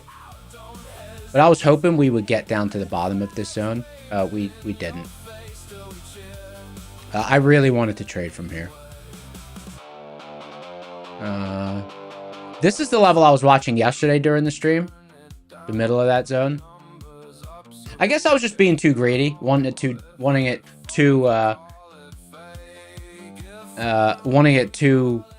low. But whatever. Sometimes that's how it goes. Sometimes you gotta be a little bit greedy to get the good fill. Someone said, what price is the bottom of the zone? It's around like 360 to 340. 340 to 360 area. But that's fine. The middle was good. The problem is, you know, sometimes I get a little bit too attached. Sometimes I get a little bit too attached to wanting a pivot. So what happened was, when it came to here, right? When it came to the middle of the zone, which I had pivots at, let me erase that. When it came here, I wasn't aggressive. When it came there, I wasn't aggressive, and then it got tested 2 more times, and I wasn't aggressive. And then I ended up not really trading until up here.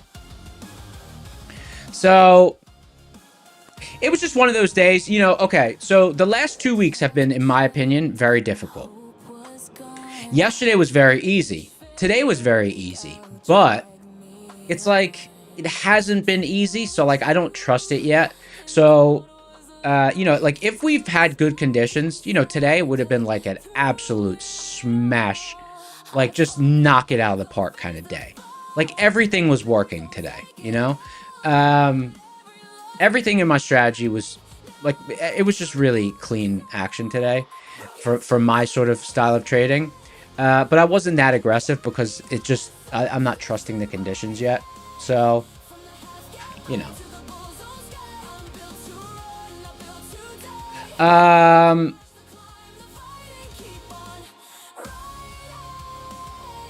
Josh, it's not really easy to explain, so I couldn't really point you in any direction, brother.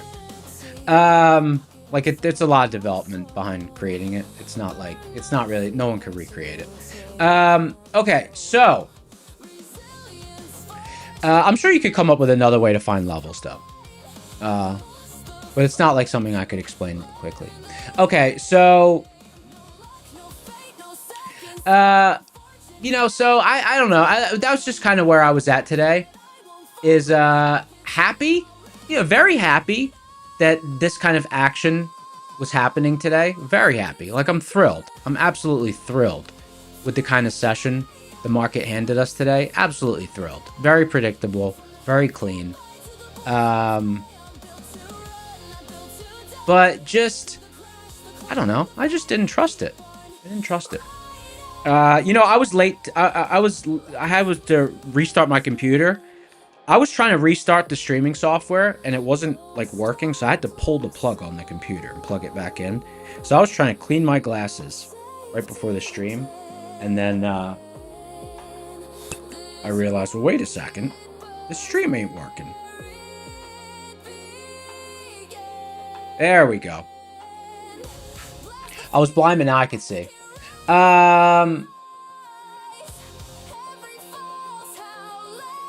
Someone said res isn't showing. There we go. It's up.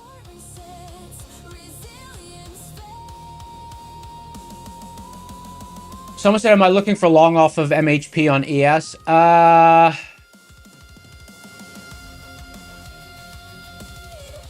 Am I looking for long off MHP ES? I don't think so, because I just traded that level. I traded that level like, I don't know, an hour ago. Let me see.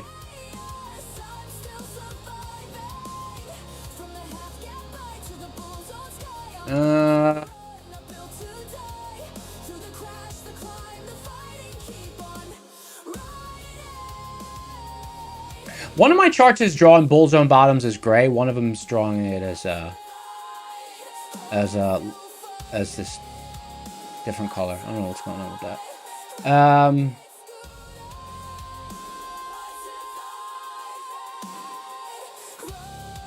Bull zone bottom on NQ. Let me see.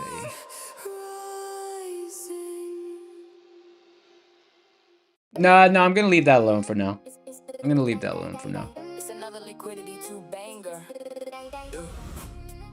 I honestly still want that. I still, I don't know. I still wanted to trade down here. I still wanted to trade down there.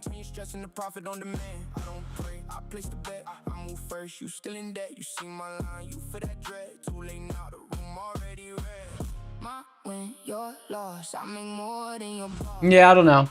Gotta keep an eye on it.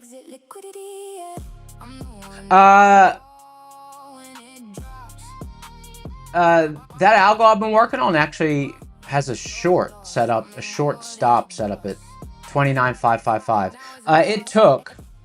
Today it took 1, 2, 3. It took 4 trades today, all winners.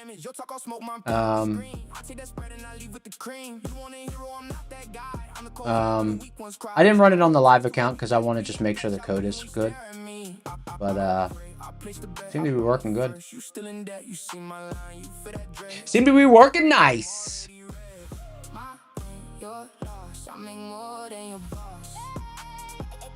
Exit liquidity. Yeah, so it's saying short at 29,555.75.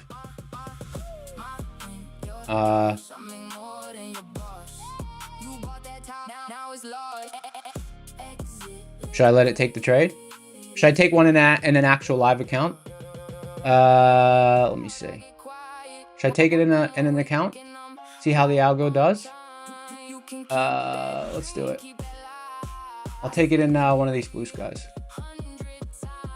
I'll take it in the one that's up 125. Liquidity!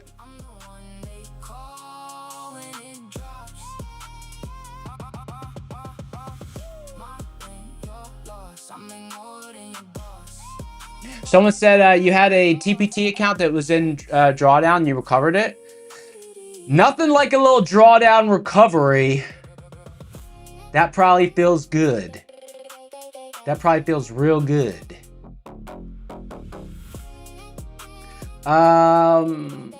Let's take it on the account that's up $66.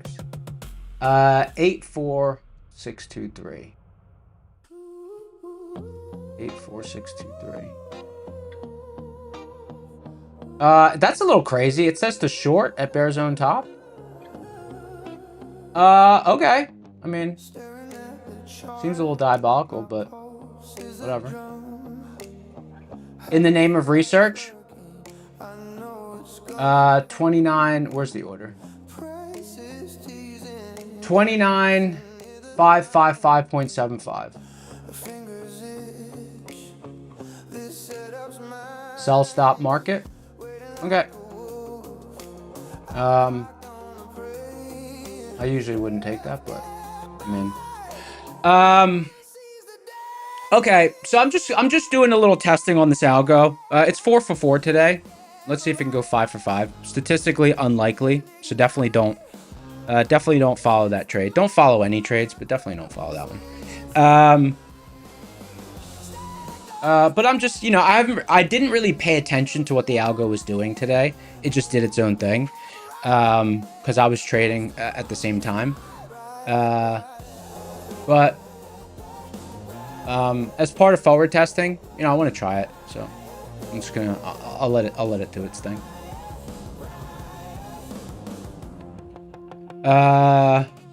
Yeah. So shortstop market at 29,555.75.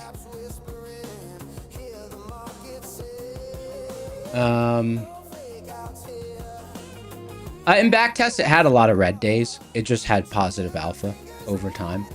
Because, you know, there's no discretion other than what I programmed into it, so.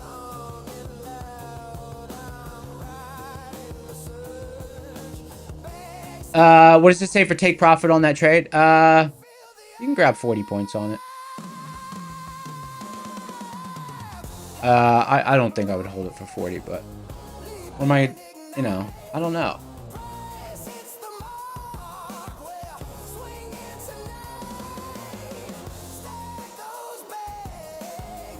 Let's see what I got here.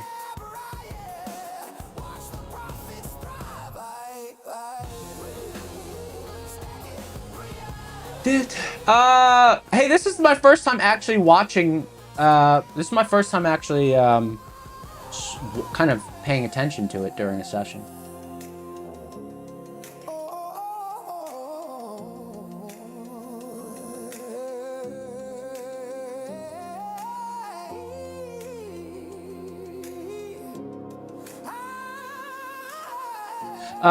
Okay, let's see what we get here. I'm actually interested to spectate this.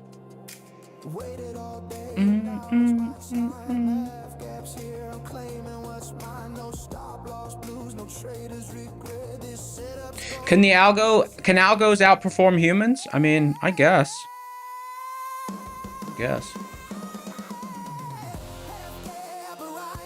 Oh, Mr. Miss Phil? No, I wasn't missing Phils today. The Phils were okay today.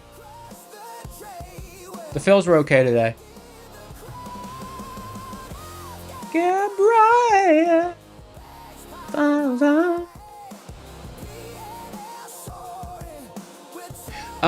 ES through MHP. Look, this thing's about to get filled. Man, I don't know. I'm nervous.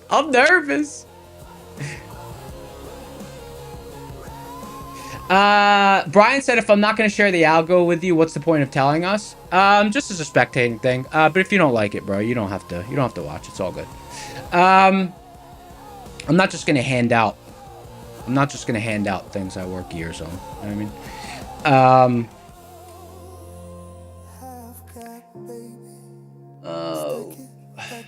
All right, let's see what we got for giveaways today.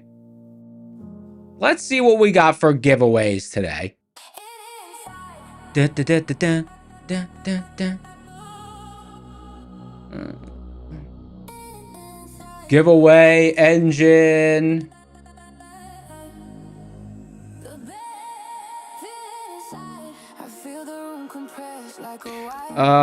Giveaway engine standby. Let me find the giveaway list. Let's see what we got for giveaways today. I'm excited. More tools. Where's my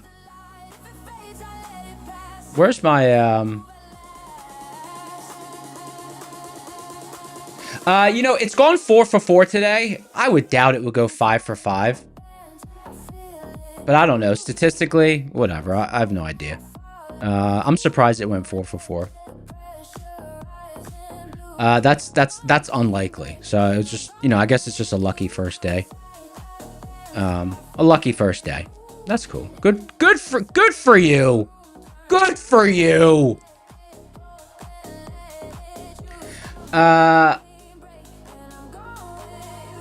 Okay.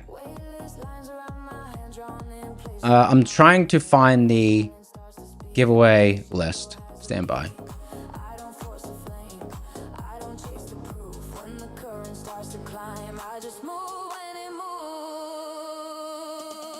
There we go. Shoot. Stream tabs. Here we go. Streamer HQ login. Sorry about that, guys.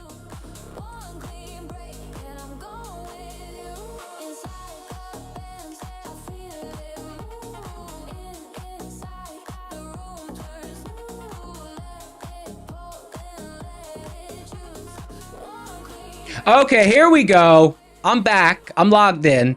It's Wednesday. We got 6 accounts to give away. 2 Blue Sky 50K launch accounts. 1 Lucid 50K eval. Wow. 2 My Funded Futures Builder 2Ks. Nice. And a Take Profit Trader 50K. Yo. You get an account. You get an account. You get an account. Everybody gets an account. Nice. Very nice. Okay. Guys, smash the like button if you didn't already. 680 people, 780 people in the house. Very good. The algo's diabolical. It's recommending a short here. I don't know. I'm the diabolical one who programmed the thing. Okay, so let's see. Let me just call out. Let me just tell you what it did today. Okay. Algo today went short at 9:45 for 40 points. Win. It went short at 11:25. Win. It had a crossed long. Actually, I had a crossed long. So technically that one doesn't count because it didn't open it. And then it went long at 11:55 for a win. Oh, that's cool. And now it's recommending a short. I don't know. I wouldn't take this short, but I did program the thing. The stop's actually a little tight. It should be a 40-point stop. Let me open that up.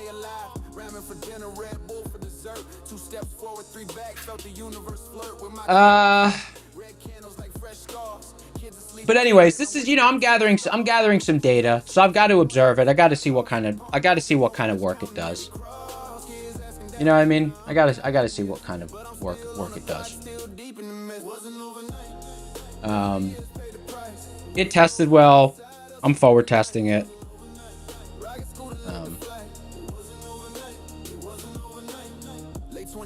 Okay.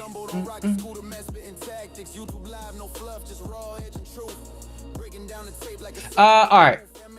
See what we got here.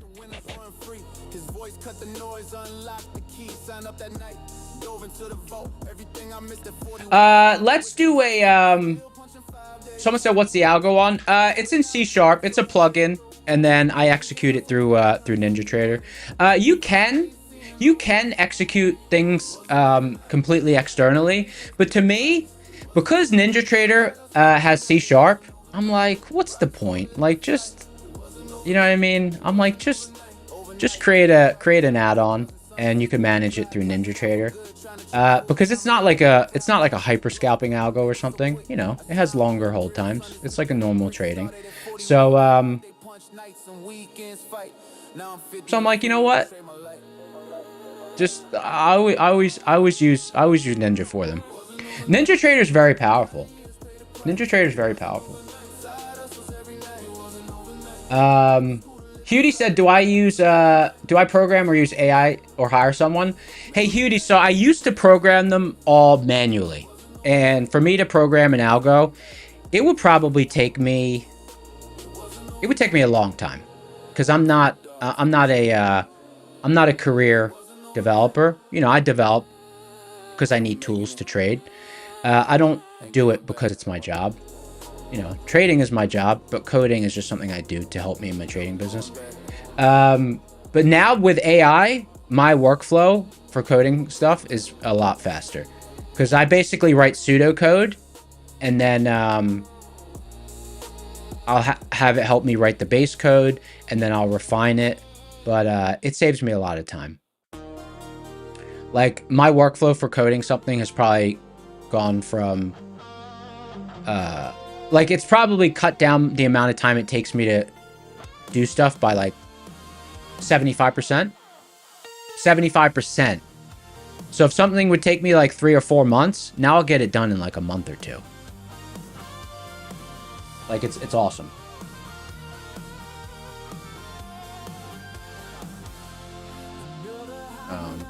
It's awesome. It's good for data analytics as well. Because for modeling things, for doing in-sample, out-of-sample testing, for doing Monte Carlo simulations, for doing variance simulations, for doing risk of ruin simulations, doing all that stuff manually, it's really time-consuming. It's really time-consuming. So I use AI to help me with that kind of stuff as well. Because why not? If something would take me like a month to, you know, a few hours a day for a month, you know, maybe you put maybe 100 hours into modeling stuff. So it helps a lot with stuff like that. Helps a bunch.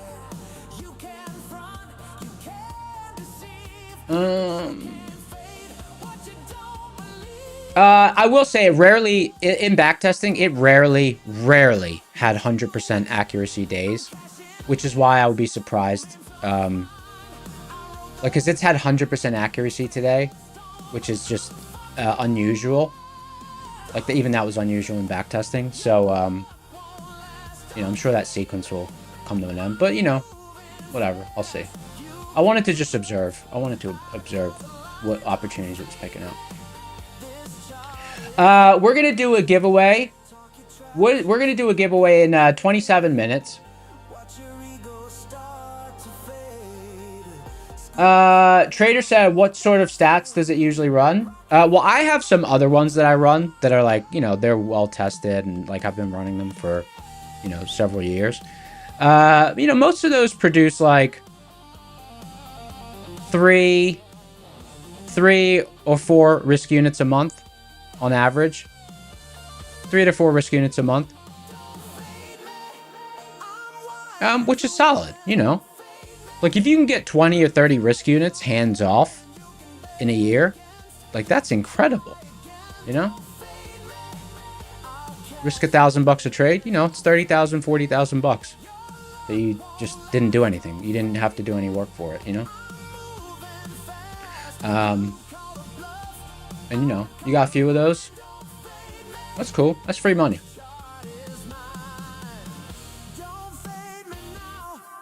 So I'm just trying to add it. I'm trying to add another one to the mix. The only thing that limits them is not actually... The only thing that limits them is not... for the most part, it's not capital. It's more drawdown risk. Because usually... Like, okay, like as individual traders, we have discretion, right? So like as individual traders, you don't usually have really big drawdowns unless you're really underperforming. Because like you feel stuff out and you're like, oh, I'm just not really feeling it. You know, maybe you size down, stuff like that. You know, algorithms, if you just leave them alone, unless you have certain conditions coded in, which usually ends up overfitting stuff. You know, kind of just have to let them do their things. But then the problem is you have to manage drawdown risk, right? Like usually an algo that generates, you know, 2 to 3 risk units a month, every couple of years, it's going to have like a 10 to 15 risk unit drawdown. And then it'll rapidly recover it. But that means that, you know, if you're risking... you know, if you're risking $1,000 per trade, you know, you're gonna have $15,000 drawdown. So, you know, if you're risking $10,000 per trade, you know, you're gonna have $150,000 drawdown. So you need to just kind of manage the drawdown risk, the risk of ruin. You need to keep it really low. So it's not just like an invitation to throw a lot of capital at something because it performs well.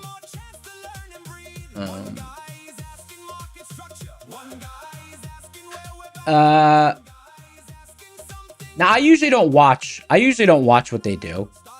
Because it's a distraction. Like this right now, this is a distraction from regular execution. Because I'd probably discretionary read, I'd probably be like flat or looking for a long. You know? I'd be flat or looking for a long discretionary read. So it's a little bit distracting, but part of developing something is you need to observe it a little bit, just see how mechanically, make sure it's working correctly and all that stuff. So But like once I put something into production, I really just, you know, at the end of the day, I'll see what it did. And then at the end of the week, I see what it did, sort of thing. But I'm not like I'm not like watching what it's doing, because that's a distraction. But when you're developing something, you need to pay a little bit of attention to it.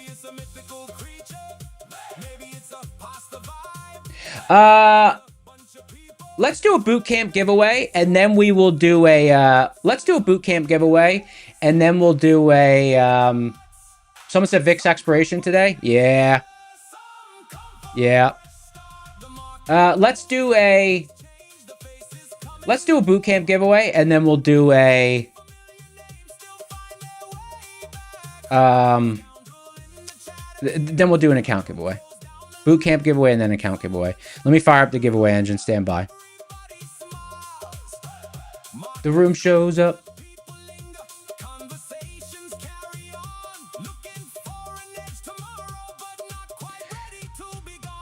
The room shows up.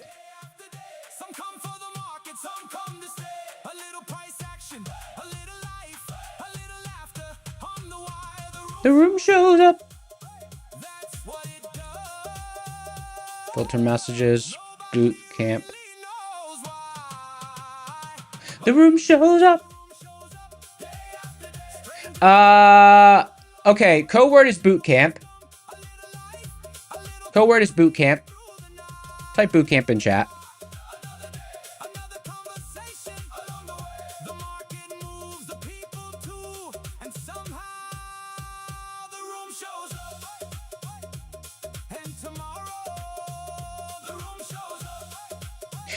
The other reason the other reason once an ad goes in production, you don't want to watch it is because like they're very so like sometimes they'll take loss, but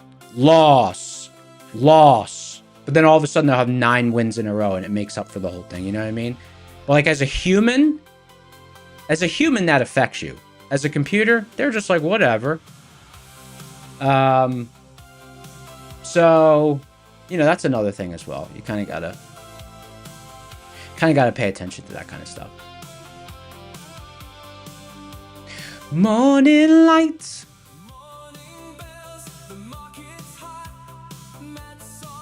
Ready, call the show.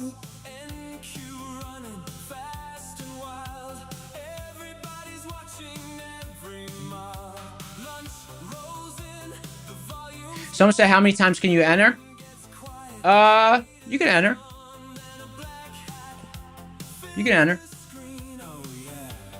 It's neon. Giveaway engine's not popping up. Hold on.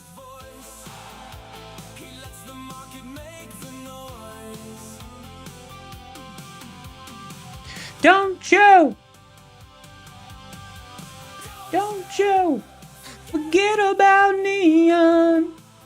Oh, look, it's almost a target. It's struggling, though. It's on Struggle Street.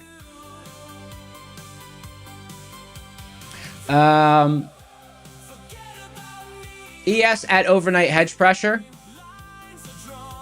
The room shows up.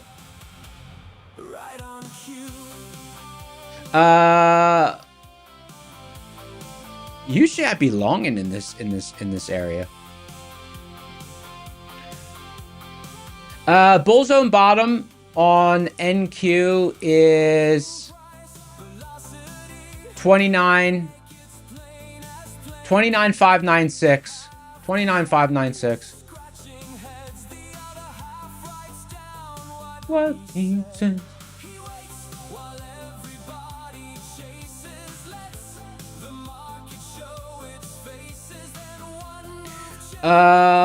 Okay. Once again.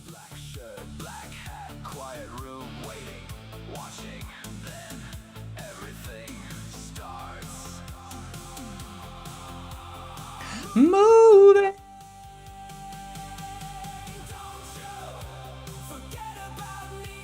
THX said, is it tested on a paper account? Yeah, everything it took was on a paper account today. But just for the stream, I put it on a prop account For the stream, I put it on a prop account.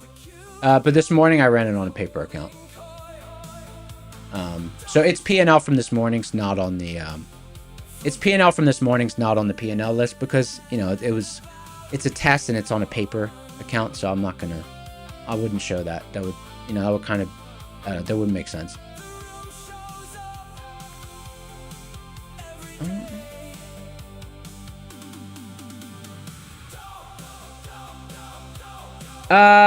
Someone said, any plans to make other people use it? Let other people use it? No, but you know what might be cool? You know what might be cool? I might do this. I might do this. Just because now I'm like, do the streaming and stuff. I might set it up. Cause you know, I could code it so that it posts somewhere. I might set it up so that maybe like, I might post it so that it posts the, like, let's say it takes an entry. I might post it so it like tweets, like, you know, Neon's algo number 7 short. You know what I mean? I don't know. Because I could program it to automatically tweet it out. It might get me some Twitter followers. That would be cool.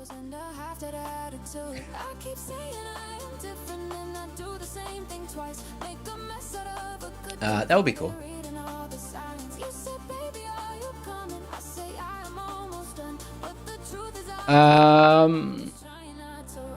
Someone said, am I short or long? It's a short. It's a short. If I was trading just discretion right now, though, I wouldn't be taking a short. But in the name of testing. Okay, here we go. 7, 6, 5, 4, 3, 2, 1. It's time to pick a winner. Pick a winner. Austin Black. Austin Black, use a winner. Type something in chat.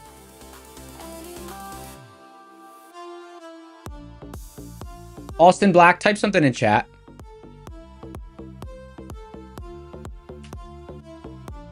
Austin Black.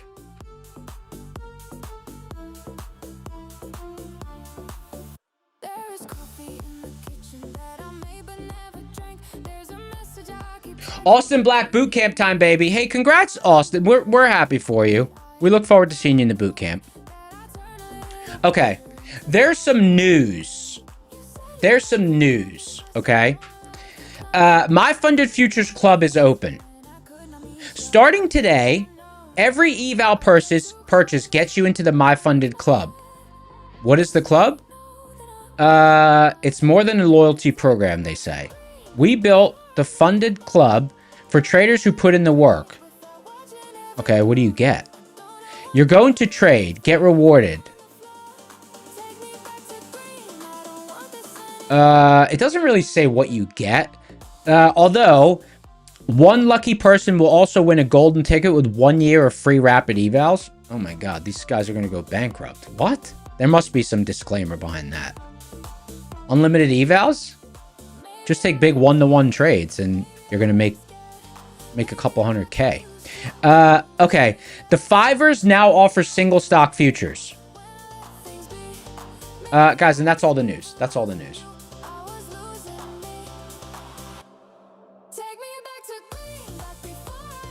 Mike H said the club is fire. Oh my god, you still got that picture? You still got that picture? That's funny.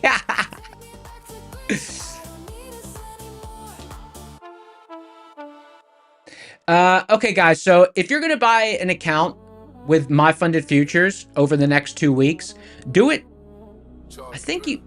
I thought you had to do it yesterday, so this seems inconsistent. Maybe it's like you need to do it this week. Hold on.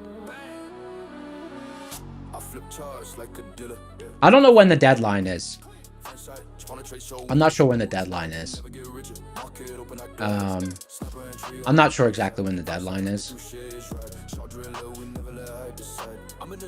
MT5. But use code SCORE.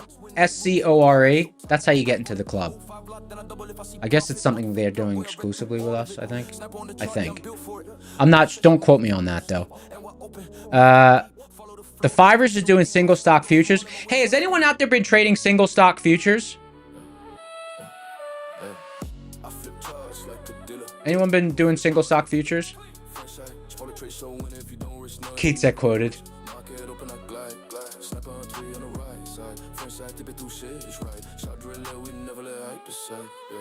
Je pose mes lignes, je suis dans le contrôle, zone de liquidité, j'attrape le rôle, structure propre, je suis dans l'école, Fibonacci, je calcule le goal. Volume too low on single stock futures? Okay, that makes sense. That makes sense. Volume's too low. Break of structure, OTT.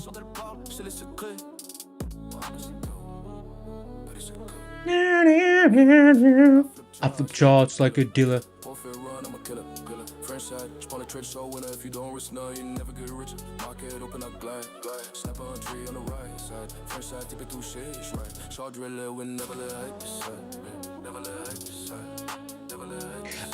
Simplified trades.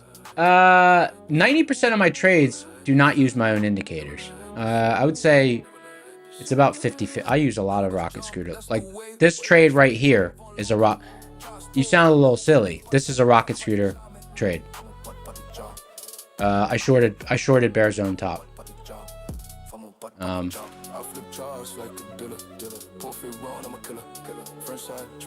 We're reclaiming bears. Maybe we reclaim bear zone top.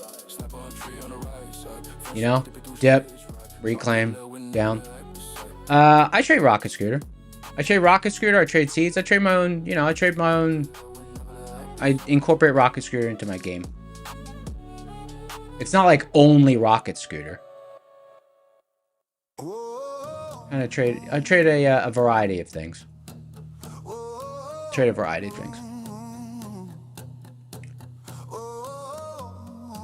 Almost at target. Almost at the T get.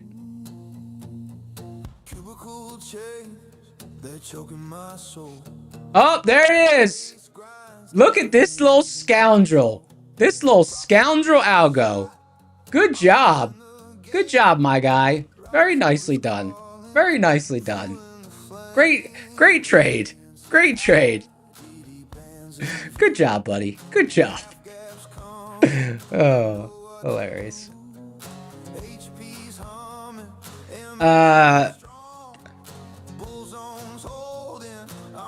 Hey, you know what? Since technically I didn't take that, technically the algo took it. So I'm gonna type my own W in chat. Thanks, algo. Thank you for that. I appreciate that, buddy. Good job. I'm jumping in chat. I'm just a spectator on that.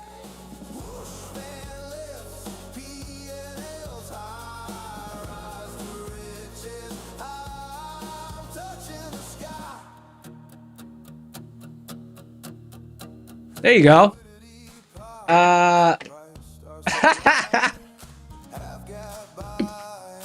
Dude, I was gonna go. I wanted to go long. Oh God, computers are hard to outperform, huh? Computers are hard to outperform. Son of a gun. The paper account. The paper account still has it open. The paper account has the target at 29,515.75. I used the 24-point stop on the one when I copied it. 24-point target. But anyways, that's interesting.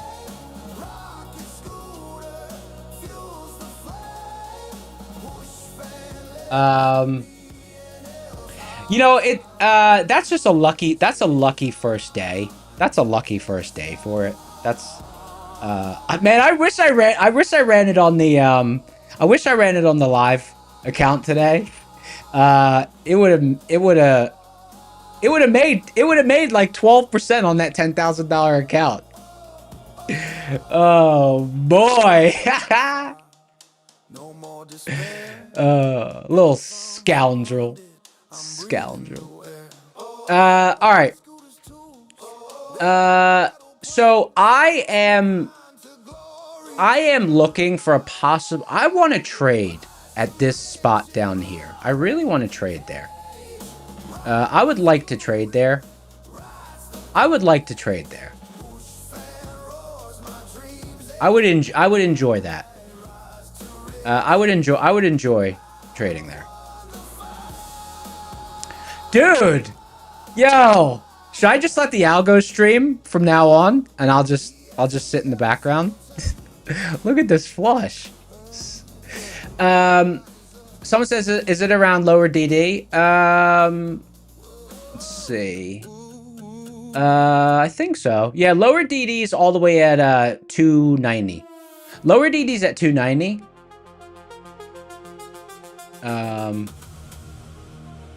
Lower DD is at 290. It's before 290.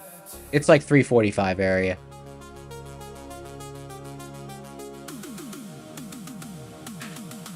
It's 345 area.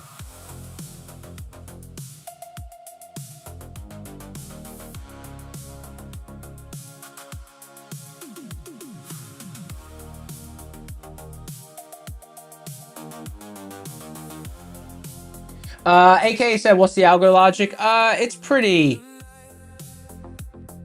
There's a lot of nuance to it, because there's some filtering that I personally do, discretionary, so I program those things into my algos.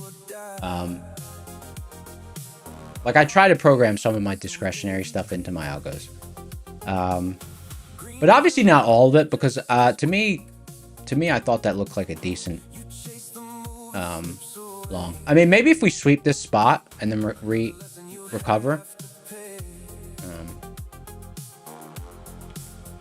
It entered at 29,555.75. 29,555.75. It's also cool. Like, we talked about it yesterday. I was like, I don't know if it's appropriate to share it. Like to share what it's doing on stream. Because it will take a lot of consecutive losers. That's just how algorithms work. They just grind it out.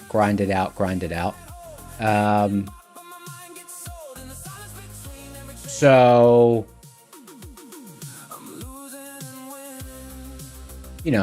like if people don't have managed risk, they're going to take a lot of losers in a row sometimes.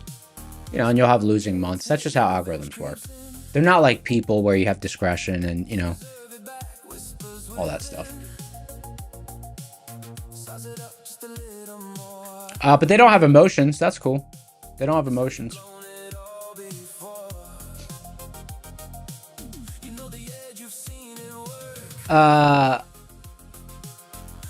Hey, was anyone on Brad's stream? Was anyone on Brad's stream last night? Brad got locked out of his office. Did anyone see that? And then the guy did this airbag thing. And then it popped the door open. But how does that work? Like, I'm surprised it didn't break the glass.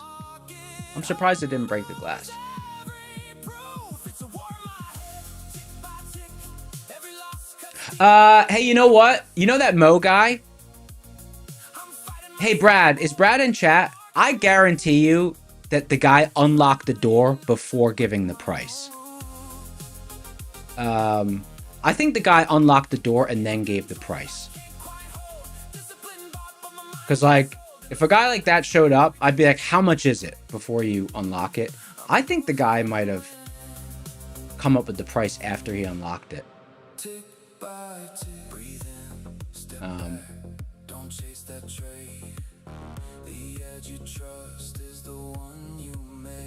I don't know. I was disappointed in Mo. I was disappointed in Mo.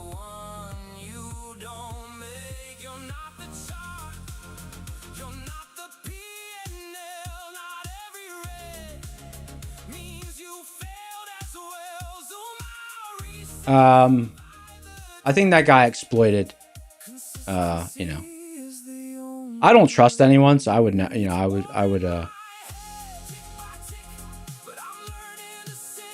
it was too much. 459. Yeah, I was disappointed. I don't like to see my friends I feel like that guy ripped us off.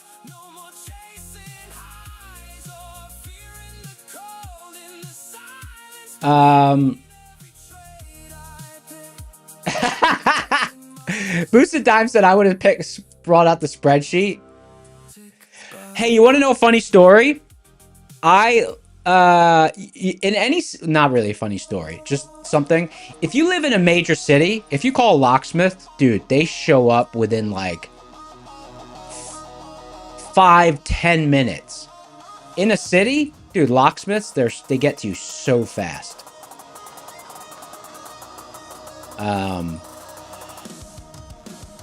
I think it's a competitive thing in the city. I think it's really competitive. In Philly, I called a locksmith. Man, that dude was there so fast. It was crazy. It's like he didn't want me to call someone else.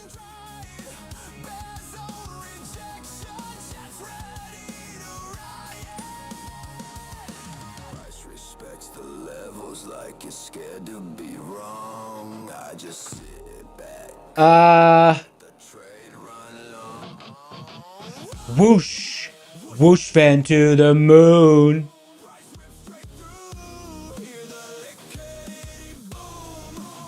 EST every time.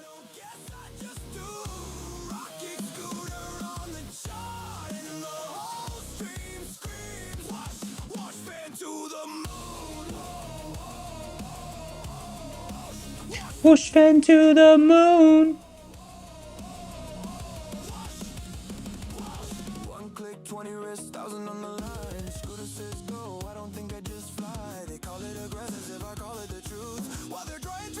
I think a lot of those like a lot of those services, it's kind of like a lot of those services you really need to I don't know, it's like because they have an opportunity to exploit people because people are in a bind, you know what I mean? But I'm the guy who's always like, if I'm calling a tow truck, I'm like, yo, come, whatever. I'll be like, how much this shit gonna be? How much this gonna be, dude? Same with a locksmith. I'm like, how much this shit gonna be? And you know what I'll do? I'll be like, yo, I need to pick this lock. How much is it gonna be? And if he's like, oh, it's gonna be $230, I'll be like, $230? I'm like, damn, dude, I just got off the phone with this other guy. He said he would do it for $150. But I'm on the phone with you. You want to do it for $150? Or should I just call that guy back? Even if I wasn't even on the phone with the other guy. I'd be like, all right, I'll do it for $150.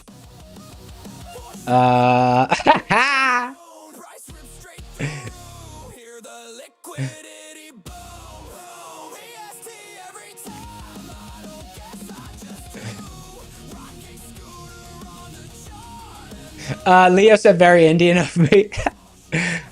Yeah, we're not a cheap, yo. We are thrifty. Thrifty. You don't say we're not a cheap. We're thrifty. Thrifty. I'm thrifty.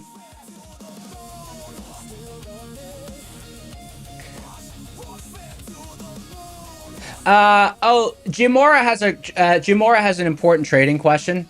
Okay, Jimora has an important trading question. Let me just answer this real quick. Jamora said, do I prefer tighter stops or bigger size? Excuse me. Do I prefer tighter stops and bigger size or smaller size and wider stops?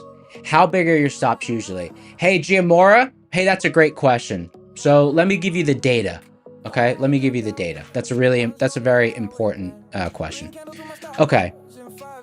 So this is data that is, obviously do your own analytics, but so you don't have to believe me, but this is my findings, okay? Over a large sample set, okay? Over a large sample set. Because I like data. So I don't just pull things out of my hat. I do it based on data. Okay, so let's say this is your level. I'm drawing on the screen, okay? Let's say this is your level. Now, first things first, because I don't want to offend any order flow or hyper scalpers, because if you hyper scalp or if you trade order flow, a lot of the times you're looking for areas of interest, but you're not really trading the pivot. You're just trading knowledge that it's an area of interest, okay? So if you hyper scalp or if you're a very quick order flow scalper, then you can trade with less than a 20-point stop on NASDAQ around areas of interest, okay? But understand that those traders, they're not really trading the pivot.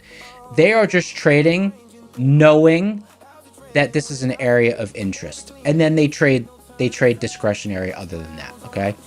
So I'm not speaking about those people. I'm speaking about traditional pivot traders, okay? So for traditional pivot traders, meaning, you know, your hold time's going to be more than a minute. Almost always. Traditional pivot traders, what are they usually looking for? They're looking for price to come down to a pivot and then bounce off of it. Or maybe they're looking for price to come down to a pivot, break the pivot, and then maybe reclaim it and go. Right? Or maybe they're looking for price to come down to a pivot, get below it, fail a reclaim, and then go. Right? So these are their, for these style entries. Okay? For those style entries, if you're trading around pivots, that is the what I'm gonna explain the data shows. Okay, so if you're an actual pivot trader, not an area of interest scalper. Pivot trader, area of interest scalper. It's two different styles. So if you're a pivot trader, you will be at a big disadvantage if you trade any pivot style that's not area of interest scalping, but trading pivots, meaning you want to trade around the pivot for a move. The minimum stop you can really use on NASDAQ without completely eroding the edge is like minimum. It's really about 27 points. You know, 24 would be really tight.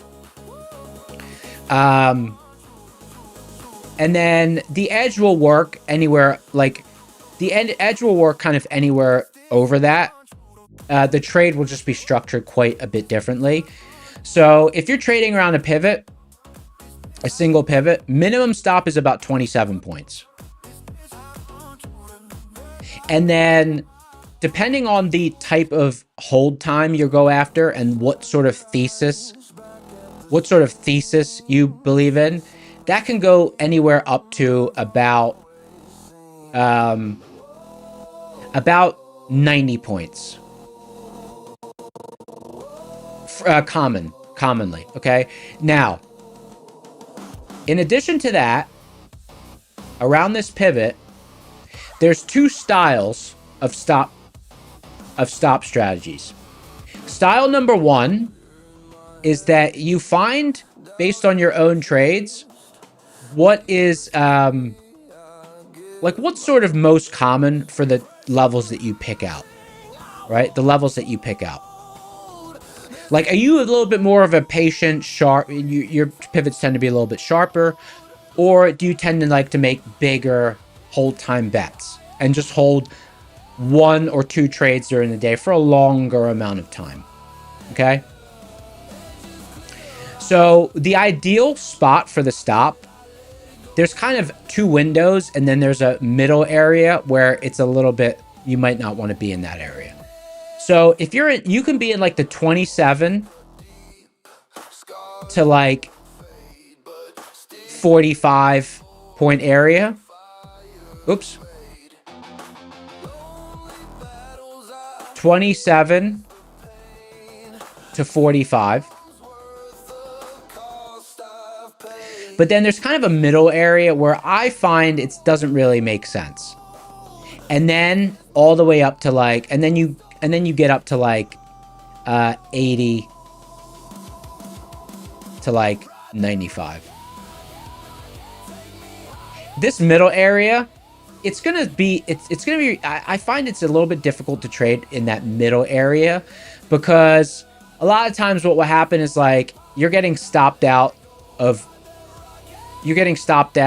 then it's going for the recovery, and then maybe you think it's recovering, and then you get back into it again, and then you get stopped out again. So it's almost like you want to trade on the shallower side or on the deeper side. In the middle, this tends to be a little bit negative expected value. You lose some expected value when you start to trade NASDAQ in the middle. Okay? Now, me personally, the way that I do it is I'm going to draw multiple pivots. Okay. To me, if you're trading a pivot cluster, then to me, really where the trade is invalid is the way that I do it personally, because I like to trade reclaims as well, so I don't want to have a crazy big stop. To me, 35 to 40 points below the lowest pivot in the cluster. Okay? Now, that means if you get in at this top level, ideally, you got to trade with smaller size and have a really big stop. But you gotta know from your stats whether trading that higher pivot pays for itself or not over the course of time. That's item number one. Now, item number two, this is really important because I myself didn't really completely believe in this until I forward tested it recently, okay? I modeled it before and I knew it could work, but I didn't really believe in it and I didn't really try trading that way. But then for those of you who always tune in and are regulars, you know, in July, I ran a forward test where I used fixed stops on each entry that I traded. And I used 40-point stop. Sometimes I'll use 35 if it's lower volatility. I used 40-point stops below each level that I traded. And guess what? The edge still realized itself. So sometimes what would happen is, you know, you take a trade, you get stopped out, you hit the level below, and that one holds. So it's different than trading a cluster of pivots. It's different than trading a cluster of pivots. So to me, if you're trading clusters of pivots, then either you can use that kind of 35 to 40 point stop area based on the individual level. You can trade the whole cluster and you can use the 35 to 40 point stop below the lowest level. Or you could also trade the individual level and the lowest level. And then maybe at the top level, you use that like 85 to 90 point stop. And maybe that takes your stop to like here. And then at this level, you use that 35 to 40 point stop. Maybe your stop's there. There's always a trade-off. Now, one other thing I will say, and this is actually really important for people to know. This is important for people to know. If you're trading levels that have true robust edge,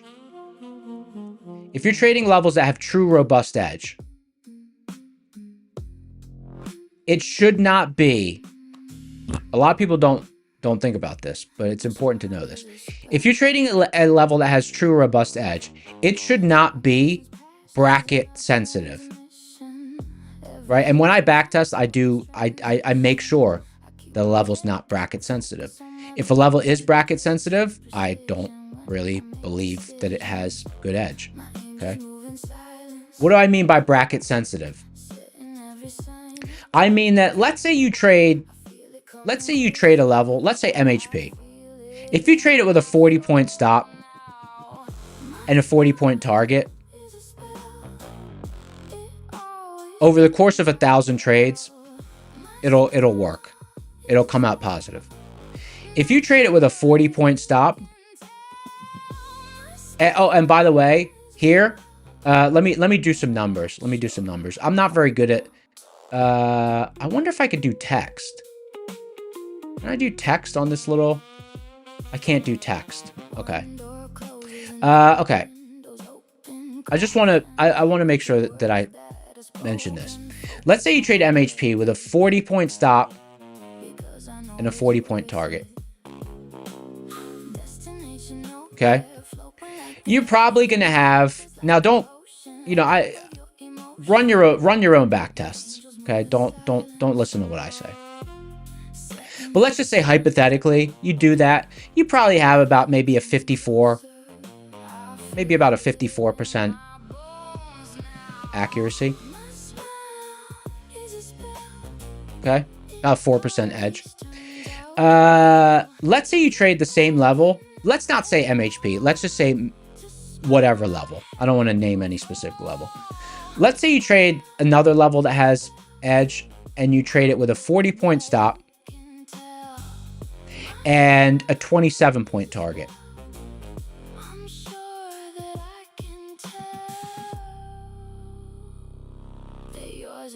That should also work.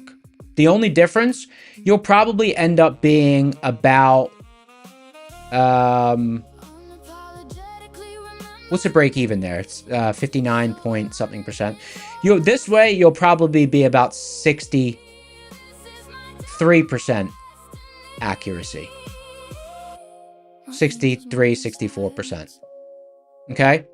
So you trade with a 40-point stop and a 40-point target on a level that has robust edge. You probably, over 1,000 trades, your accuracy will be about 54%. You know, without too much discretion. If you trade the same level with a 40-point stop and a 27-point target, break even is no longer 50%. Now break even is 59 point something percent. You'll probably have about 63% accuracy. If you trade the same level with a 24-point target and a 40-point stop, if it's got robust edge, you'll probably get a little bit of a bump in that accuracy, but the edge will still realize itself. You know, maybe here it'll be, what's the break even on 2440? Let me check. I don't remember.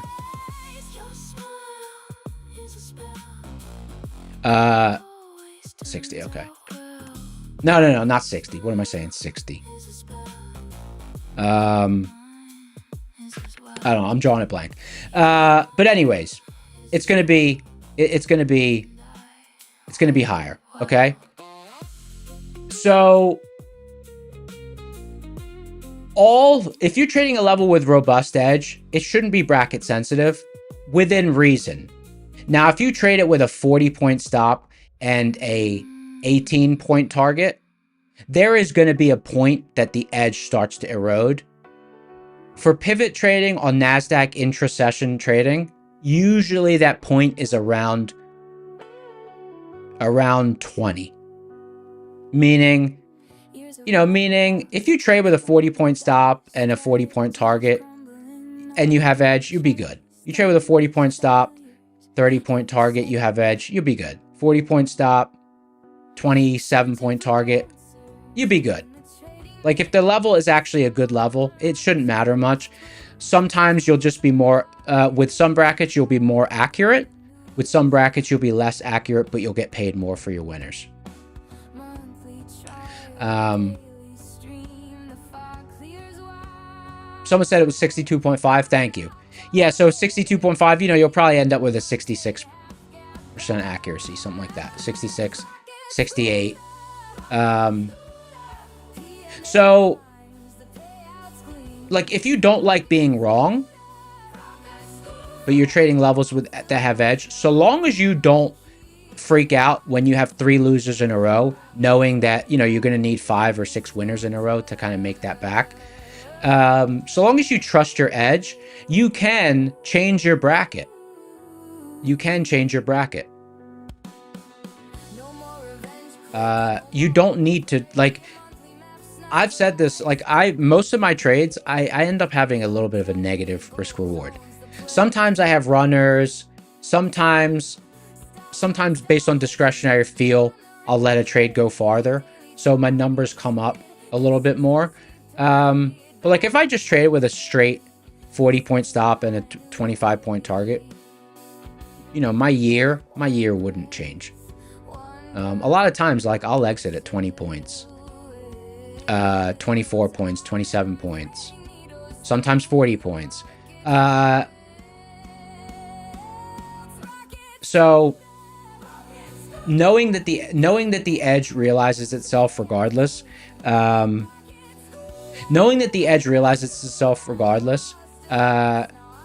is nice, because some people, like, you know, if you trade 40-point stop, 40-point target, you know, you're gonna have a lot of consecutive losers sometimes, more consecutive losers than you'd have in a different bracket. Leo said, what about win rate? Hey, Leo, the win rate is directly correlated to the bracket. The win rate's directly correlated to the bracket. And one other thing.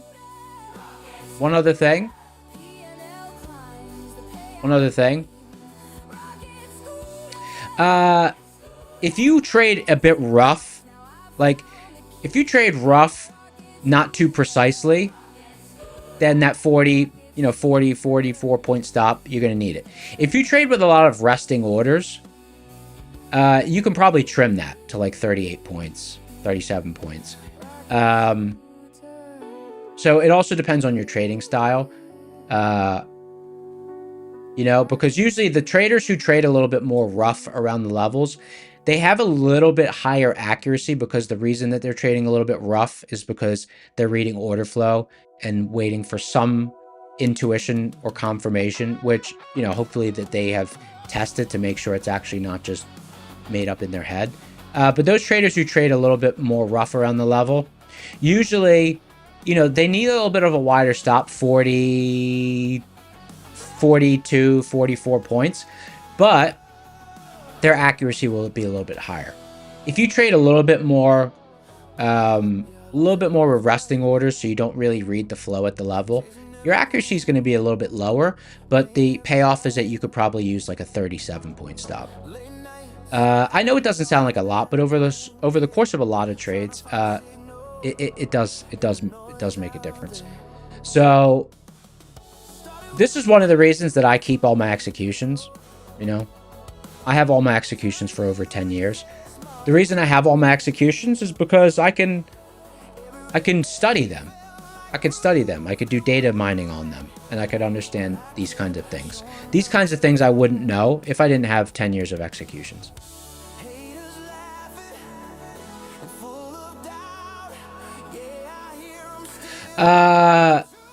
Sajola said, sorry, I'm not sure how to say that name. S2532 said, and I think this person's saying it in a good way, not a bad way. Just want to preface that. Said, on this channel, we say things contrary to other people. Trading with negative risk reward or DCAing like Matt and Brad do. You used to think it was a bad thing until coming to this group. That's a great statement. It's a great statement. So it's not a bad thing if you plan for it, right? It's not a bad thing if you plan for it and if you know the consequences of it. Like, sometimes I DCA. Since running my forward test, I haven't really done it. I haven't really done DCAing. Maybe 2 levels, but not more. Since I ran that forward test, I've really been sticking to it to try to get more data on it. Okay. So anyways, so long as it's a planned thing, okay? S2532. So it's a planned thing. You would know that, hey, if you do DCAing around levels, your equity curve's going to look like this. And you are just, you know, we do it from a scientific, we do it scientifically, okay? Sometimes all the pivots are going to fail. You're going to have big, fat, red tails, okay? But that's planned. That's planned. So, like, when a trader DCAs, there's 2 kinds of DCAing, okay? There's 2 kinds of DCAing. There's DCAing that you plan on, and there's DCAing that you don't plan on. So let's talk about the difference between the 2. It's not hard to explain. Planned DCAing, level 1, level 2, level 3. Planned DCAing is like you say, all right, I'll enter 1, I'll enter 3, I'll enter probably like 10, you know, and you structure your trade with a stop here, and you say, oh yeah, that's how I trade.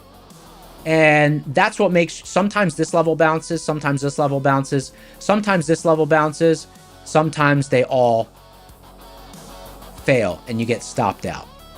And that's what creates the equity curve. The first level bounced. The second level bounced. The third level bounced. The first level bounced. Look at the equity curve. The second level bounced. The third level bounced. The first level bounced. The second level bounced. They all failed. The first level bounced. The first level bounced. The second level bounced. The first level bounced. The second level bounced. The third level bounced. They all failed. See how this equity curve looks just like what I drew out a minute ago? When I talk through it like that, the first level bounce, the second level bounce, the third level bounce. Doesn't it make sense how this equity curve ends up being like that?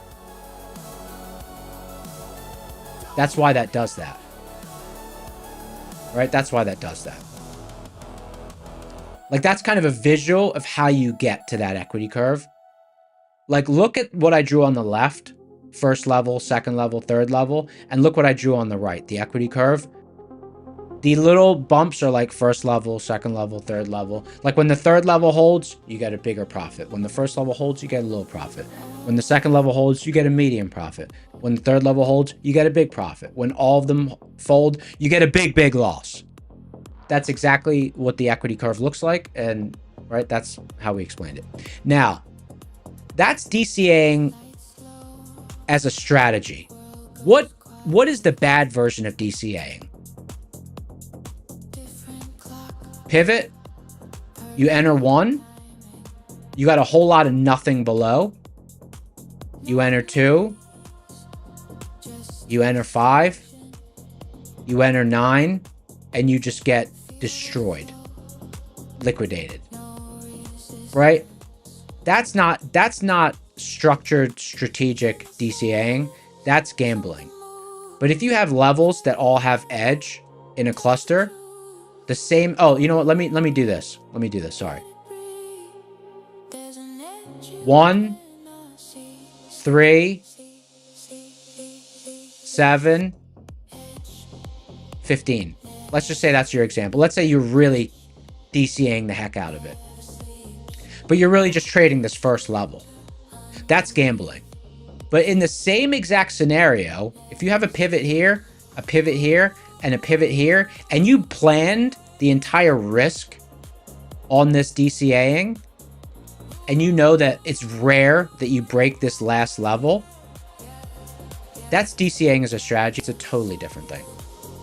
Totally different thing. It's a totally different thing. So, yeah. I think DCAing is kind of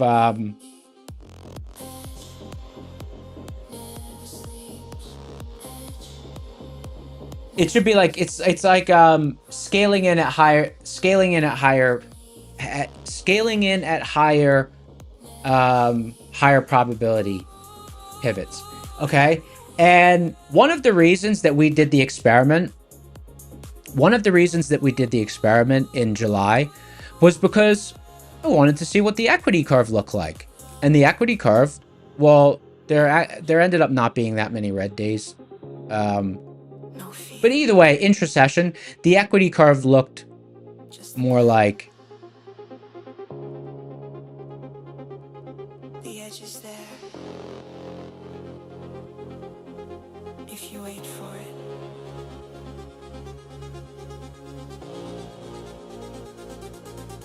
hold on, I'm going to explain what I'm doing.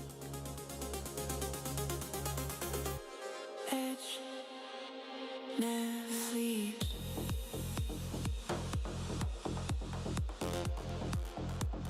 Okay. I'm drawing two equity curves. I want to explain. Okay.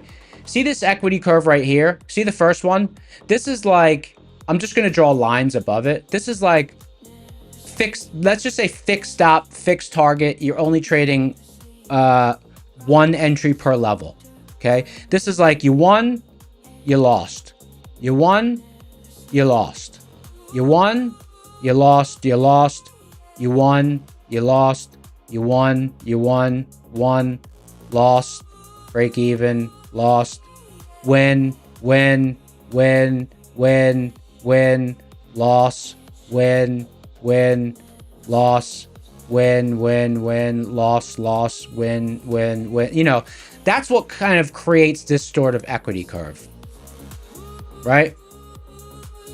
Now, with the DCAing, it's like I said, it's different. It's more like level 1, 1, level 2, 1.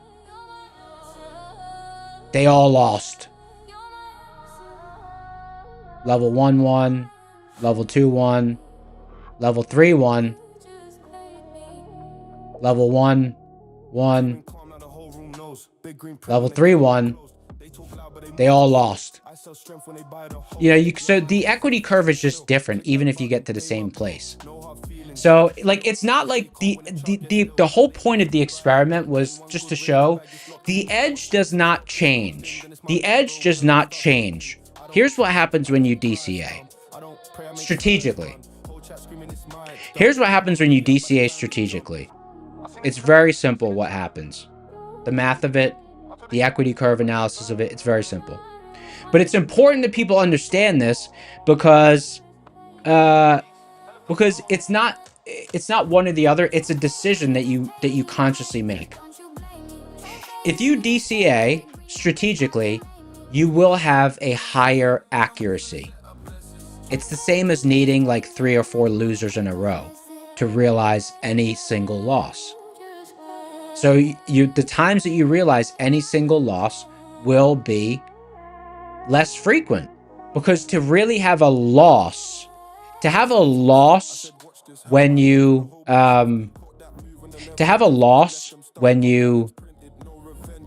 are doing DCA strategically, you technically need to have 2 to 4 losses in a row, because all 4 pivots that you're trading need to fail. Right? So you need to understand that it's not like the edge increases, it's just your frequency of winner increases and the size of your singular loss also increases. Right? You basically shift your losers to be one group. You basically shift your losers just to one group. Because let me give you an example. Let's say level number 1. Let's say level number 1 holds. Let's say you're trading these 4 pivots, okay? And we'll do a W and an L, okay? We'll do a W and an L. Let's say level number 1 holds. So you get a win on not DCAing. And you get a win on DCAing. The bottom is DCA, the top is single level. Okay? So they both win. Let's say you get a loss on the individual level.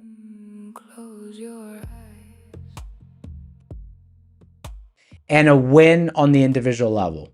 So again, keep in mind, the letter on top represents the single entry. The letter on the bottom represents the DCAing method. Okay? So now in this scenario, when you get to the second level, it wins. So what does that mean? What does that mean? Look.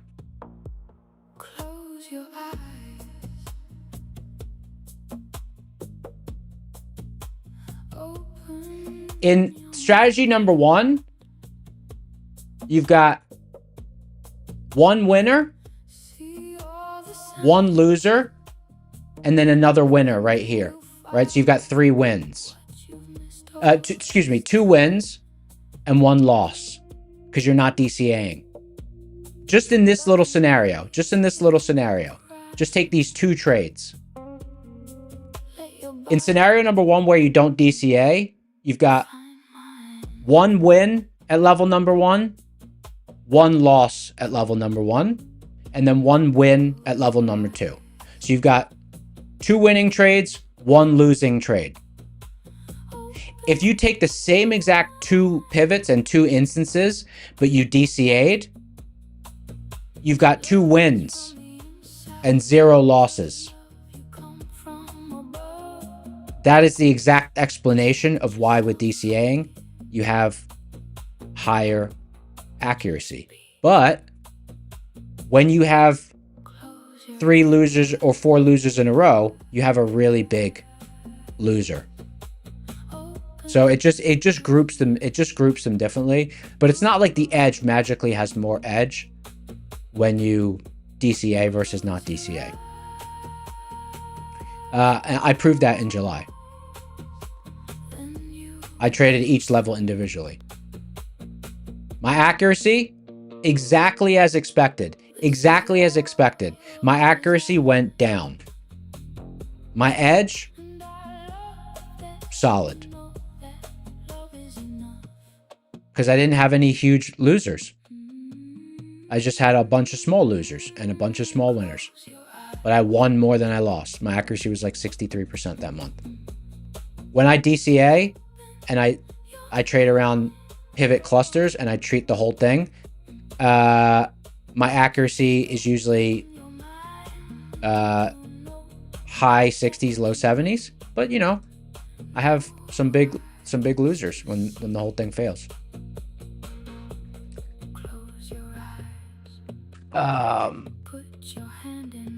So hopefully that helps. A lot of people don't think about that stuff, but like equity curve management, how you manage your P&L, stuff like that. These are not like the most sexy. These are not the most sexy, exciting things to talk about, but it's really difficult to trade if you don't know these kinds of things. Cause like you kind of don't know. You kind of won't know why certain things are happening. Do you know what I mean? You won't know why certain things are happening.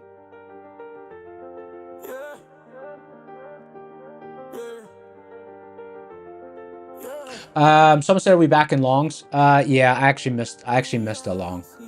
There was a long right here. That's okay. Okay, let's do another prop account let's do a prop account giveaway. It's time.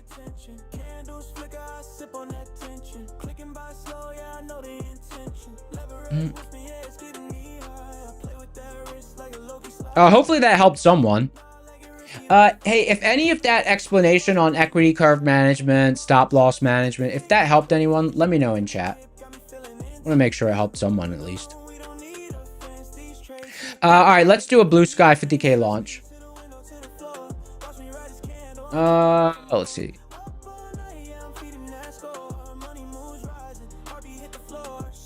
+1 helpful? Nice. Very good. All right. Oh, I appreciate that. Okay. Because sometimes I go on these tangents and I'm like, I always second guess. I'm like, I believe it's helping, but.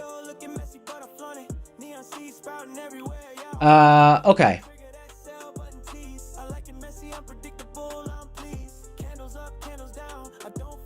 BLUSKY. Let's do a vanilla code word. Hey, I pretty much don't have anything to eat. I don't have any tomatoes in the house or anything. I don't know what I'm gonna get for a snack. I don't know. I'm lost. What am I gonna get for my snack?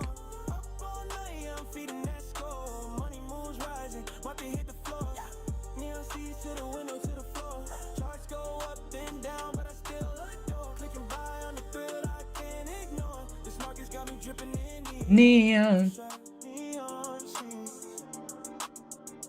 Oh.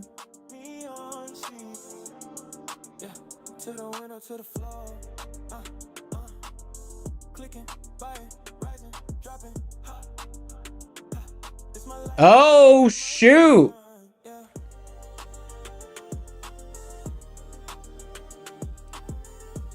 Dude, we need a bounce here. If we don't bounce here, this could get a little nasty. If we don't bounce here, it could get a little nasty.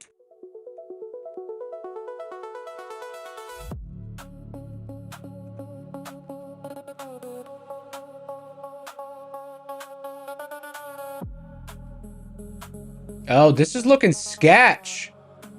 This is looking sketch. Oh, shoot. Am I going to get my level today? Probably not, but I'm going to put orders down there. Be quiet as a pulse within me. Maps were hiding in the blue, like they always seem to do. Pressure bending through the frame, but it never looked the same. This is looking a little scary. Watch yourselves. Watch yourselves. And even when the edge feels late, you pull me back. Boom. Watch yourself. Watch yourself. It's always from the right place. Every single time, every single time. You see the turn before it shows its face. Even when the colors don't, you call it from the right place. Every single time, every single time. You find the line beneath the veil. Dreaming through electric skies. We should change the code word to rug pull. Let's change the code word to rug pull. Shoop. Shoop. Ha, there it is. There's the rug pull. Shoop.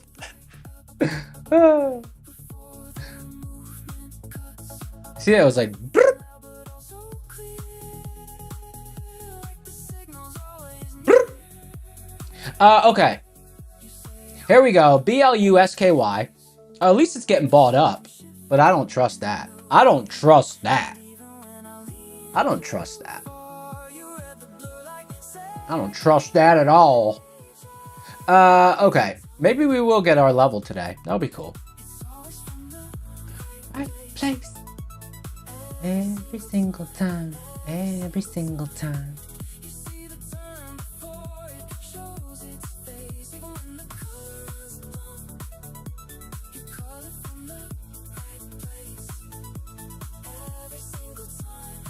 Very nice.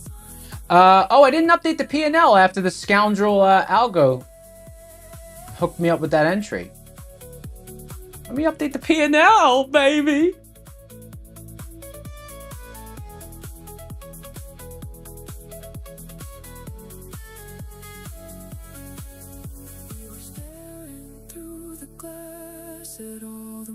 Oh, sure. I took that on. Oh. Actually took that on 2 accounts. I guess the copier was on. Nice.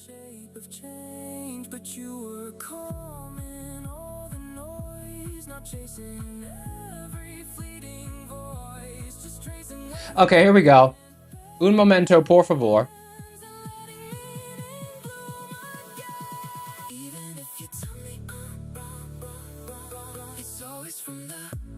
Right place.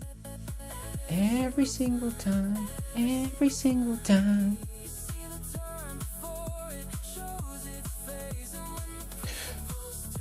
About to bring up the giveaway engine. Every single time. Every single time.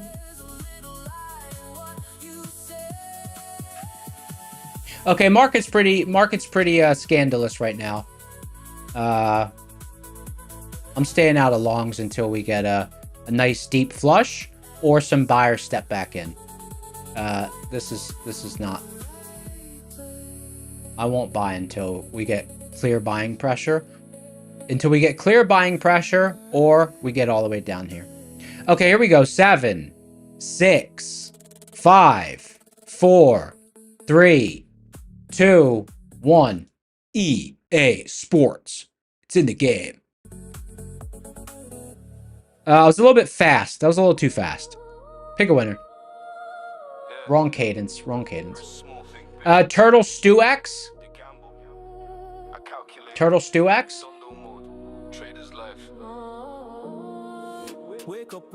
Turtle Stew X. Type something in chat.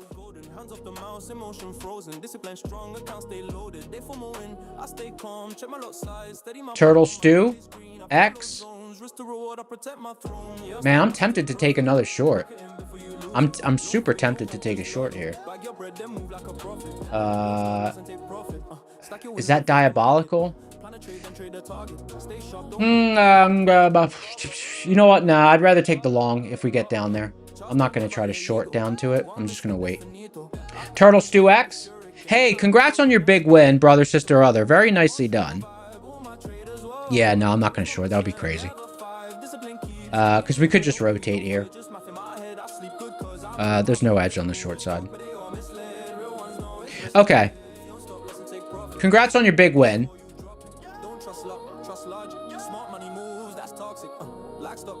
Someone says it wise to stay out this afternoon. Yeah, probably, unless we get down to 29,440, 340. If we get down there, it won't be comfortable. I won't find it enjoyable. But I will give it a little tap. I'll try it. I'll try it long if we get down there. All right, those code words are over. Those code words are over. Oh, nice buying, stepping back in there. But we're still not in the clear. We're still not in the clear. Man, I'm really tempted to go short. That was this is a nice spot. I'm not gonna do it. I'm not gonna do it. Okay. Because if I wanted to go short, I would have got short at overnight MHP. I'd be offsides doing it here. This would be a late entry.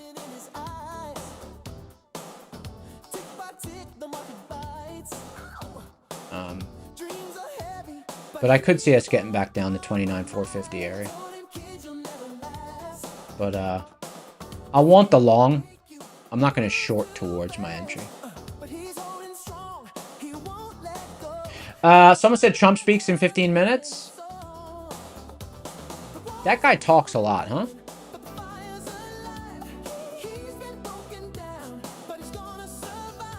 Talks a lot. He be doing a whole bunch of talking. He's unstoppable. We've got 5 more giveaways. So hit the like button if you're interested. Hit the like button. Man, I don't know. I think I'm gonna... I feel like I'm gonna get my level. I've been waiting for this level for 2 sessions. Watch, we're gonna get to it, and it's just... I don't know. Is it too good to be true? Maybe.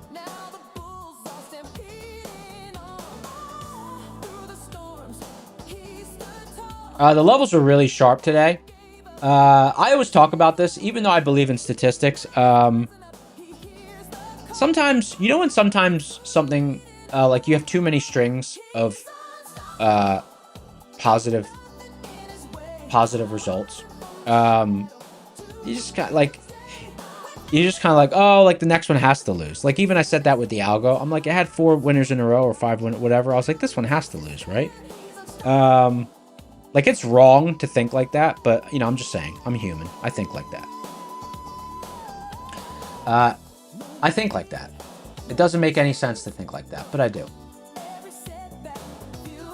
I do. Psycho. Isn't that like gambler's fallacy? Because people do the same thing with losing. If they lose a whole bunch of times in a row, they're like, I have to win the next one. I'm the opposite. If I win a whole bunch of times in a row, I'm like, I have to lose the next one. I don't know. It's a flawed way of thinking.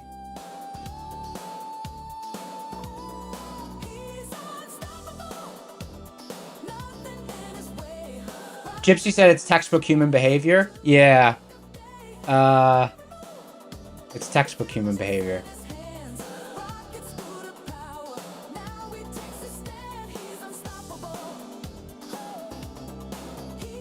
By way of example, if it wasn't for me testing that automation, you know, dude, I have 3-4 winners in a row. I'm like, I'm good. But automated strategies, they're like, they had 4 winners in a row. Like, dog. No, they're like, dog, I don't care. I do what I am programmed to do. Backtest show. Cutting off my programming after 4 winners in a row results in negative expected value. You know, but humans be humaning. Got plans on the wall, start peeling. I say tomorrow just to dodge this feeling. Know what to eat, still I binge that trash. Know what to save, still I burn that cash. Know what to say, still Oh baby. Oh baby. same path, they say Give us the sell-off.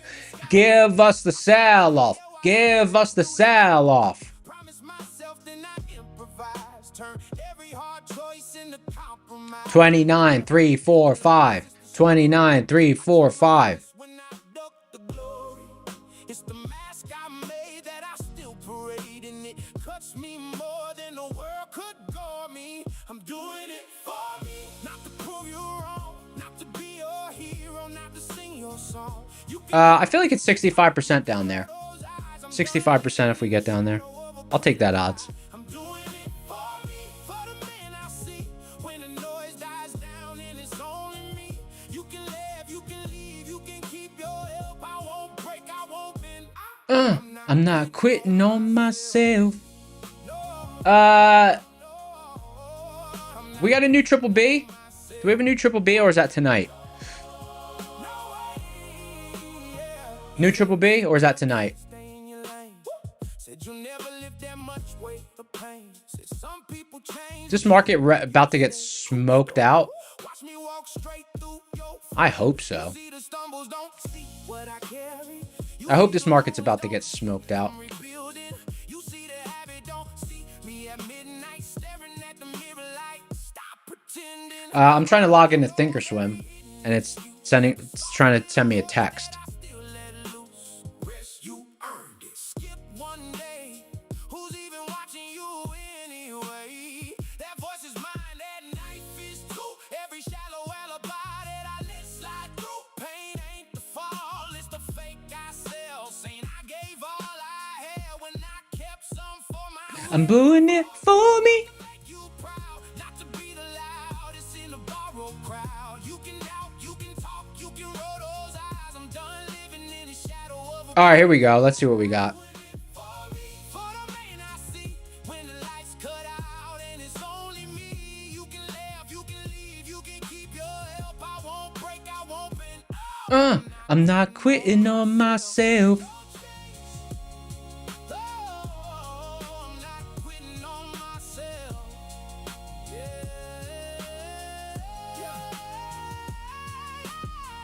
Do it for me. My handshake, do it for me, do it for me. When my plans break, do it for me, do it for me. When the room says quit, I'm the one who's gotta live with it. I'm doing it for Yeah. your crown, all your little doubts. Yeah. I like this. You can talk, you can roll those eyes. I'm done dying by 1,000 of my own way. A little dip and rip. I'd love a dip and rip. For the man I see, if it's me versus me, then I'll bleed for me. You can The only thing is, there is potential to get down to 29,165 area. not quitting on myself. I'm not quitting on myself. That'll probably be tomorrow, if we keep going down. I don't know if we're gonna get down there. Because if 29,440, if 29,345 area didn't hold, I wouldn't really want to trade. I wouldn't want to trade until we get down to 29,170 area. I wouldn't want to trade till we get down there. I'm chasing something I can feel. Take me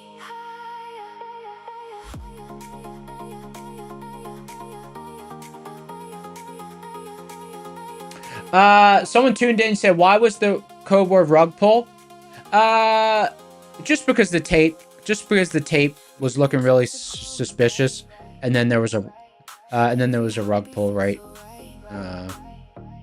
I don't know. It was like a few minutes ago. It wasn't like a big rug pull. It was just that little move. It was like a mini rug pull.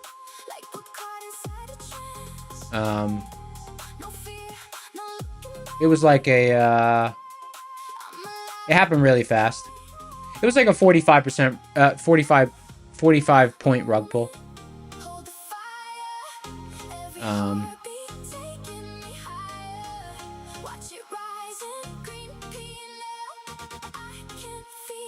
That was all. Doom doom doom doom doom doom doom doom doom doom.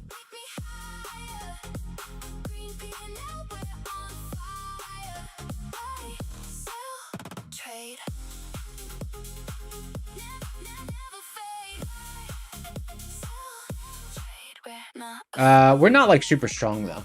We're not super strong. Yeah, the actual code word was blue sky. The actual code word was blue sky. I said, oh, we should change it. But we didn't change it. We kept it as blue sky.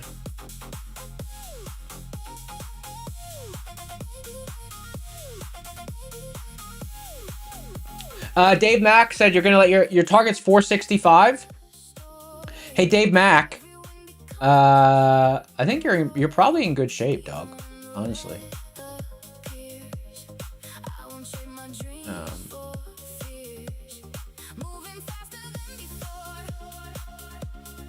James said, am I in a short or waiting to get long? You know, I'm waiting to get long. I do know that 537. I know 537 was a fine short opportunity, but I'm just more wanting that long because I don't want to spend a bullet on the short. Because I was about 60%. I was about 60% confident in the short. But if we get down there, I feel it's a 65% opportunity, so I'd rather wait for that.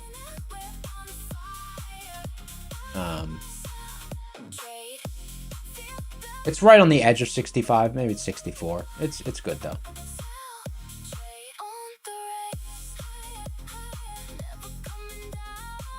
As long as it doesn't accelerate super fast down to there.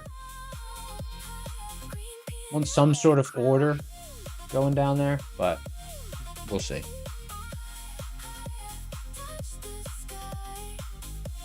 Hypnotherapist said I'm not Mr. Misfill. No, actually, no. Let me update that.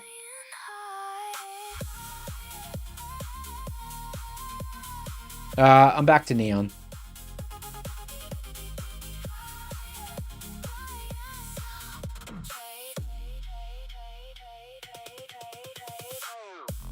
Dun, dun, dun, dun, dun, dun, dun, dun, dun, dun.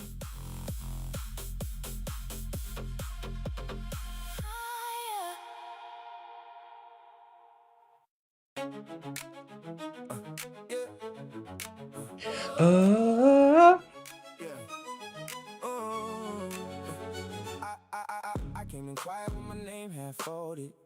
Pocket full of doubts and the screen of smoke. It's been a good day though. I watched the red turn green and I watched me follow. Little wins in a row, now I know I can.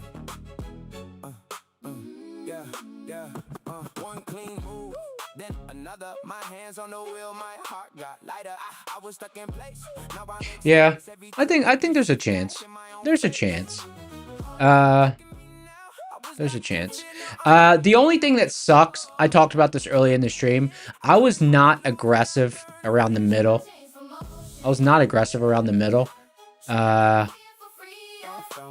Last night I did once, but during the regular session today I was not, and I should have been. I just kind of, honestly, I just kind of froze because it got there so fast. See this? It's kind of hard to see. Let me zoom in. Now I trust my timing. Every loss I wore turn into a lining. Talk my way through doubt, then I step Okay. through it. If the door swings wide, I'm the one who knew it. Hands a little shaky, still I made the call. What I thought was risk was a jump. So this is this morning. I wanted to trade this level, right? But this whole down move, like this happened. This was how many points?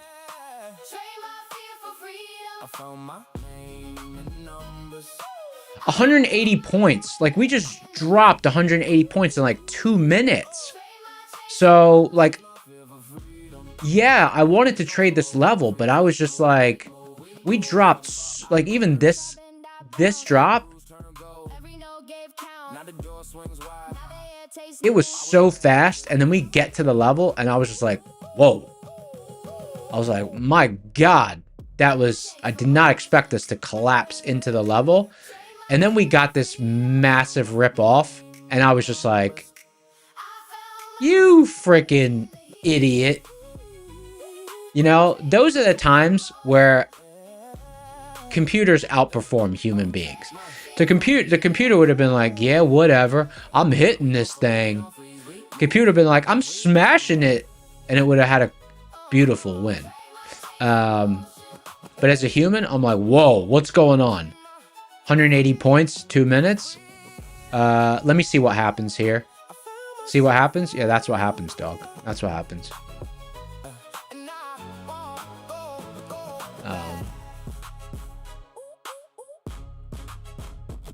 THX said leave a limit order there. I know, seriously. That's why I threw these limit orders down here, just in preparation.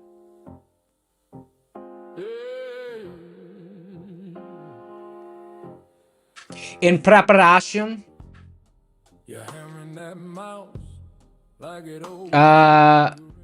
These limit orders, I went to bed with limit orders at this level. I didn't put limit orders at this level when I went to bed. But I was like, oh, if it gets down here overnight, I want to smack it. It didn't get down there overnight. Hablas español, hermano? That means, do you speak Spanish, brother? No. No, I don't. But if you have a question or something, you can ask me, and then someone will translate it. Although you probably can't understand what I just said, so.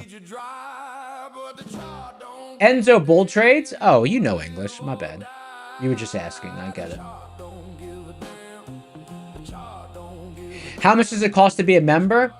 You talking about Rocket Scooter, or what are you talking about? Rocket Scooter member is 160 a month? Or are you talking about YouTube members?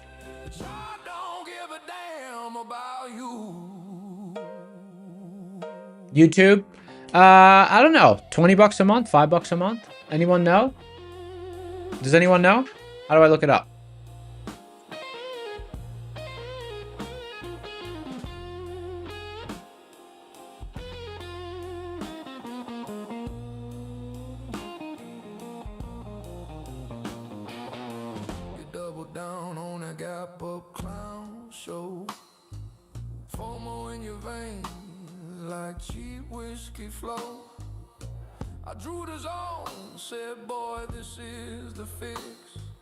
$5 a month.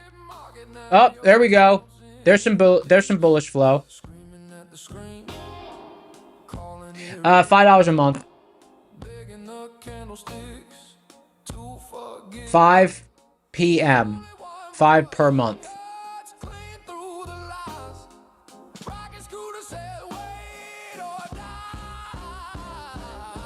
The chart don't give a damn.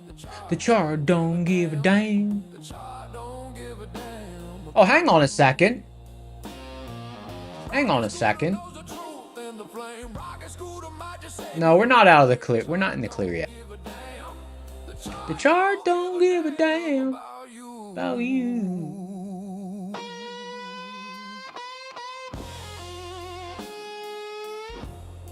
Someone said, am I long? No, I won't. If I trade to the long side, we're kind of in the middle right now. I didn't really want to trade in the middle. I've been trading on the outside. I traded once in the middle today. I prefer to trade from the edges today. 29,345 area. That's where I'd want to trade from.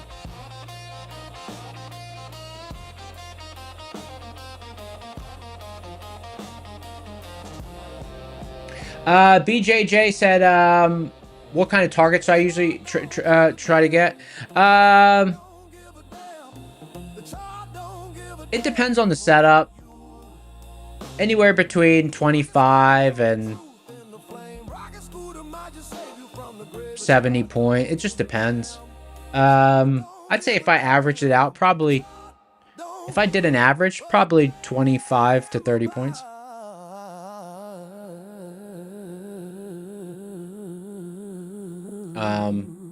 With like 35 to 40 point stops, probably.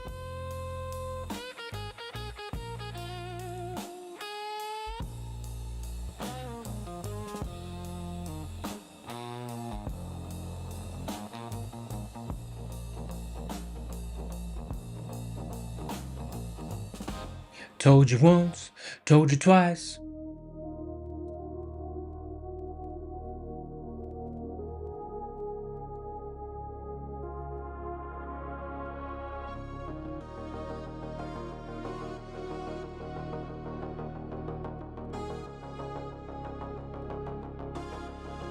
I'm sitting here waiting. I wonder, anyone think we're reloading in this liquidity pocket to take it lower? Anyone think we're reloading this liquidity pocket to take it lower? Or you guys think we're just going to cross it? Market heartbeat in the machine. Breathing slow, pulse steady. Thick and heavy in my chest. Holding still beneath the surface. The session is getting a little bit unpredictable. It's getting a little bit unpredictable. Whispers ripple through the data. Signals hiding in the noise. Room goes quiet when the storm forms. Patience is a weapon, not a choice. I'm waiting for that EST where the lines converge and fade. Chewy said you've been selling in the day and buying at night. Liquidity like thunder rolling, breaking. Yeah. The chaos of the fight. I'm waiting for that doomsday hit. Crash or lift, no one really knows. But I feel it like a tremor. I mean, bullish flow has returned, so. But Before the could just be stop runs.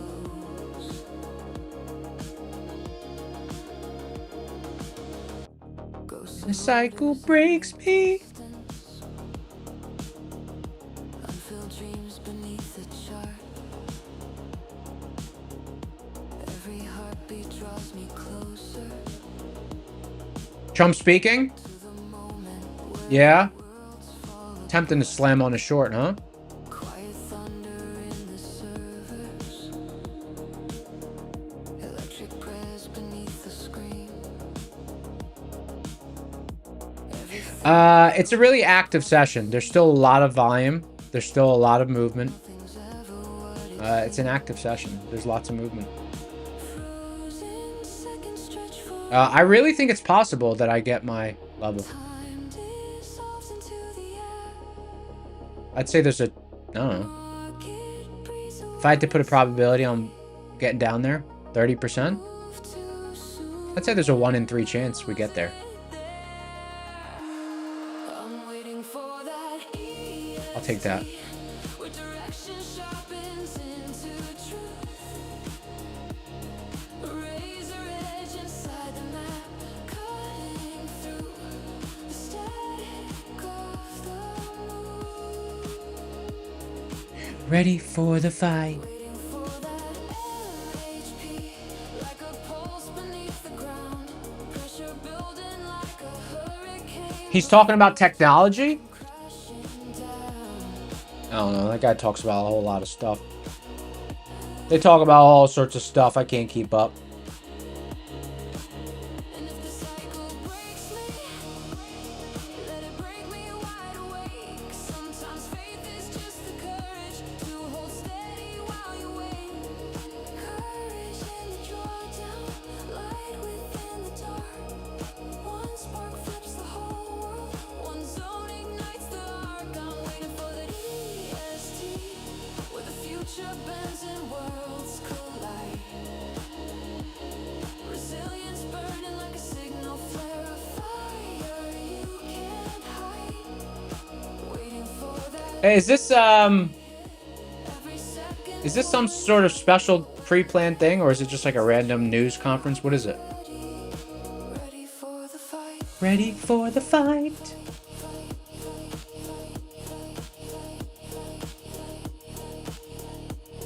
I'm sitting here waiting. I'm sitting here waiting for the moment everything turns. Yeah.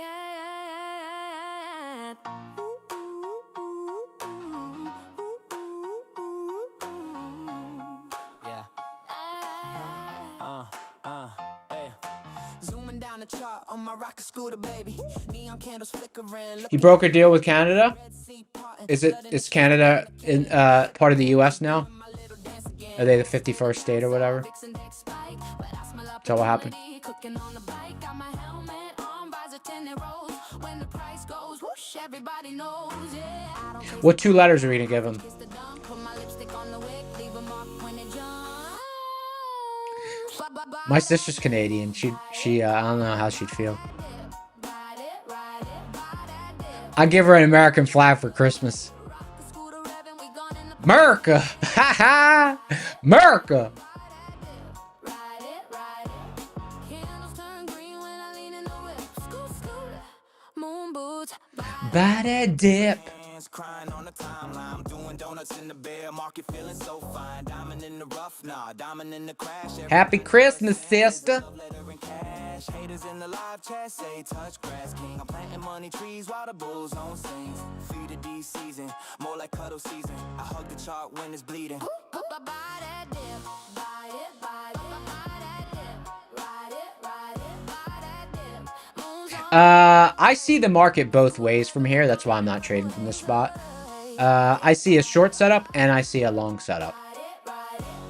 So turn green when I lean in the whip. that's why I can't trade from this spot. Boots, buy that I think the short at the overnight MHP was safe, and also a long from the bottom of the seed zone looks safe. So I'm opposing signals. So I'm like, no thanks. We don't ever sell the dream. Just at zero after zero to the mean. buy that dip. To the moon, moon, moon. Buy that dip. Zoom, zoom, zoom, zoom. Buy that dip. Green candles popping like champagne fizz. Scooter gang, we live for this. Buy that dip. Buy it, buy it, buy that dip. Okay.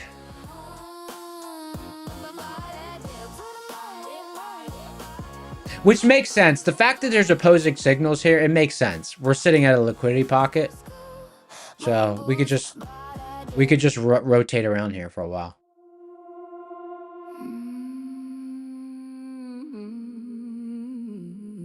We are the ones and zeros. I think that And the heat, where was my final target for the day?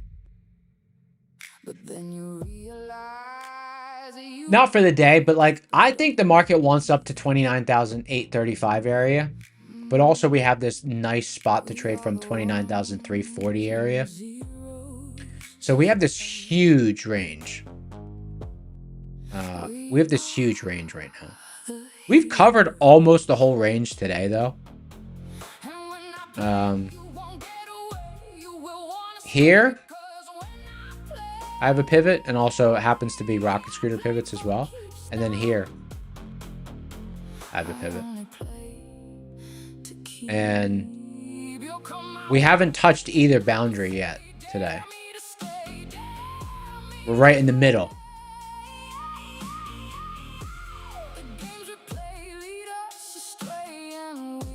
We're right in the middle.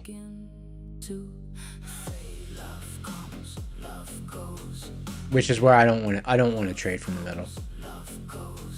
Such a pity though that when I played for keeps. And now I know. But what I would love is to get the trade down here and then be able to trade it back up. Right? Knowing that these are the in my opinion, these are the boundaries that we're trading within right now. So I'm like, can we sweep this, get down to this level, and then come back in? I'd appreciate that. I might even buy some options if we get down here. Try to take it back up to here.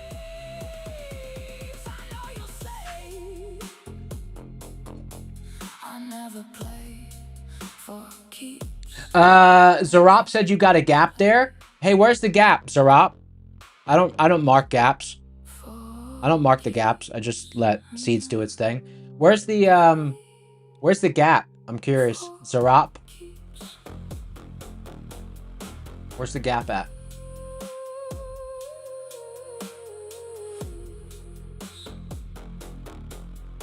Seven 774 525. Oh, right where we're at right now. I got you.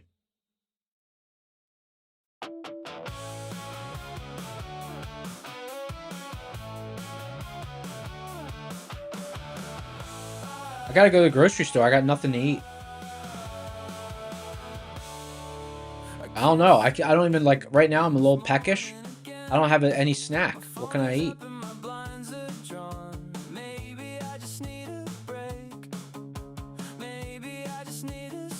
Oh, you know what? We have a little pack of mixed. We have a little pack of mixed nuts. Risk, reward. Bit peckish in it yet.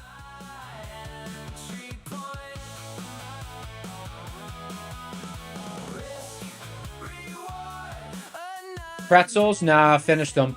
Finished them. Water and salt. That doesn't sound bad.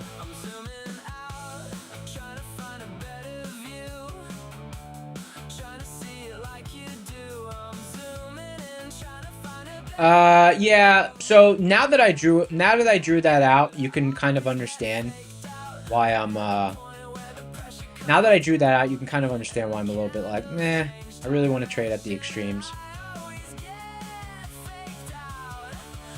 Because we got really nice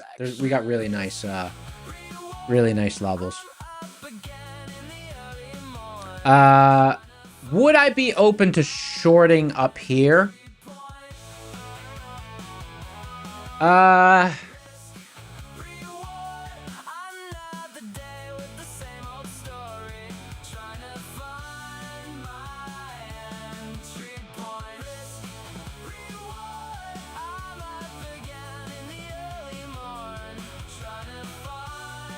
Yeah. Yeah. Yeah, I think so.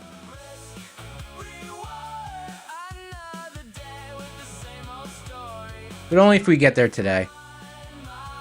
I mean, we still need a setup up there, but only if we get there today.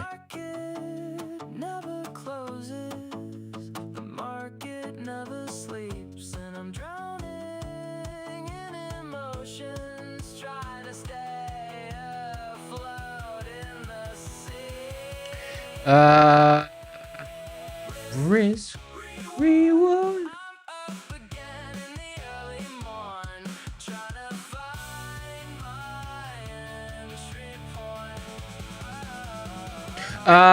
Someone said there should be a better spot higher.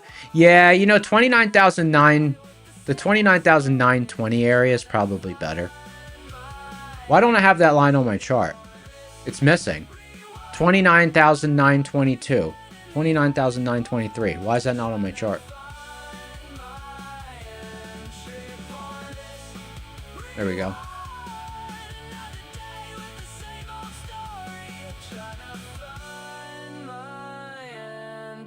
Yeah.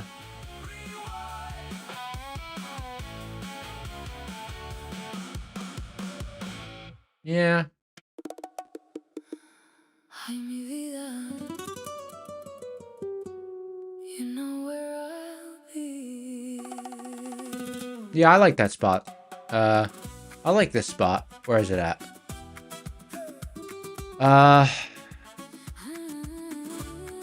29,840 area. Yeah, there's a lot going on there.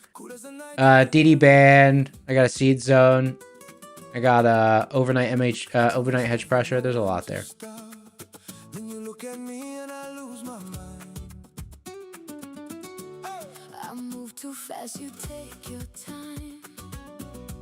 I cross the edge, you never chase. Everybody wants a warning sign. You just smile and hold your place. Come closer, corazón. Don't make me wait. Do we have the new triple B? Yeah, we do. What is mi vida? What's the new triple B?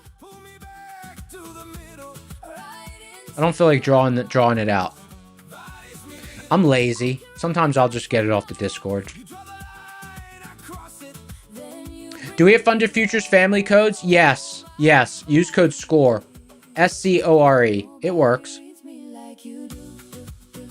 Guys, I'm lazy. Okay? I'm just gonna steal it from... you know what? It's not on Discord. I'll draw it out. I'll draw it out.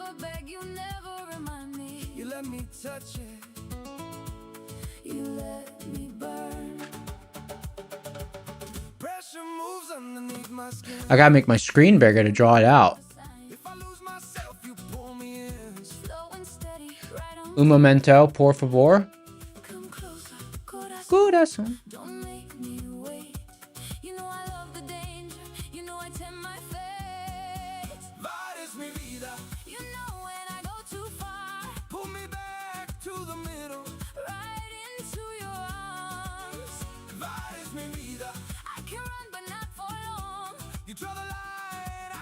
$17.13.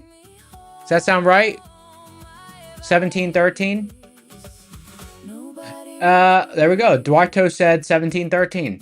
Yep, $17.13. I got $17.13. Right side said $17.06. No, that's way too low. That's way too low. That's way too low. Oh wait, no, hold on. Yeah.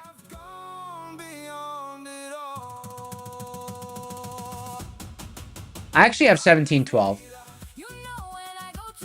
I just looked a little closer. 1712, 1713. It's right there.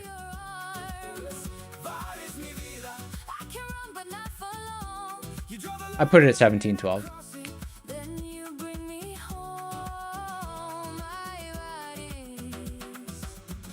Nobody treats me like you do.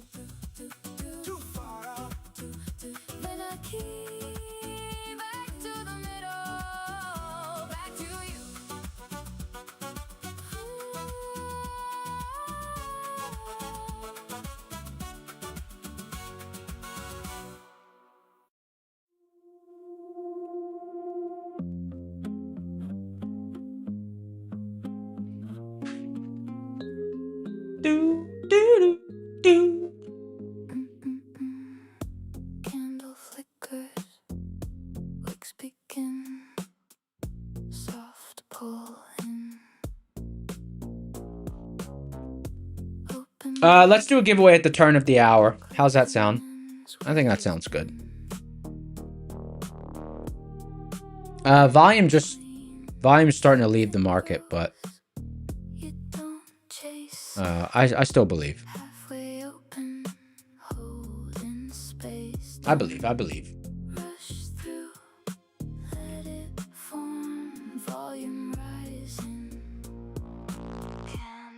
In the half gap.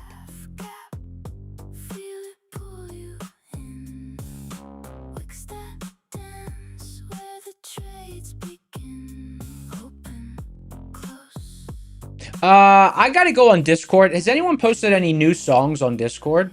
I gotta get my get my ASS in there.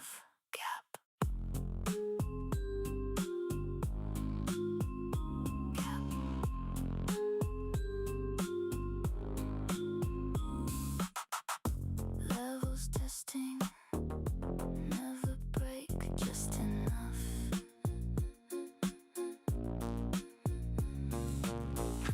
Pressure building, slow the tape, gentle touch. The playlist is not available. I need to move the playlist to another. Man, I just... I'm not good at getting stuff like that done. I gotta move the playlist to a different audio platform. I've been talking about that for like a month or more. I still haven't done it. I get sidetracked on, you know, I'll get an idea and then I'll just all of a sudden, my whole weekend's gone. I start coding something and then I get into like this trance.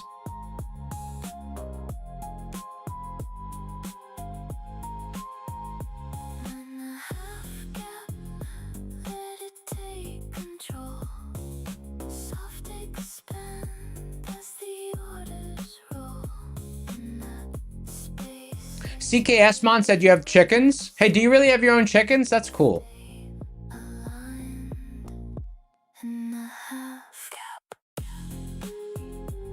Do you really have chickens? That's so cool.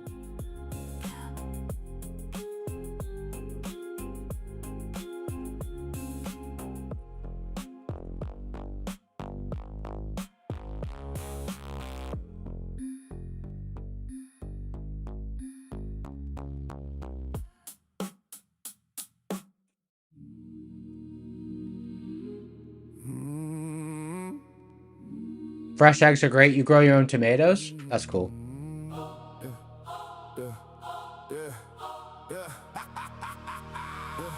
I came in wrong from the right side. Took the cut, stayed alive.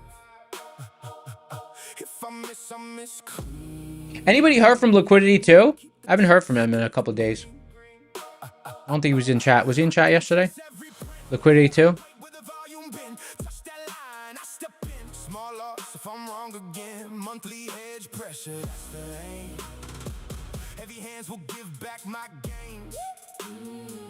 Bears on top, bulls on bottom.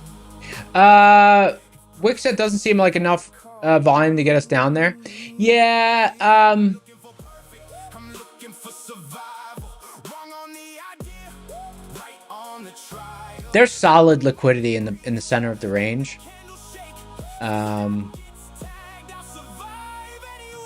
Maybe it won't be till tomorrow. I don't know.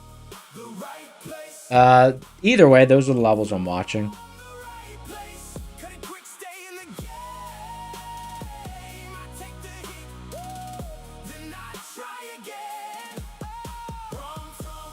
Wrong from the right place.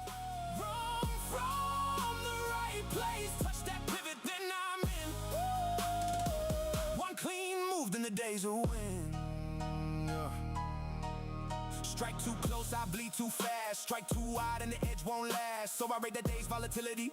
Choose the distance with humility. If it's wild, I give it room. If it's tight, I like it soon. Not every Is Trump still talking? Trust the stats and you'll be bold. High volume pivot every time. EC is by design.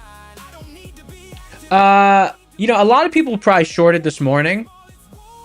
So, if we are going to get down there, maybe those options need to decay. Maybe those options need to decay before we get a chance to get down there.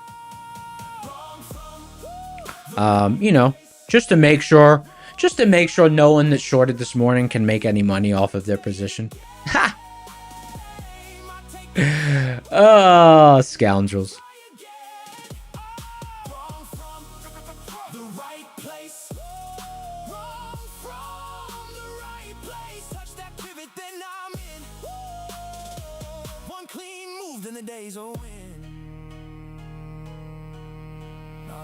can be a tool, not a curse, not a rule. If the stop is sharp enough, then the next one gets a chance to bust. Monthly line on that chart, stop loss set using ATR. If the flow turns mean, I step out, I protect my dream. Wrong from the right place. Wrong from the right place. Cut it quick, stay in the game. I take the hit, then I try again. Wrong from the right place. Hey, Lido Bombs. Lido Bombs, don't say that. That's mean. Right size trade, then I'll surely win.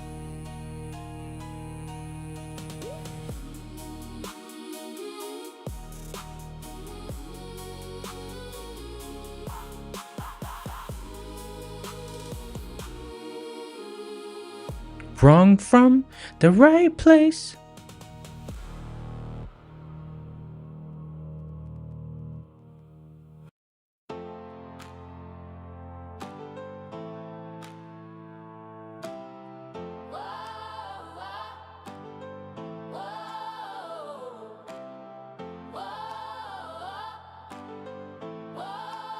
Trapped in a cage, the 9 to 5's awake. Prop for my freedom, I'm sealing my fate. Rocket scooters call a light in the fray. Heart pounding hard, I'm breaking away. McCurr said, what happened so far? What happened so far is took a nice short. Well, first of all, this morning I traded around, overnight MHP and a seeds level. And then this afternoon, we took a short at Bear Zone Top. It actually worked out really nice. I won't take full credit for it. Actually, an algorithm I'm working on gave that recommendation. And then since then, we've just been waiting. I'm patiently waiting for a possible rug pull to get to 29,346. That's where I would like to trade from. I'd say there's about a 30% chance that we get down there. There's about a 30% chance we get down there, maybe 25%, but enough that, you know, I'd like to trade from that spot if we get down there.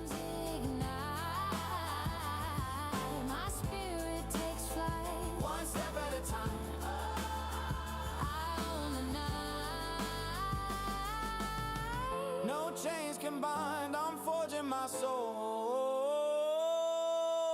From the grind to glory, I take control.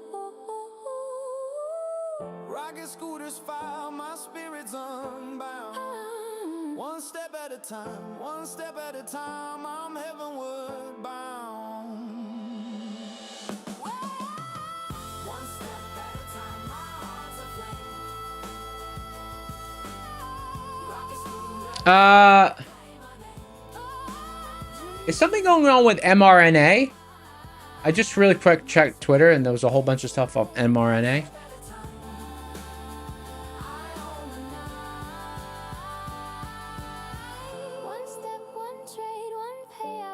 mRNA? Anything going on with that? Moderna? mRNA stock. It's up 140%. What's happening?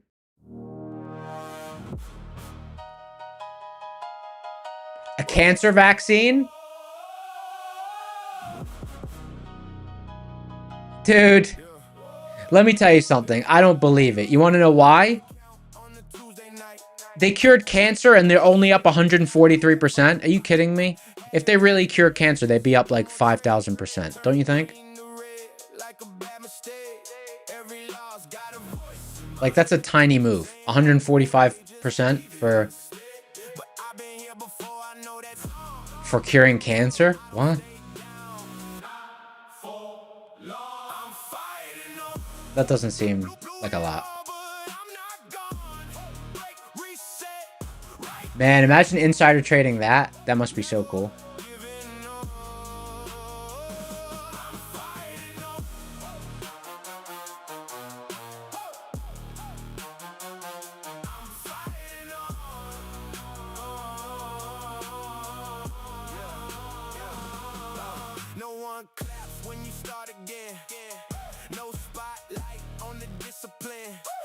Uh, Nobody sees piece by piece, rebuilding me. Every doubt gotta see in my mind. Every failure just waste. I don't know. But I've learned pain don't mean you're done. Sometimes it means you've just begun. I'm fighting on. Blew it all, but I'm not gone. Break, reset, right the wrong. Hey, alternator. Hey, alternator had. Hey, listen to what alternator said. Listen to what alternator said. This is actually quite an interesting fundamental. I'm not a fundamental investor, but alternator said they peaked at 500, nearly 500 for curing COVID. So it should at least go there for curing cancer. And it's a laughing face. But honestly, like there is a fundamental, like, do you know what I mean? But the only thing is, they didn't cure. I mean, I don't know. I don't want to get into it, but I'm pretty sure, like, didn't they not cure COVID? Like, wasn't COVID? I don't know.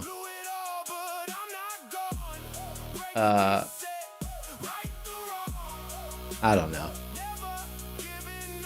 It just seems like it's not that much for something.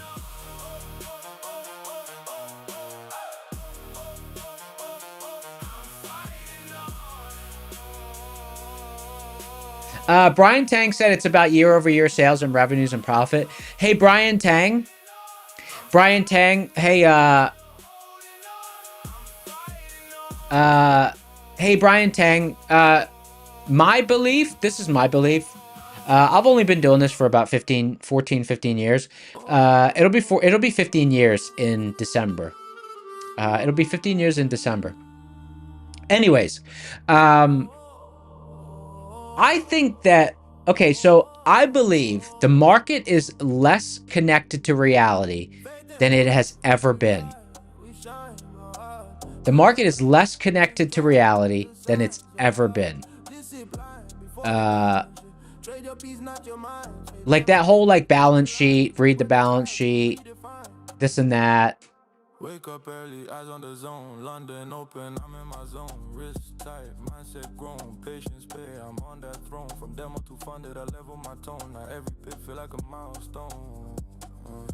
You know? What do you think it's disconnected from reality? SMC with that Fibonacci wave. All the block bounce, that's how we behave. Faith in the plan, no time to crave. Consistency's the key that make you brave. Don't fear loss, it's just the pay. The market tests you before you save. Like, it's kind of just a casino now. It's more of a casino now than it used to be. Like, it used to be a game, but, you know, it had some reality behind it. Now it's just a total video game. I mean, you know, I'm not mad at it. That's great. I appreciate that. I don't have to read balance sheets and all that trash. I can just look at the chart and get an idea of what's going on. But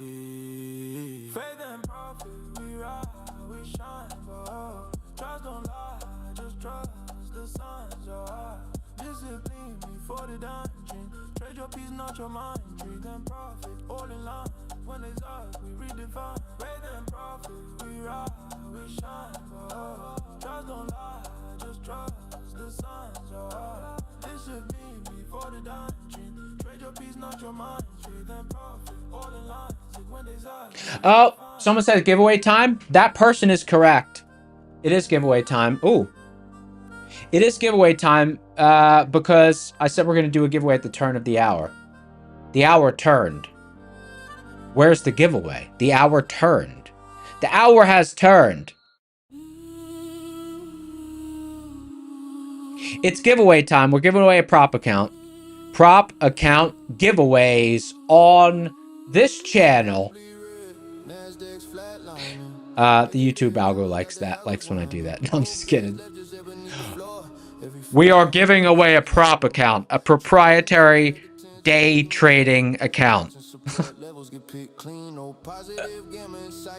Look, I can see the bots coming in. No, I'm just kidding. Maybe. I don't know. We're giving away a very highly valued account.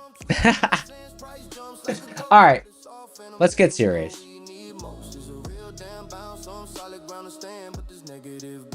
We've got A lucid trading 50K EVA. Let's do the My Funded Futures Builder 2Ks. My Funded Futures, they've got so many cool accounts going now with the builder accounts and the rapid accounts. Use code SCORE when you shop with them, okay? We're gonna do a little partnership with them as well, just like we did with Blue Sky. Okay, so My Funded Futures Builder 2K. Okay. 2K, okay. My Funded Futures Builder 2K. Suggestions on the code word. What do we got?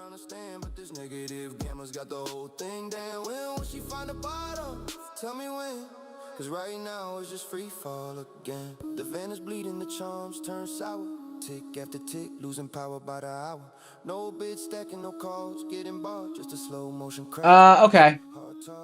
I don't know what this means. I don't know what this means, but it jumped out. I don't know what it means, but it jumped out. Code word is Batman.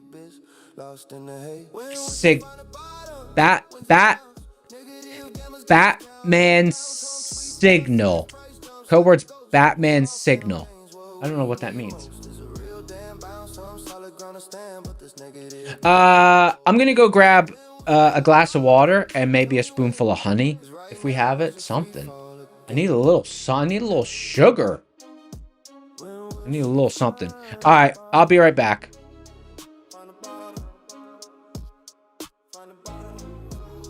Un momento, por favor.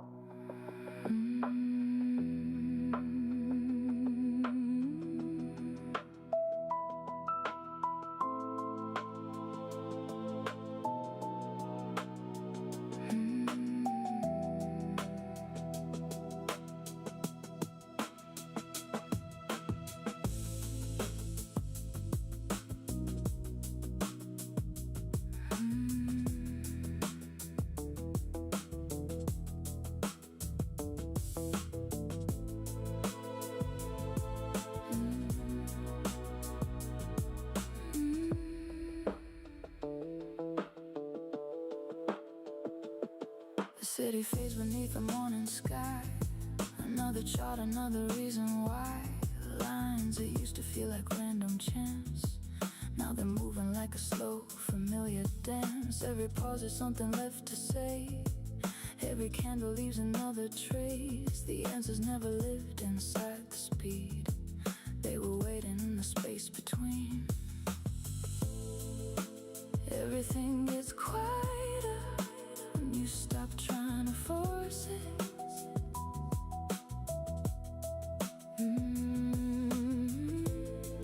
The picture gets wider when you learn to watch. Rocket scooter, change the way I see. Not another shortcut, just a different frequency. Less noise, more clarity. The market hasn't changed, only me.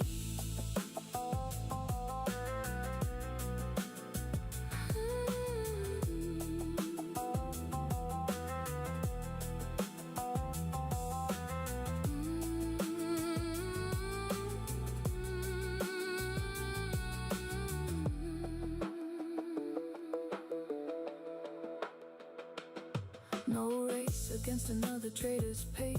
No chase and shadows all across the tape. Every level tells a different story.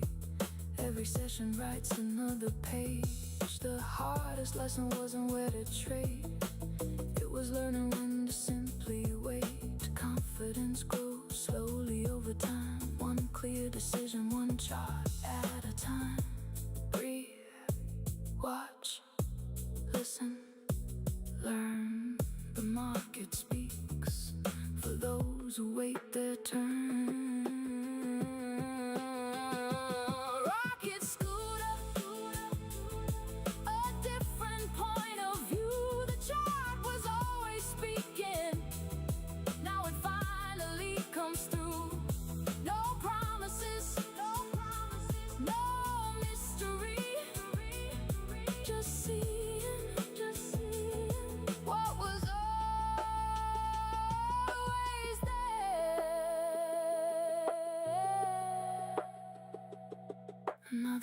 ocean.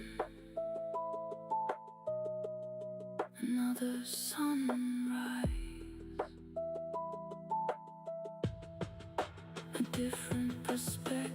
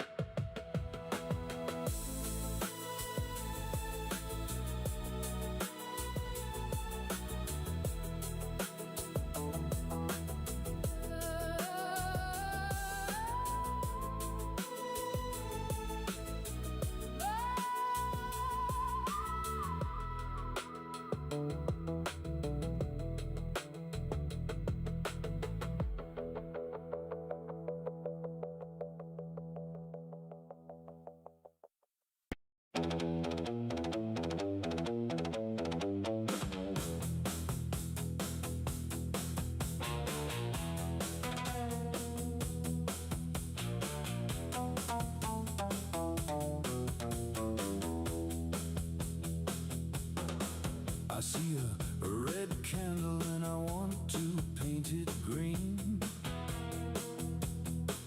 No red anymore, I want it turning green. I see it hit the MHP, the DD band below.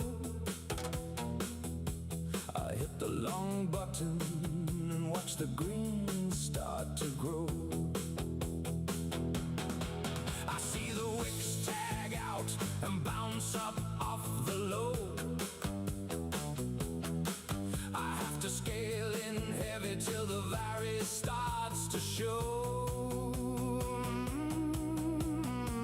I wanna paint it green, red to green. I wanna see it painted green. Paint it green. I see my position red and I want to paint it green. No wonder Paint it green. All right, here we go. Giveaway time. 7, 6, 5, 4, 3, 2, 1. It's time to pick a winner. Pick a winner. turns my way. KU6280. KU6280. Type something in chat. I have to trust the system as the KU6280. You won yourself a My Funded Futures 2K builder. wanna paint it green, red to green. I wanna see it. Oh, me Vip's in the house. Dude, you didn't claim your prize the other day. I see the NQ dumping KU6280. the wicks below the band. Said TY. TY. Thank you. You're welcome. YW. YW. You're welcome. Congrats on your big win. Click the link in the description for the Discord. Go ahead and make your way to the Claim Your Win channel. The mods will hook you up. YW. Flipping. YW. Here comes the paint. I see a chart of red bars across my trading screen. Painted green. No fear inside my heart, I'm trusting in the green. Sir Darb says be patient. Let YW, you're welcome. That's what it stands for. when MHP and DD align. Hey, MeVip, you won on Brad's stream? Hey, congrats. So, how come you didn't claim on this stream? Had you left or what happened? It was a couple of days ago you won and then you didn't claim it. What happened? Had you left or you just, or your browser just wasn't refreshed up?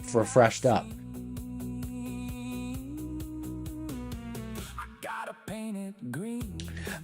Someone said first time on a funded. Wondering if the rebuild is the same. I've never got rebuild. What brand? What brand is it? What brand is it?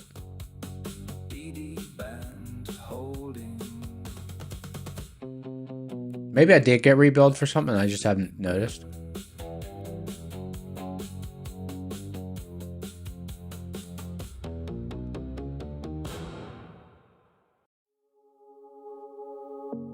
Drebel said nobody rebuilds and funded.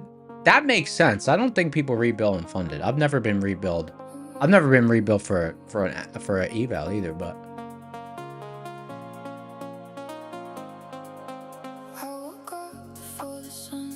everyone's saying no rebuild and funded. Yeah, I didn't think so. That makes sense.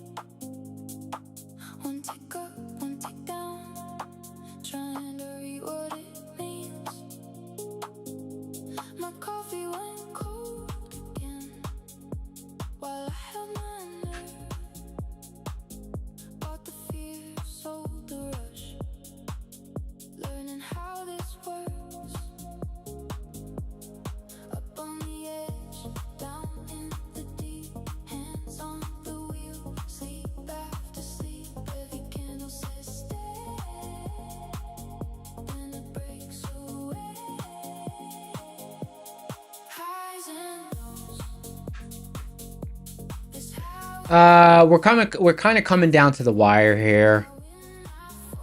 We're kind of coming down to the wire here. We did announce the winner. We announced the winner, yeah.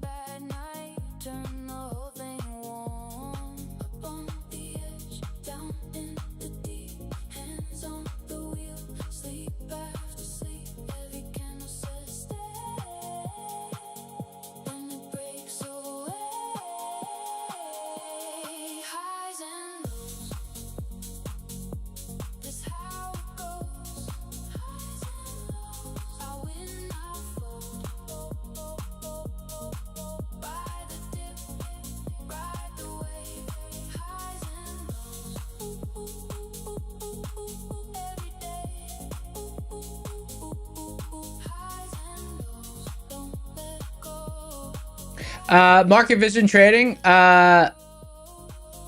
Its name, man, I feel bad. Its name is number 7. Its name is number 7. I'll go number 7. That's its name.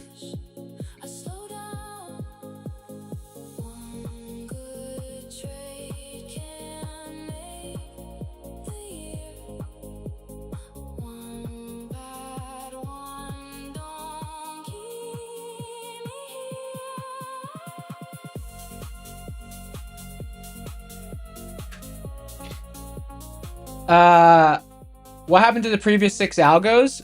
Some of them are in production. Some of them are in production.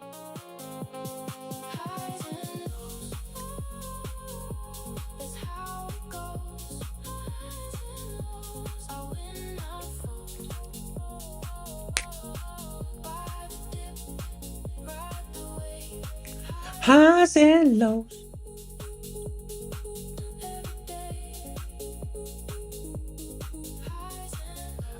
Mark said, "Are we doing boot camps?" Hey, brother, let's do a boot camp. Let's do a boot camp for let's do a boot camp giveaway. Mark's trying to win a boot camp. Code word is boot camp. Type it in chat. Mark, type it in chat. Boot camp.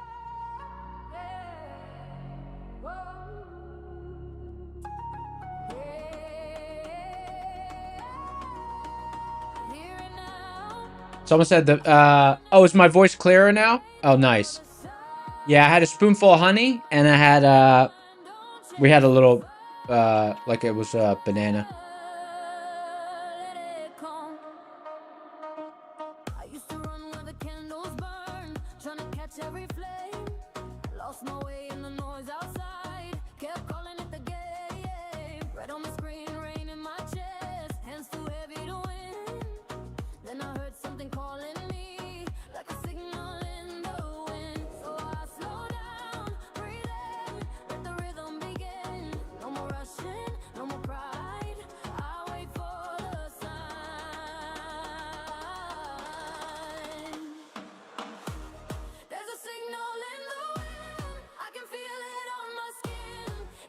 Did I hear Kyle's song last night? No, I haven't heard his new song. Okay, here we go. 7, 6, 5, 4, 3, 2, 1. Hopefully that person entered. It's time to pick a winner. What was that person's name? Mark? I forgot what the name was. I think it was Mark. Okay, here we go. 7, 6, 5, 4, 3, 2, 1. Pick a winner. Come on, Mark. Good luck. Good luck. Oh, I'm going to spin it a few times, though. Johnny Trade Time. Congrats on your big win. Johnny Trade Time. Type something in chat. You're a winner. Johnny Trade Time. Oh, hold on. Reset tool. Johnny Trade Time, congrats. Okay. Pause. New bootcamp users only. If you've taken the bootcamp before, you can't enter for the next one. Bootcamp new users. New bootcamp people only. I could just say Max. Okay, I'll call you Max. New bootcamp, bootcamp new users.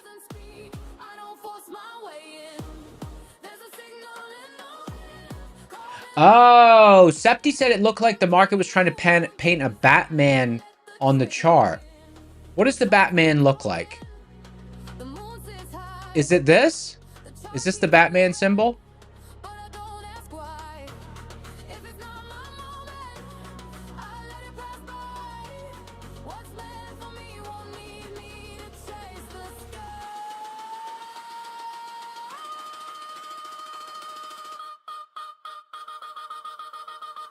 Hey, look at my new strategy.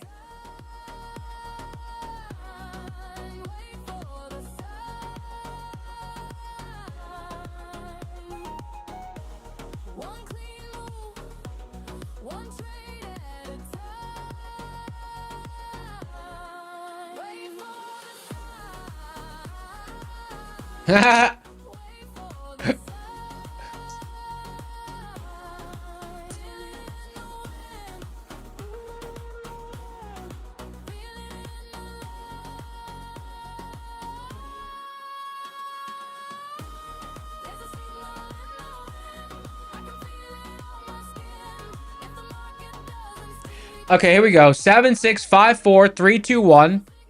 Pick a winner. ICT MFFU. ICT MFFU.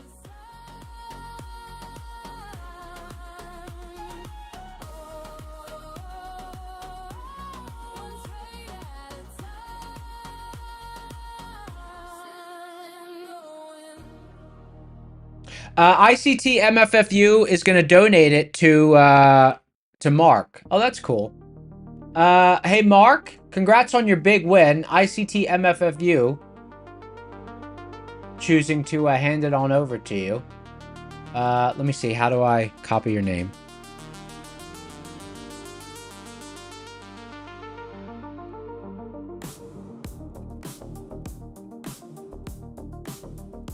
Hey, Mark. Mark, I just clicked on your YouTube. Is that video of you? Is that video of the drift? Is that you drifting? Mark, is that you drifting, or is that just something that you posted? Mark. Oh, sorry, Max. Max, is that you drifting? Drone and drift? Drone and drift, it says? Something, I don't know.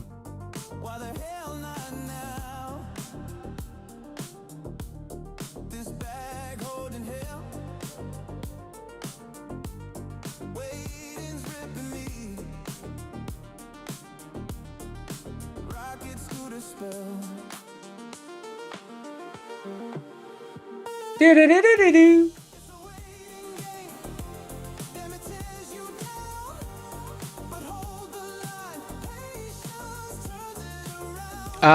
Forza Horizon? I never played that one. I played the original, though. Alright, let's do one more of those. 7, 6, 5, 4, 3, 2, 1. Pick a winner. this. Well, you already got one. Hey, look, you were gonna win next anyways. Hey, ICT, do you want this one?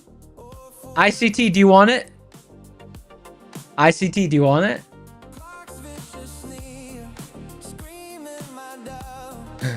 Do you guys see this? Rigged for sure. For sure rigged.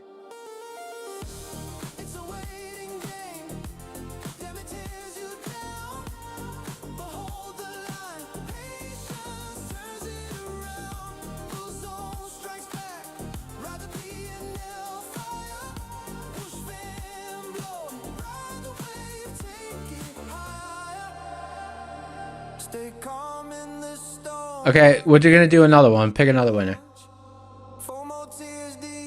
Neil Evans. Neil Evans. Neil Evans, and then I'm gonna answer a question that came up in chat. A great question. Wick me dirty said, Neon, you've only been trading. This person said they've only been trading for a few months. Is it always this slow after 12, or is this just summer flow? Hey, so it's not so well. August is notoriously low volume, but you know, it's not an exact science.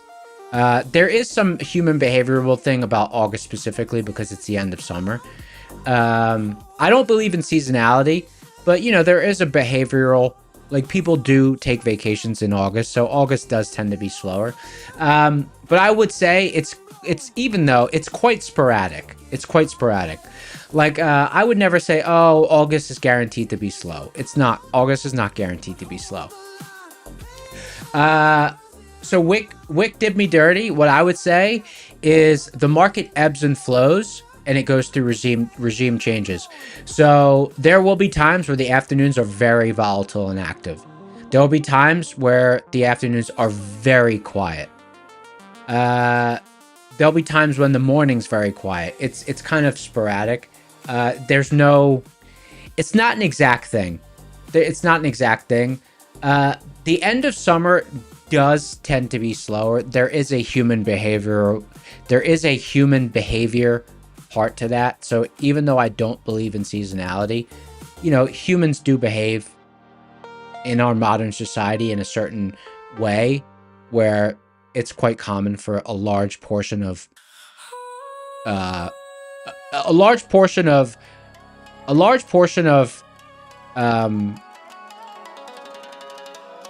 think it's more like higher net worth.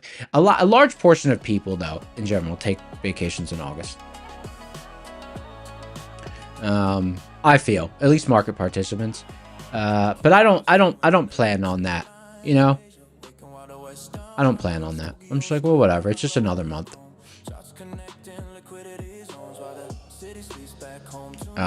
But like high net worth people, I think it's quite common for August.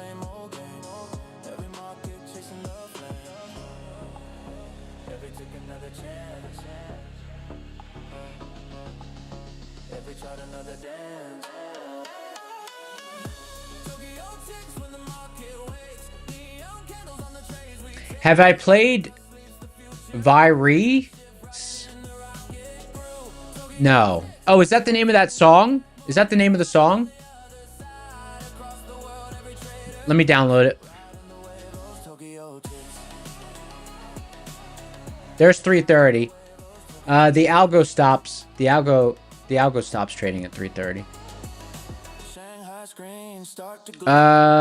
It went 5 for 5. Wow. Wish I traded on the test account. Would have put the test account up like 12% today.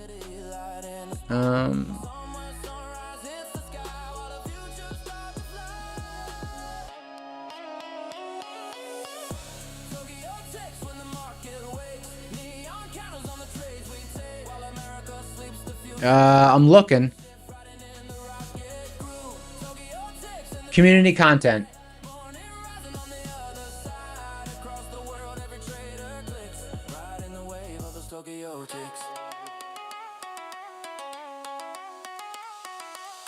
Different cities, different land, same candles, same demand. From the moon to the trading floor, rocket scooter evermore.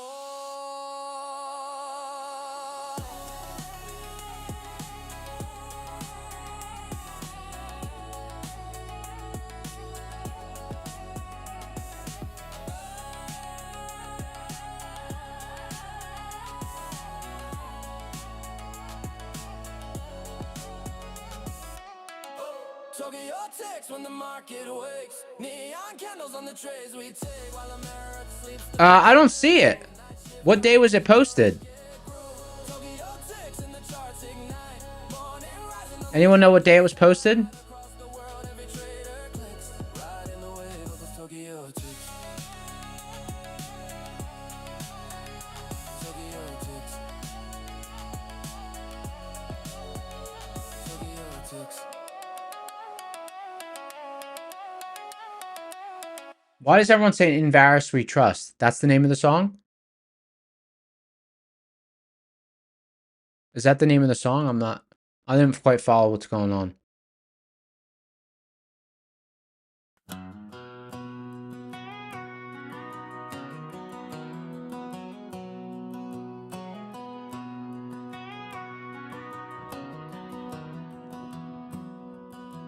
When the market tanks on my side of town, Is that what it's called? I don't see this song you guys are talking about. I'm sorry. feeling comes tumbling down, and my whole account turns bright red. There's a marked up chart across the candlestick. I got a position. If anyone wants to tag me, I will gladly play the song. I am not able to locate the song. Where I sit alone and pray for the bounds. I'm not able to locate the song. Beneath the light, Unless you guys are joshing me. Are you guys joshing me? Is there a song called Virus or no? there's Vitis? Vitis Band? to watch that dreaded margin call bearing down on me. Under the dreaded Dreaded margin call. Oh, you guys are joshing me? I think of two young traders clicking wild and free. I close my eyes and sometimes see them riding high on leverage dreams. But the jukebox plays on drink by drink, and every red candle seems to say what I think. Yeah, I can't find it. I'm sorry. I can't find it, guys. Boy, you're going down. I spend most of I don't know if it's a song or if I'm missing the inside joke. Because I wasn't on the whole stream last night. the screen. I was just making some adjustments to some code. Some stuff. I was adjusting some stuff last night, so I was at my desk. So I put on the stream. Vitis mi vida. Vitis.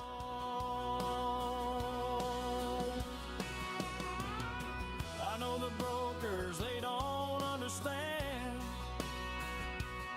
how a man can watch his The chair shows up. Yeah, last night was funny. The chair shows up. from a single bad trade in the futures pit. No telling how many tears I sit here and cry. No telling how many stops I let slip by. But the screen keeps flashing that one final line.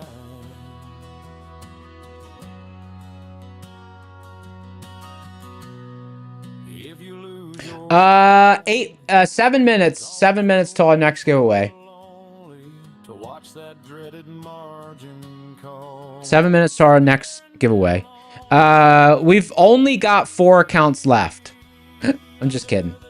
Well, no, I'm not kidding, but that's nice. 4 accounts. A Take Profit Trader 50k eval, a Builder 2k My Funded Futures, a Lucid 50k, and a Blue Sky 50k. Unheard of. Dreaded margin call. Margin call. Bearing down on me.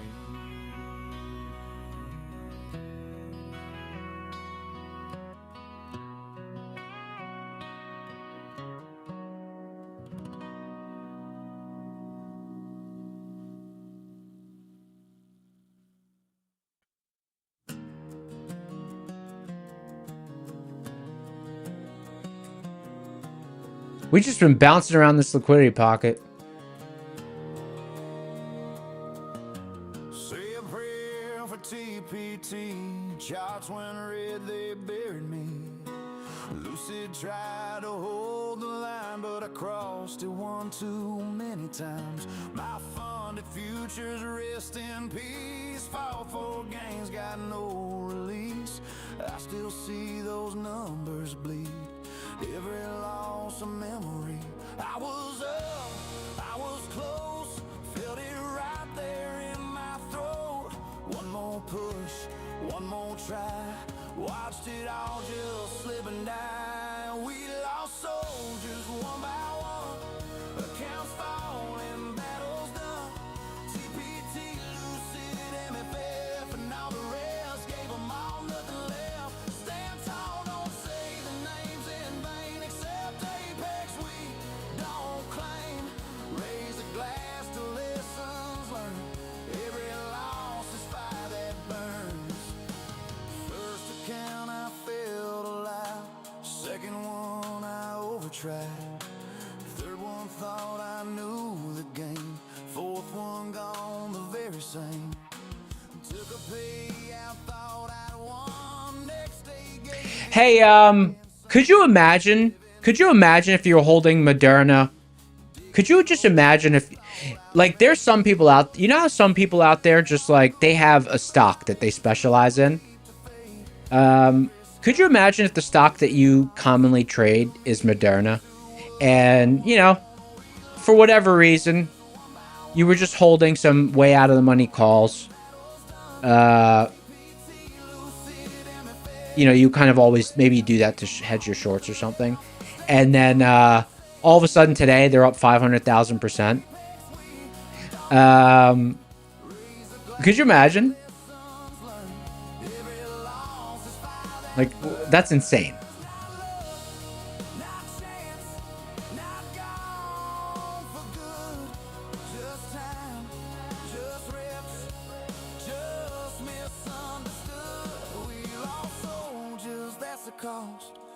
Every win was built on loss. TPT, don't sit MFF, and all the rest. Still I'm here, I ain't dead. Say my name when I come back. Stronger mind, tighter stack. All those losses paved the way. I'll be back another day.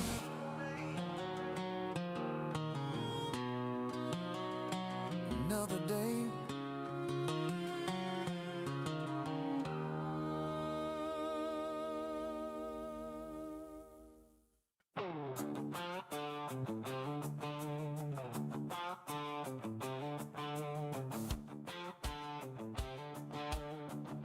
Uh, 8 a.m. and the screen start to glow. Coffee in my hand, let's see where we go. And Q on the screen. Elizabeth said your friend Maramaro has been blocked. I didn't block him.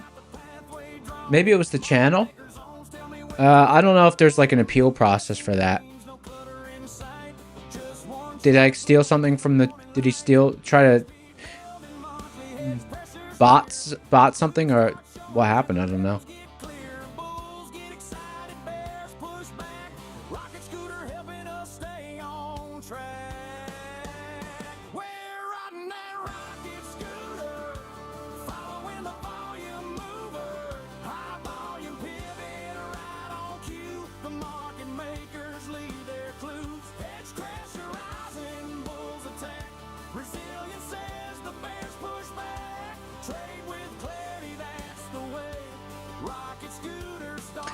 Septi says, seems like we're liquid this entire range.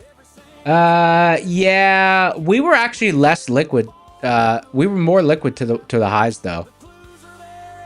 We were more liquid to the highs, in my opinion. So I personally, I think we get up here, but what I would like is to test down here again first. It was pretty healthy up here. It was a little thinner down here.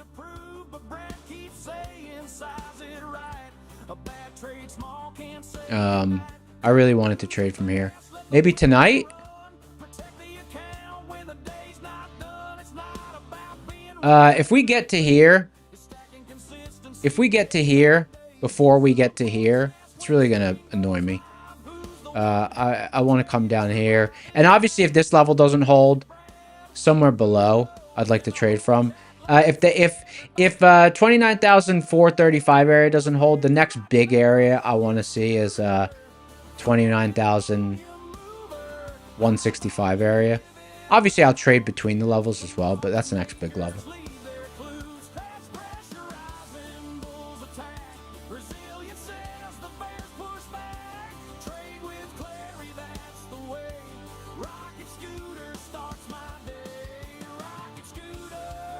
Maybe a rug pull.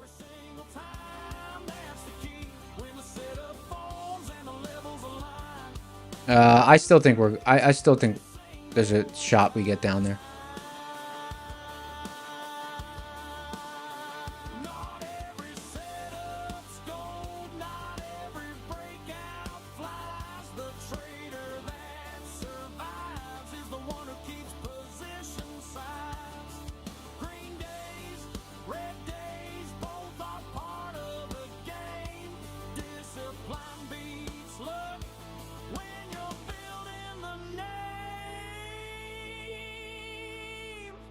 MHP, monthly hedge pressure, showing hidden market treasure. Liquidity maps help tell the tale, while emotions and guessing fail.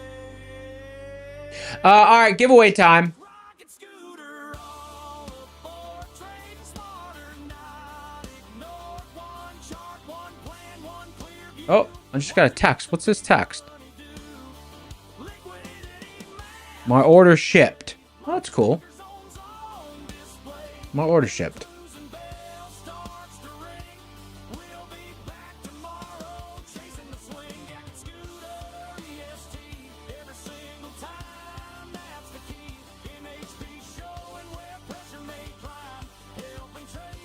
Okay. Liquidity 2 in the house. What's up, my dog? People were telling me about your new song.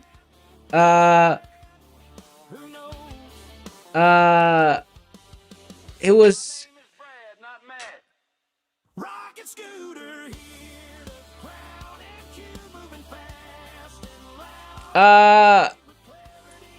hey, Liquidity 2, is there any Liquidity 2, is there any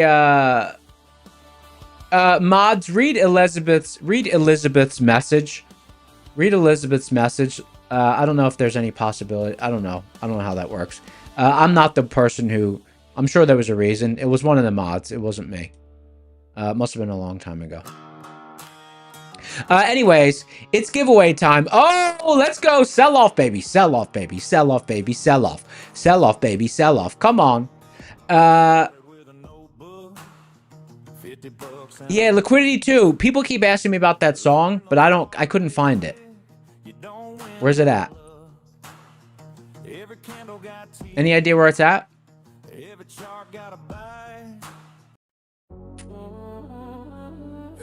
Chart driller.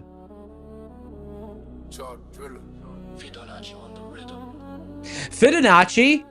I haven't seen that person in months.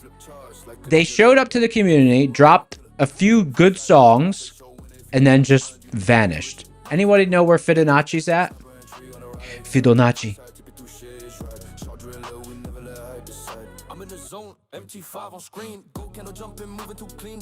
Code word is where is Fid?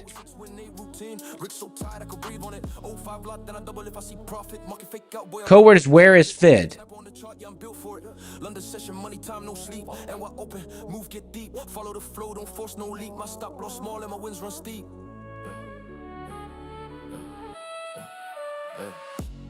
I flip charts like a dealer.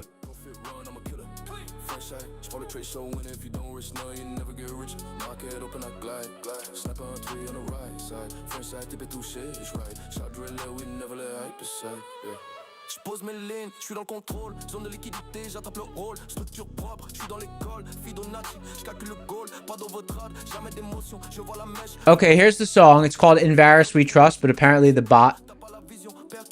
AI bot couldn't say the name.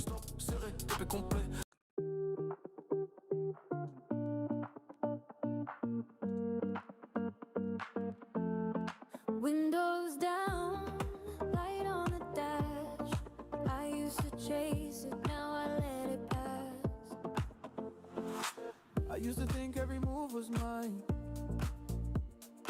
Every little push, every perfect line. Bar too high, got caught in the air. So too low, then watched it rip from there. So now I sit back when it starts to run. Let everybody else try to be the one. I don't need the first move, I don't need the rush. When it gets stressed out, that's when I trust. In Paris we trust. Let it go too far. Let it Oh, it's pretty good. mind and show me where Doesn't sound like Virus. It sounds like Varus. we trust. I don't need to I think it sounds good. clean way back In Virus. to touch. I think it sounds good. It's like Virus. Like, that's how a singer would say it.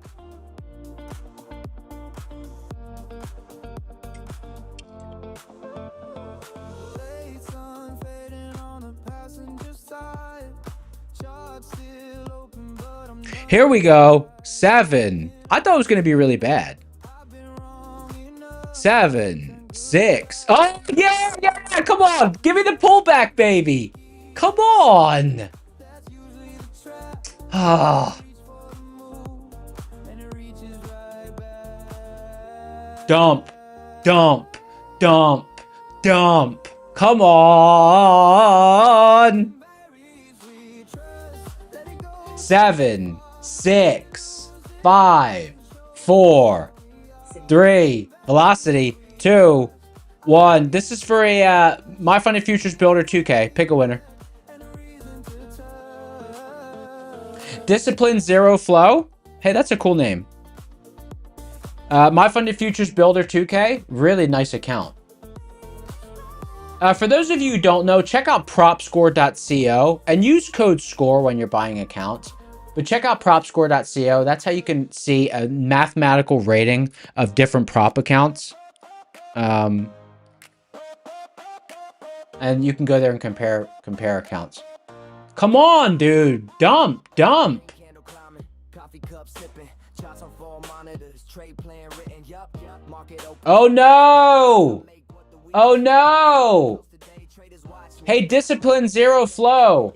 Dude. You gotta forfeit your win, my dog. You cannot enter with 2 different names, brother. You can't do that. Dude. Discipline Zero Flow. You responded with your wrong account, brother. Yeah, no. You can't do that, my dog. Unfortunately, yeah, no. Not permitted, my dog.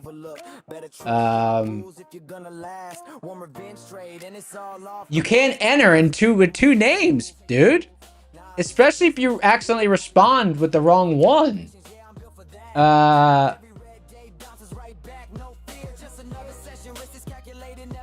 Yeah. Don't do that. Usually once that happens, you can't enter any more giveaways. But I don't know if you just joined today or something, but if I see your name pop up, I'm probably not gonna let you win, dog. You're not allowed to do that. All right. 7, 6, 5, 4, 3, 2, 1. Pick a winner. Cup trades. Cup trades.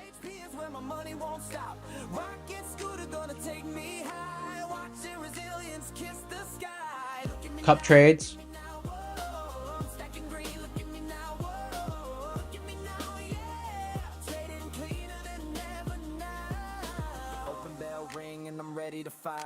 Cup trade said rigged. Hey, Cup trades, congrats on your win. Thank you for only entering once. Guys, if you enter with 2 accounts, you are not allowed to do that.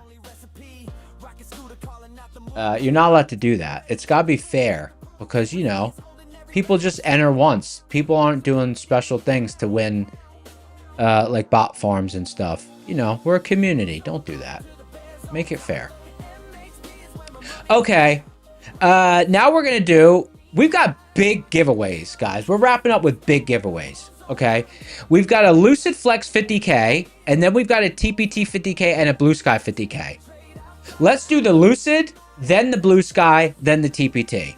Okay, this is giveaway bonanza. It's banana. It's banana. Here we go. Lucid 50K. OMG, I'm lucid. Cowords OMG, I'm lucid. Yeah. What's up, baby?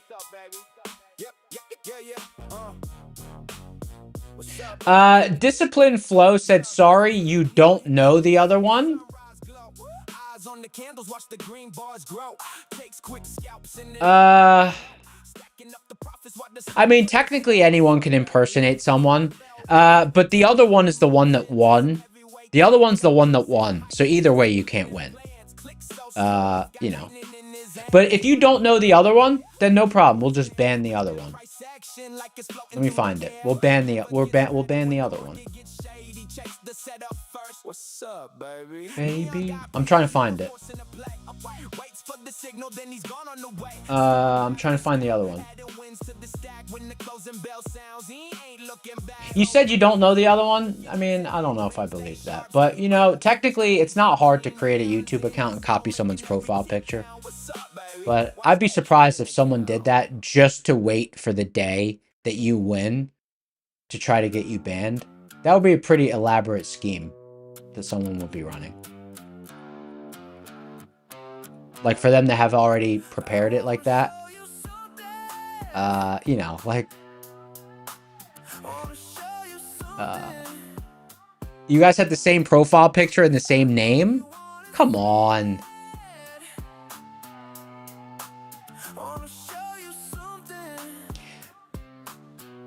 Seven, 6, 5, 4, pick 3.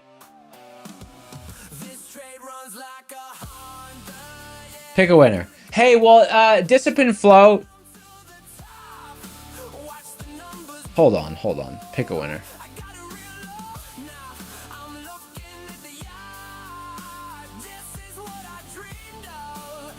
They're saying they're different pictures?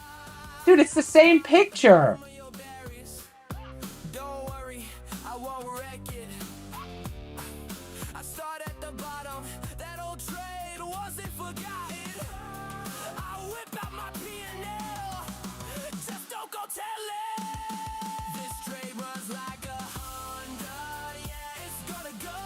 Hold on. I'm pretty sure it's the same thing. Hold on. This is ridiculous. Let me check.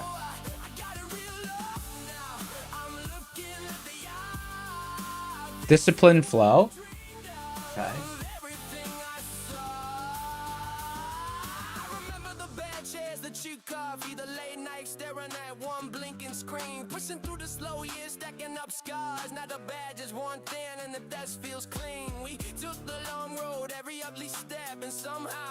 Dude, you just changed your picture, didn't you?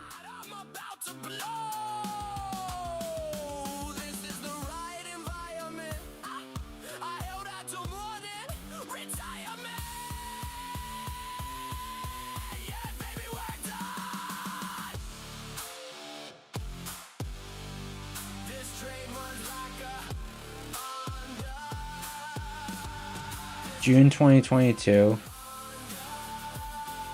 April 2022. Dude, I'm pretty sure you just changed your profile picture. Come on. I looked. They were the same picture. Okay, Kilohertz. Kilohertz, use a winner. Kilohertz, use a winner. Congrats on your big win. Are you guys trying to like trick me or something? I don't know.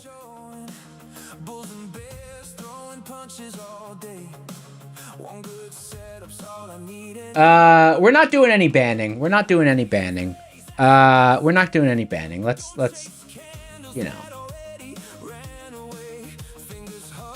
Okay, here we go. Now we've got a Blue Sky 50K launch. Blue Sky 50K launch. Guys, let's not ostracize. I've never used that word before. I actually don't know what it means. But I think it means leave out. Not good with vocab. Code word's not good with vocab. Okay, I don't claim to know every word. Okay, there's a lot of words I don't know. I always say I know the greatest hits. But I think ostracize means leave out. Let me look it up. Oh yeah, look! I got it right! Ostracize means to deliberately shut out, exclude, or banish a person from a group, community, or society. Let's not ostracize them, because who knows? Maybe they just have similar names and similar profile pictures, and maybe they are different people. I always like to see the best in people, so I don't know.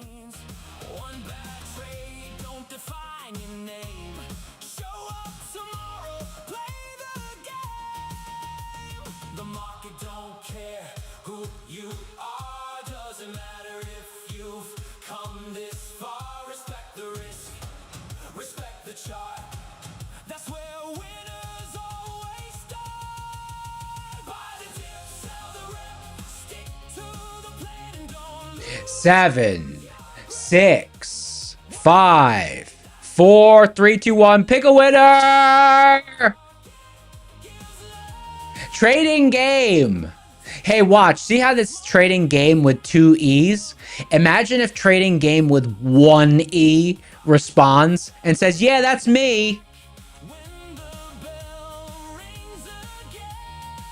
Blue Sky 50K launch. Congrats on your big win. Guys, stick around. We've got an after hours giveaway. Trading game. Type something in chat. Trading game. Congrats on your big win. Okay.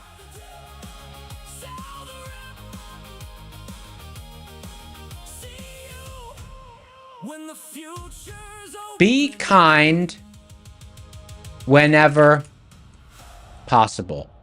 You know, like, I try to do that. Obviously, sometimes someone just annoys you and you just kind of, you get a little frustrated. But for the most part, be kind whenever possible. It's always possible. That's what the Dalai Lama said. Be kind whenever possible. It's always possible. Does anyone know what account this is for? This is for a $150 account. I think so. How much are TPT 50Ks with code SCORE? How much are TPT 50Ks with code SCORE? Anyone know? I think they're like 40 or 50% off right now. $100? 75? There's no way it's 75, because otherwise I'd buy a bunch of them. And just, because you could stay, you don't have to start them, right? You could just buy them and leave them. Okay, here we go. After hours party. Let's get it.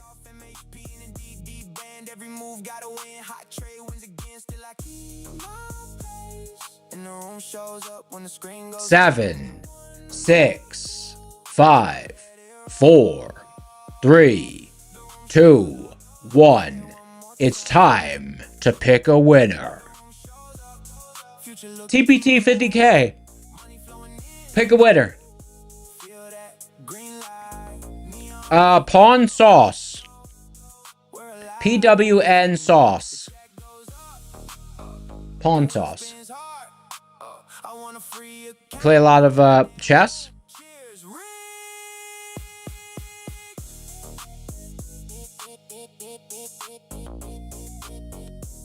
Someone's got the name Neon One Strike. That's a cool name.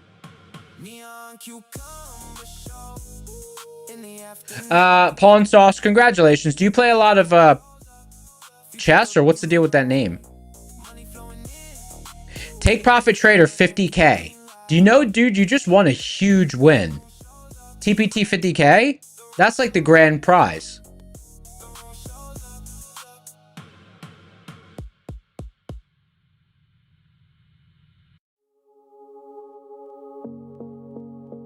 Hey, we haven't played our outro song in a while. A couple of days.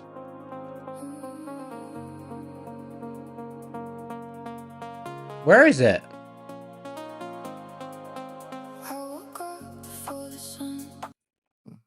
Damn, it feels good to be a I need to put it on a hot button so I could just press it and it'll come up. You play chess? That makes sense. Damn, it feels good to be a trader. Hypnotherapist trader, you said you won 8 times already this year? That's insane. 8 times? 4 times in June, 4 times in July. Haven't won in August. Any suggestions? That's just variance, man. You probably won't win for another year. Who knows? It's random. Matt on the mic telling me what to do. Neon calling entries like a sniper in the zone. So Darb dropping knowledge from his Trade and throne. I ride the trend. I take my profits at the Varus band. when I take a loss. Wick said, how many times do you have to type in the code word for the drawing? Just once. Once is enough. While the Discord gamblers don't understand that I'm a trader. Damn, it feels good to be a trader. A real 2 years and counting? Hey, I think I'm going to make my own giveaway engine. I should make my own giveaway engine. I don't know what would go into it. and now a word from Matt. I wonder if I can use AI to make one. You come in here with a gambling mind, you're gonna end up with zero. We trade the NQ with precision and with edge, we don't guess. I will... Oop, I just got another email. Let's see. My order's ready for shipment. I thought it shipped. I got a text saying it shipped, and I got an email saying it's ready for shipment. Like, who's running their logistics department? Because my head just got spun around. Did it ship, or is it ready for shipment? Which of the two is it? I read the VIX, I got the heart to pull the trigger when the setup's clean. 5 minute close, you know what I mean. Yeah, someone else said, yeah, I'm gonna get... Imagine if... Yeah, I get an email saying it shipped. I get a text saying it's shipped. I get an email saying it's ready for shipment. And then someone knocks on my door and hands it to me. All in the same hour. Could you imagine? Damn, it feels good to be a trader. A real NQ chasing charts, sliding money maker. Running stops in the overnight session. Profit stacking up, that's the rocket school to blend now. Dalil, that question. Hey, Dalil, tomorrow when the stream starts, ask that question again, and I'll give you a full overview. Because that's not just like a 2-second answer. Don't go insane. That's not a 2-second answer. That'll take a while to answer. Capital manage your risk. All right, we're winding down here. The level I'm watching for tonight is 29,345 area. And then the level I'm watching for a possible resistance is 29,000, I don't know, 840 area. Never brags about his wins, cause he knows the market. Humble when you're sharp, when you're Good day today. Nice market conditions. The afternoon was a little bit tricky. Took one trade. Not my standard setup. A setup that I got some... it was more of a... It was a computer-generated trade idea. But it worked out well. Something I'm testing. Until tomorrow, I'm out. Peace. chasing charts, sliding.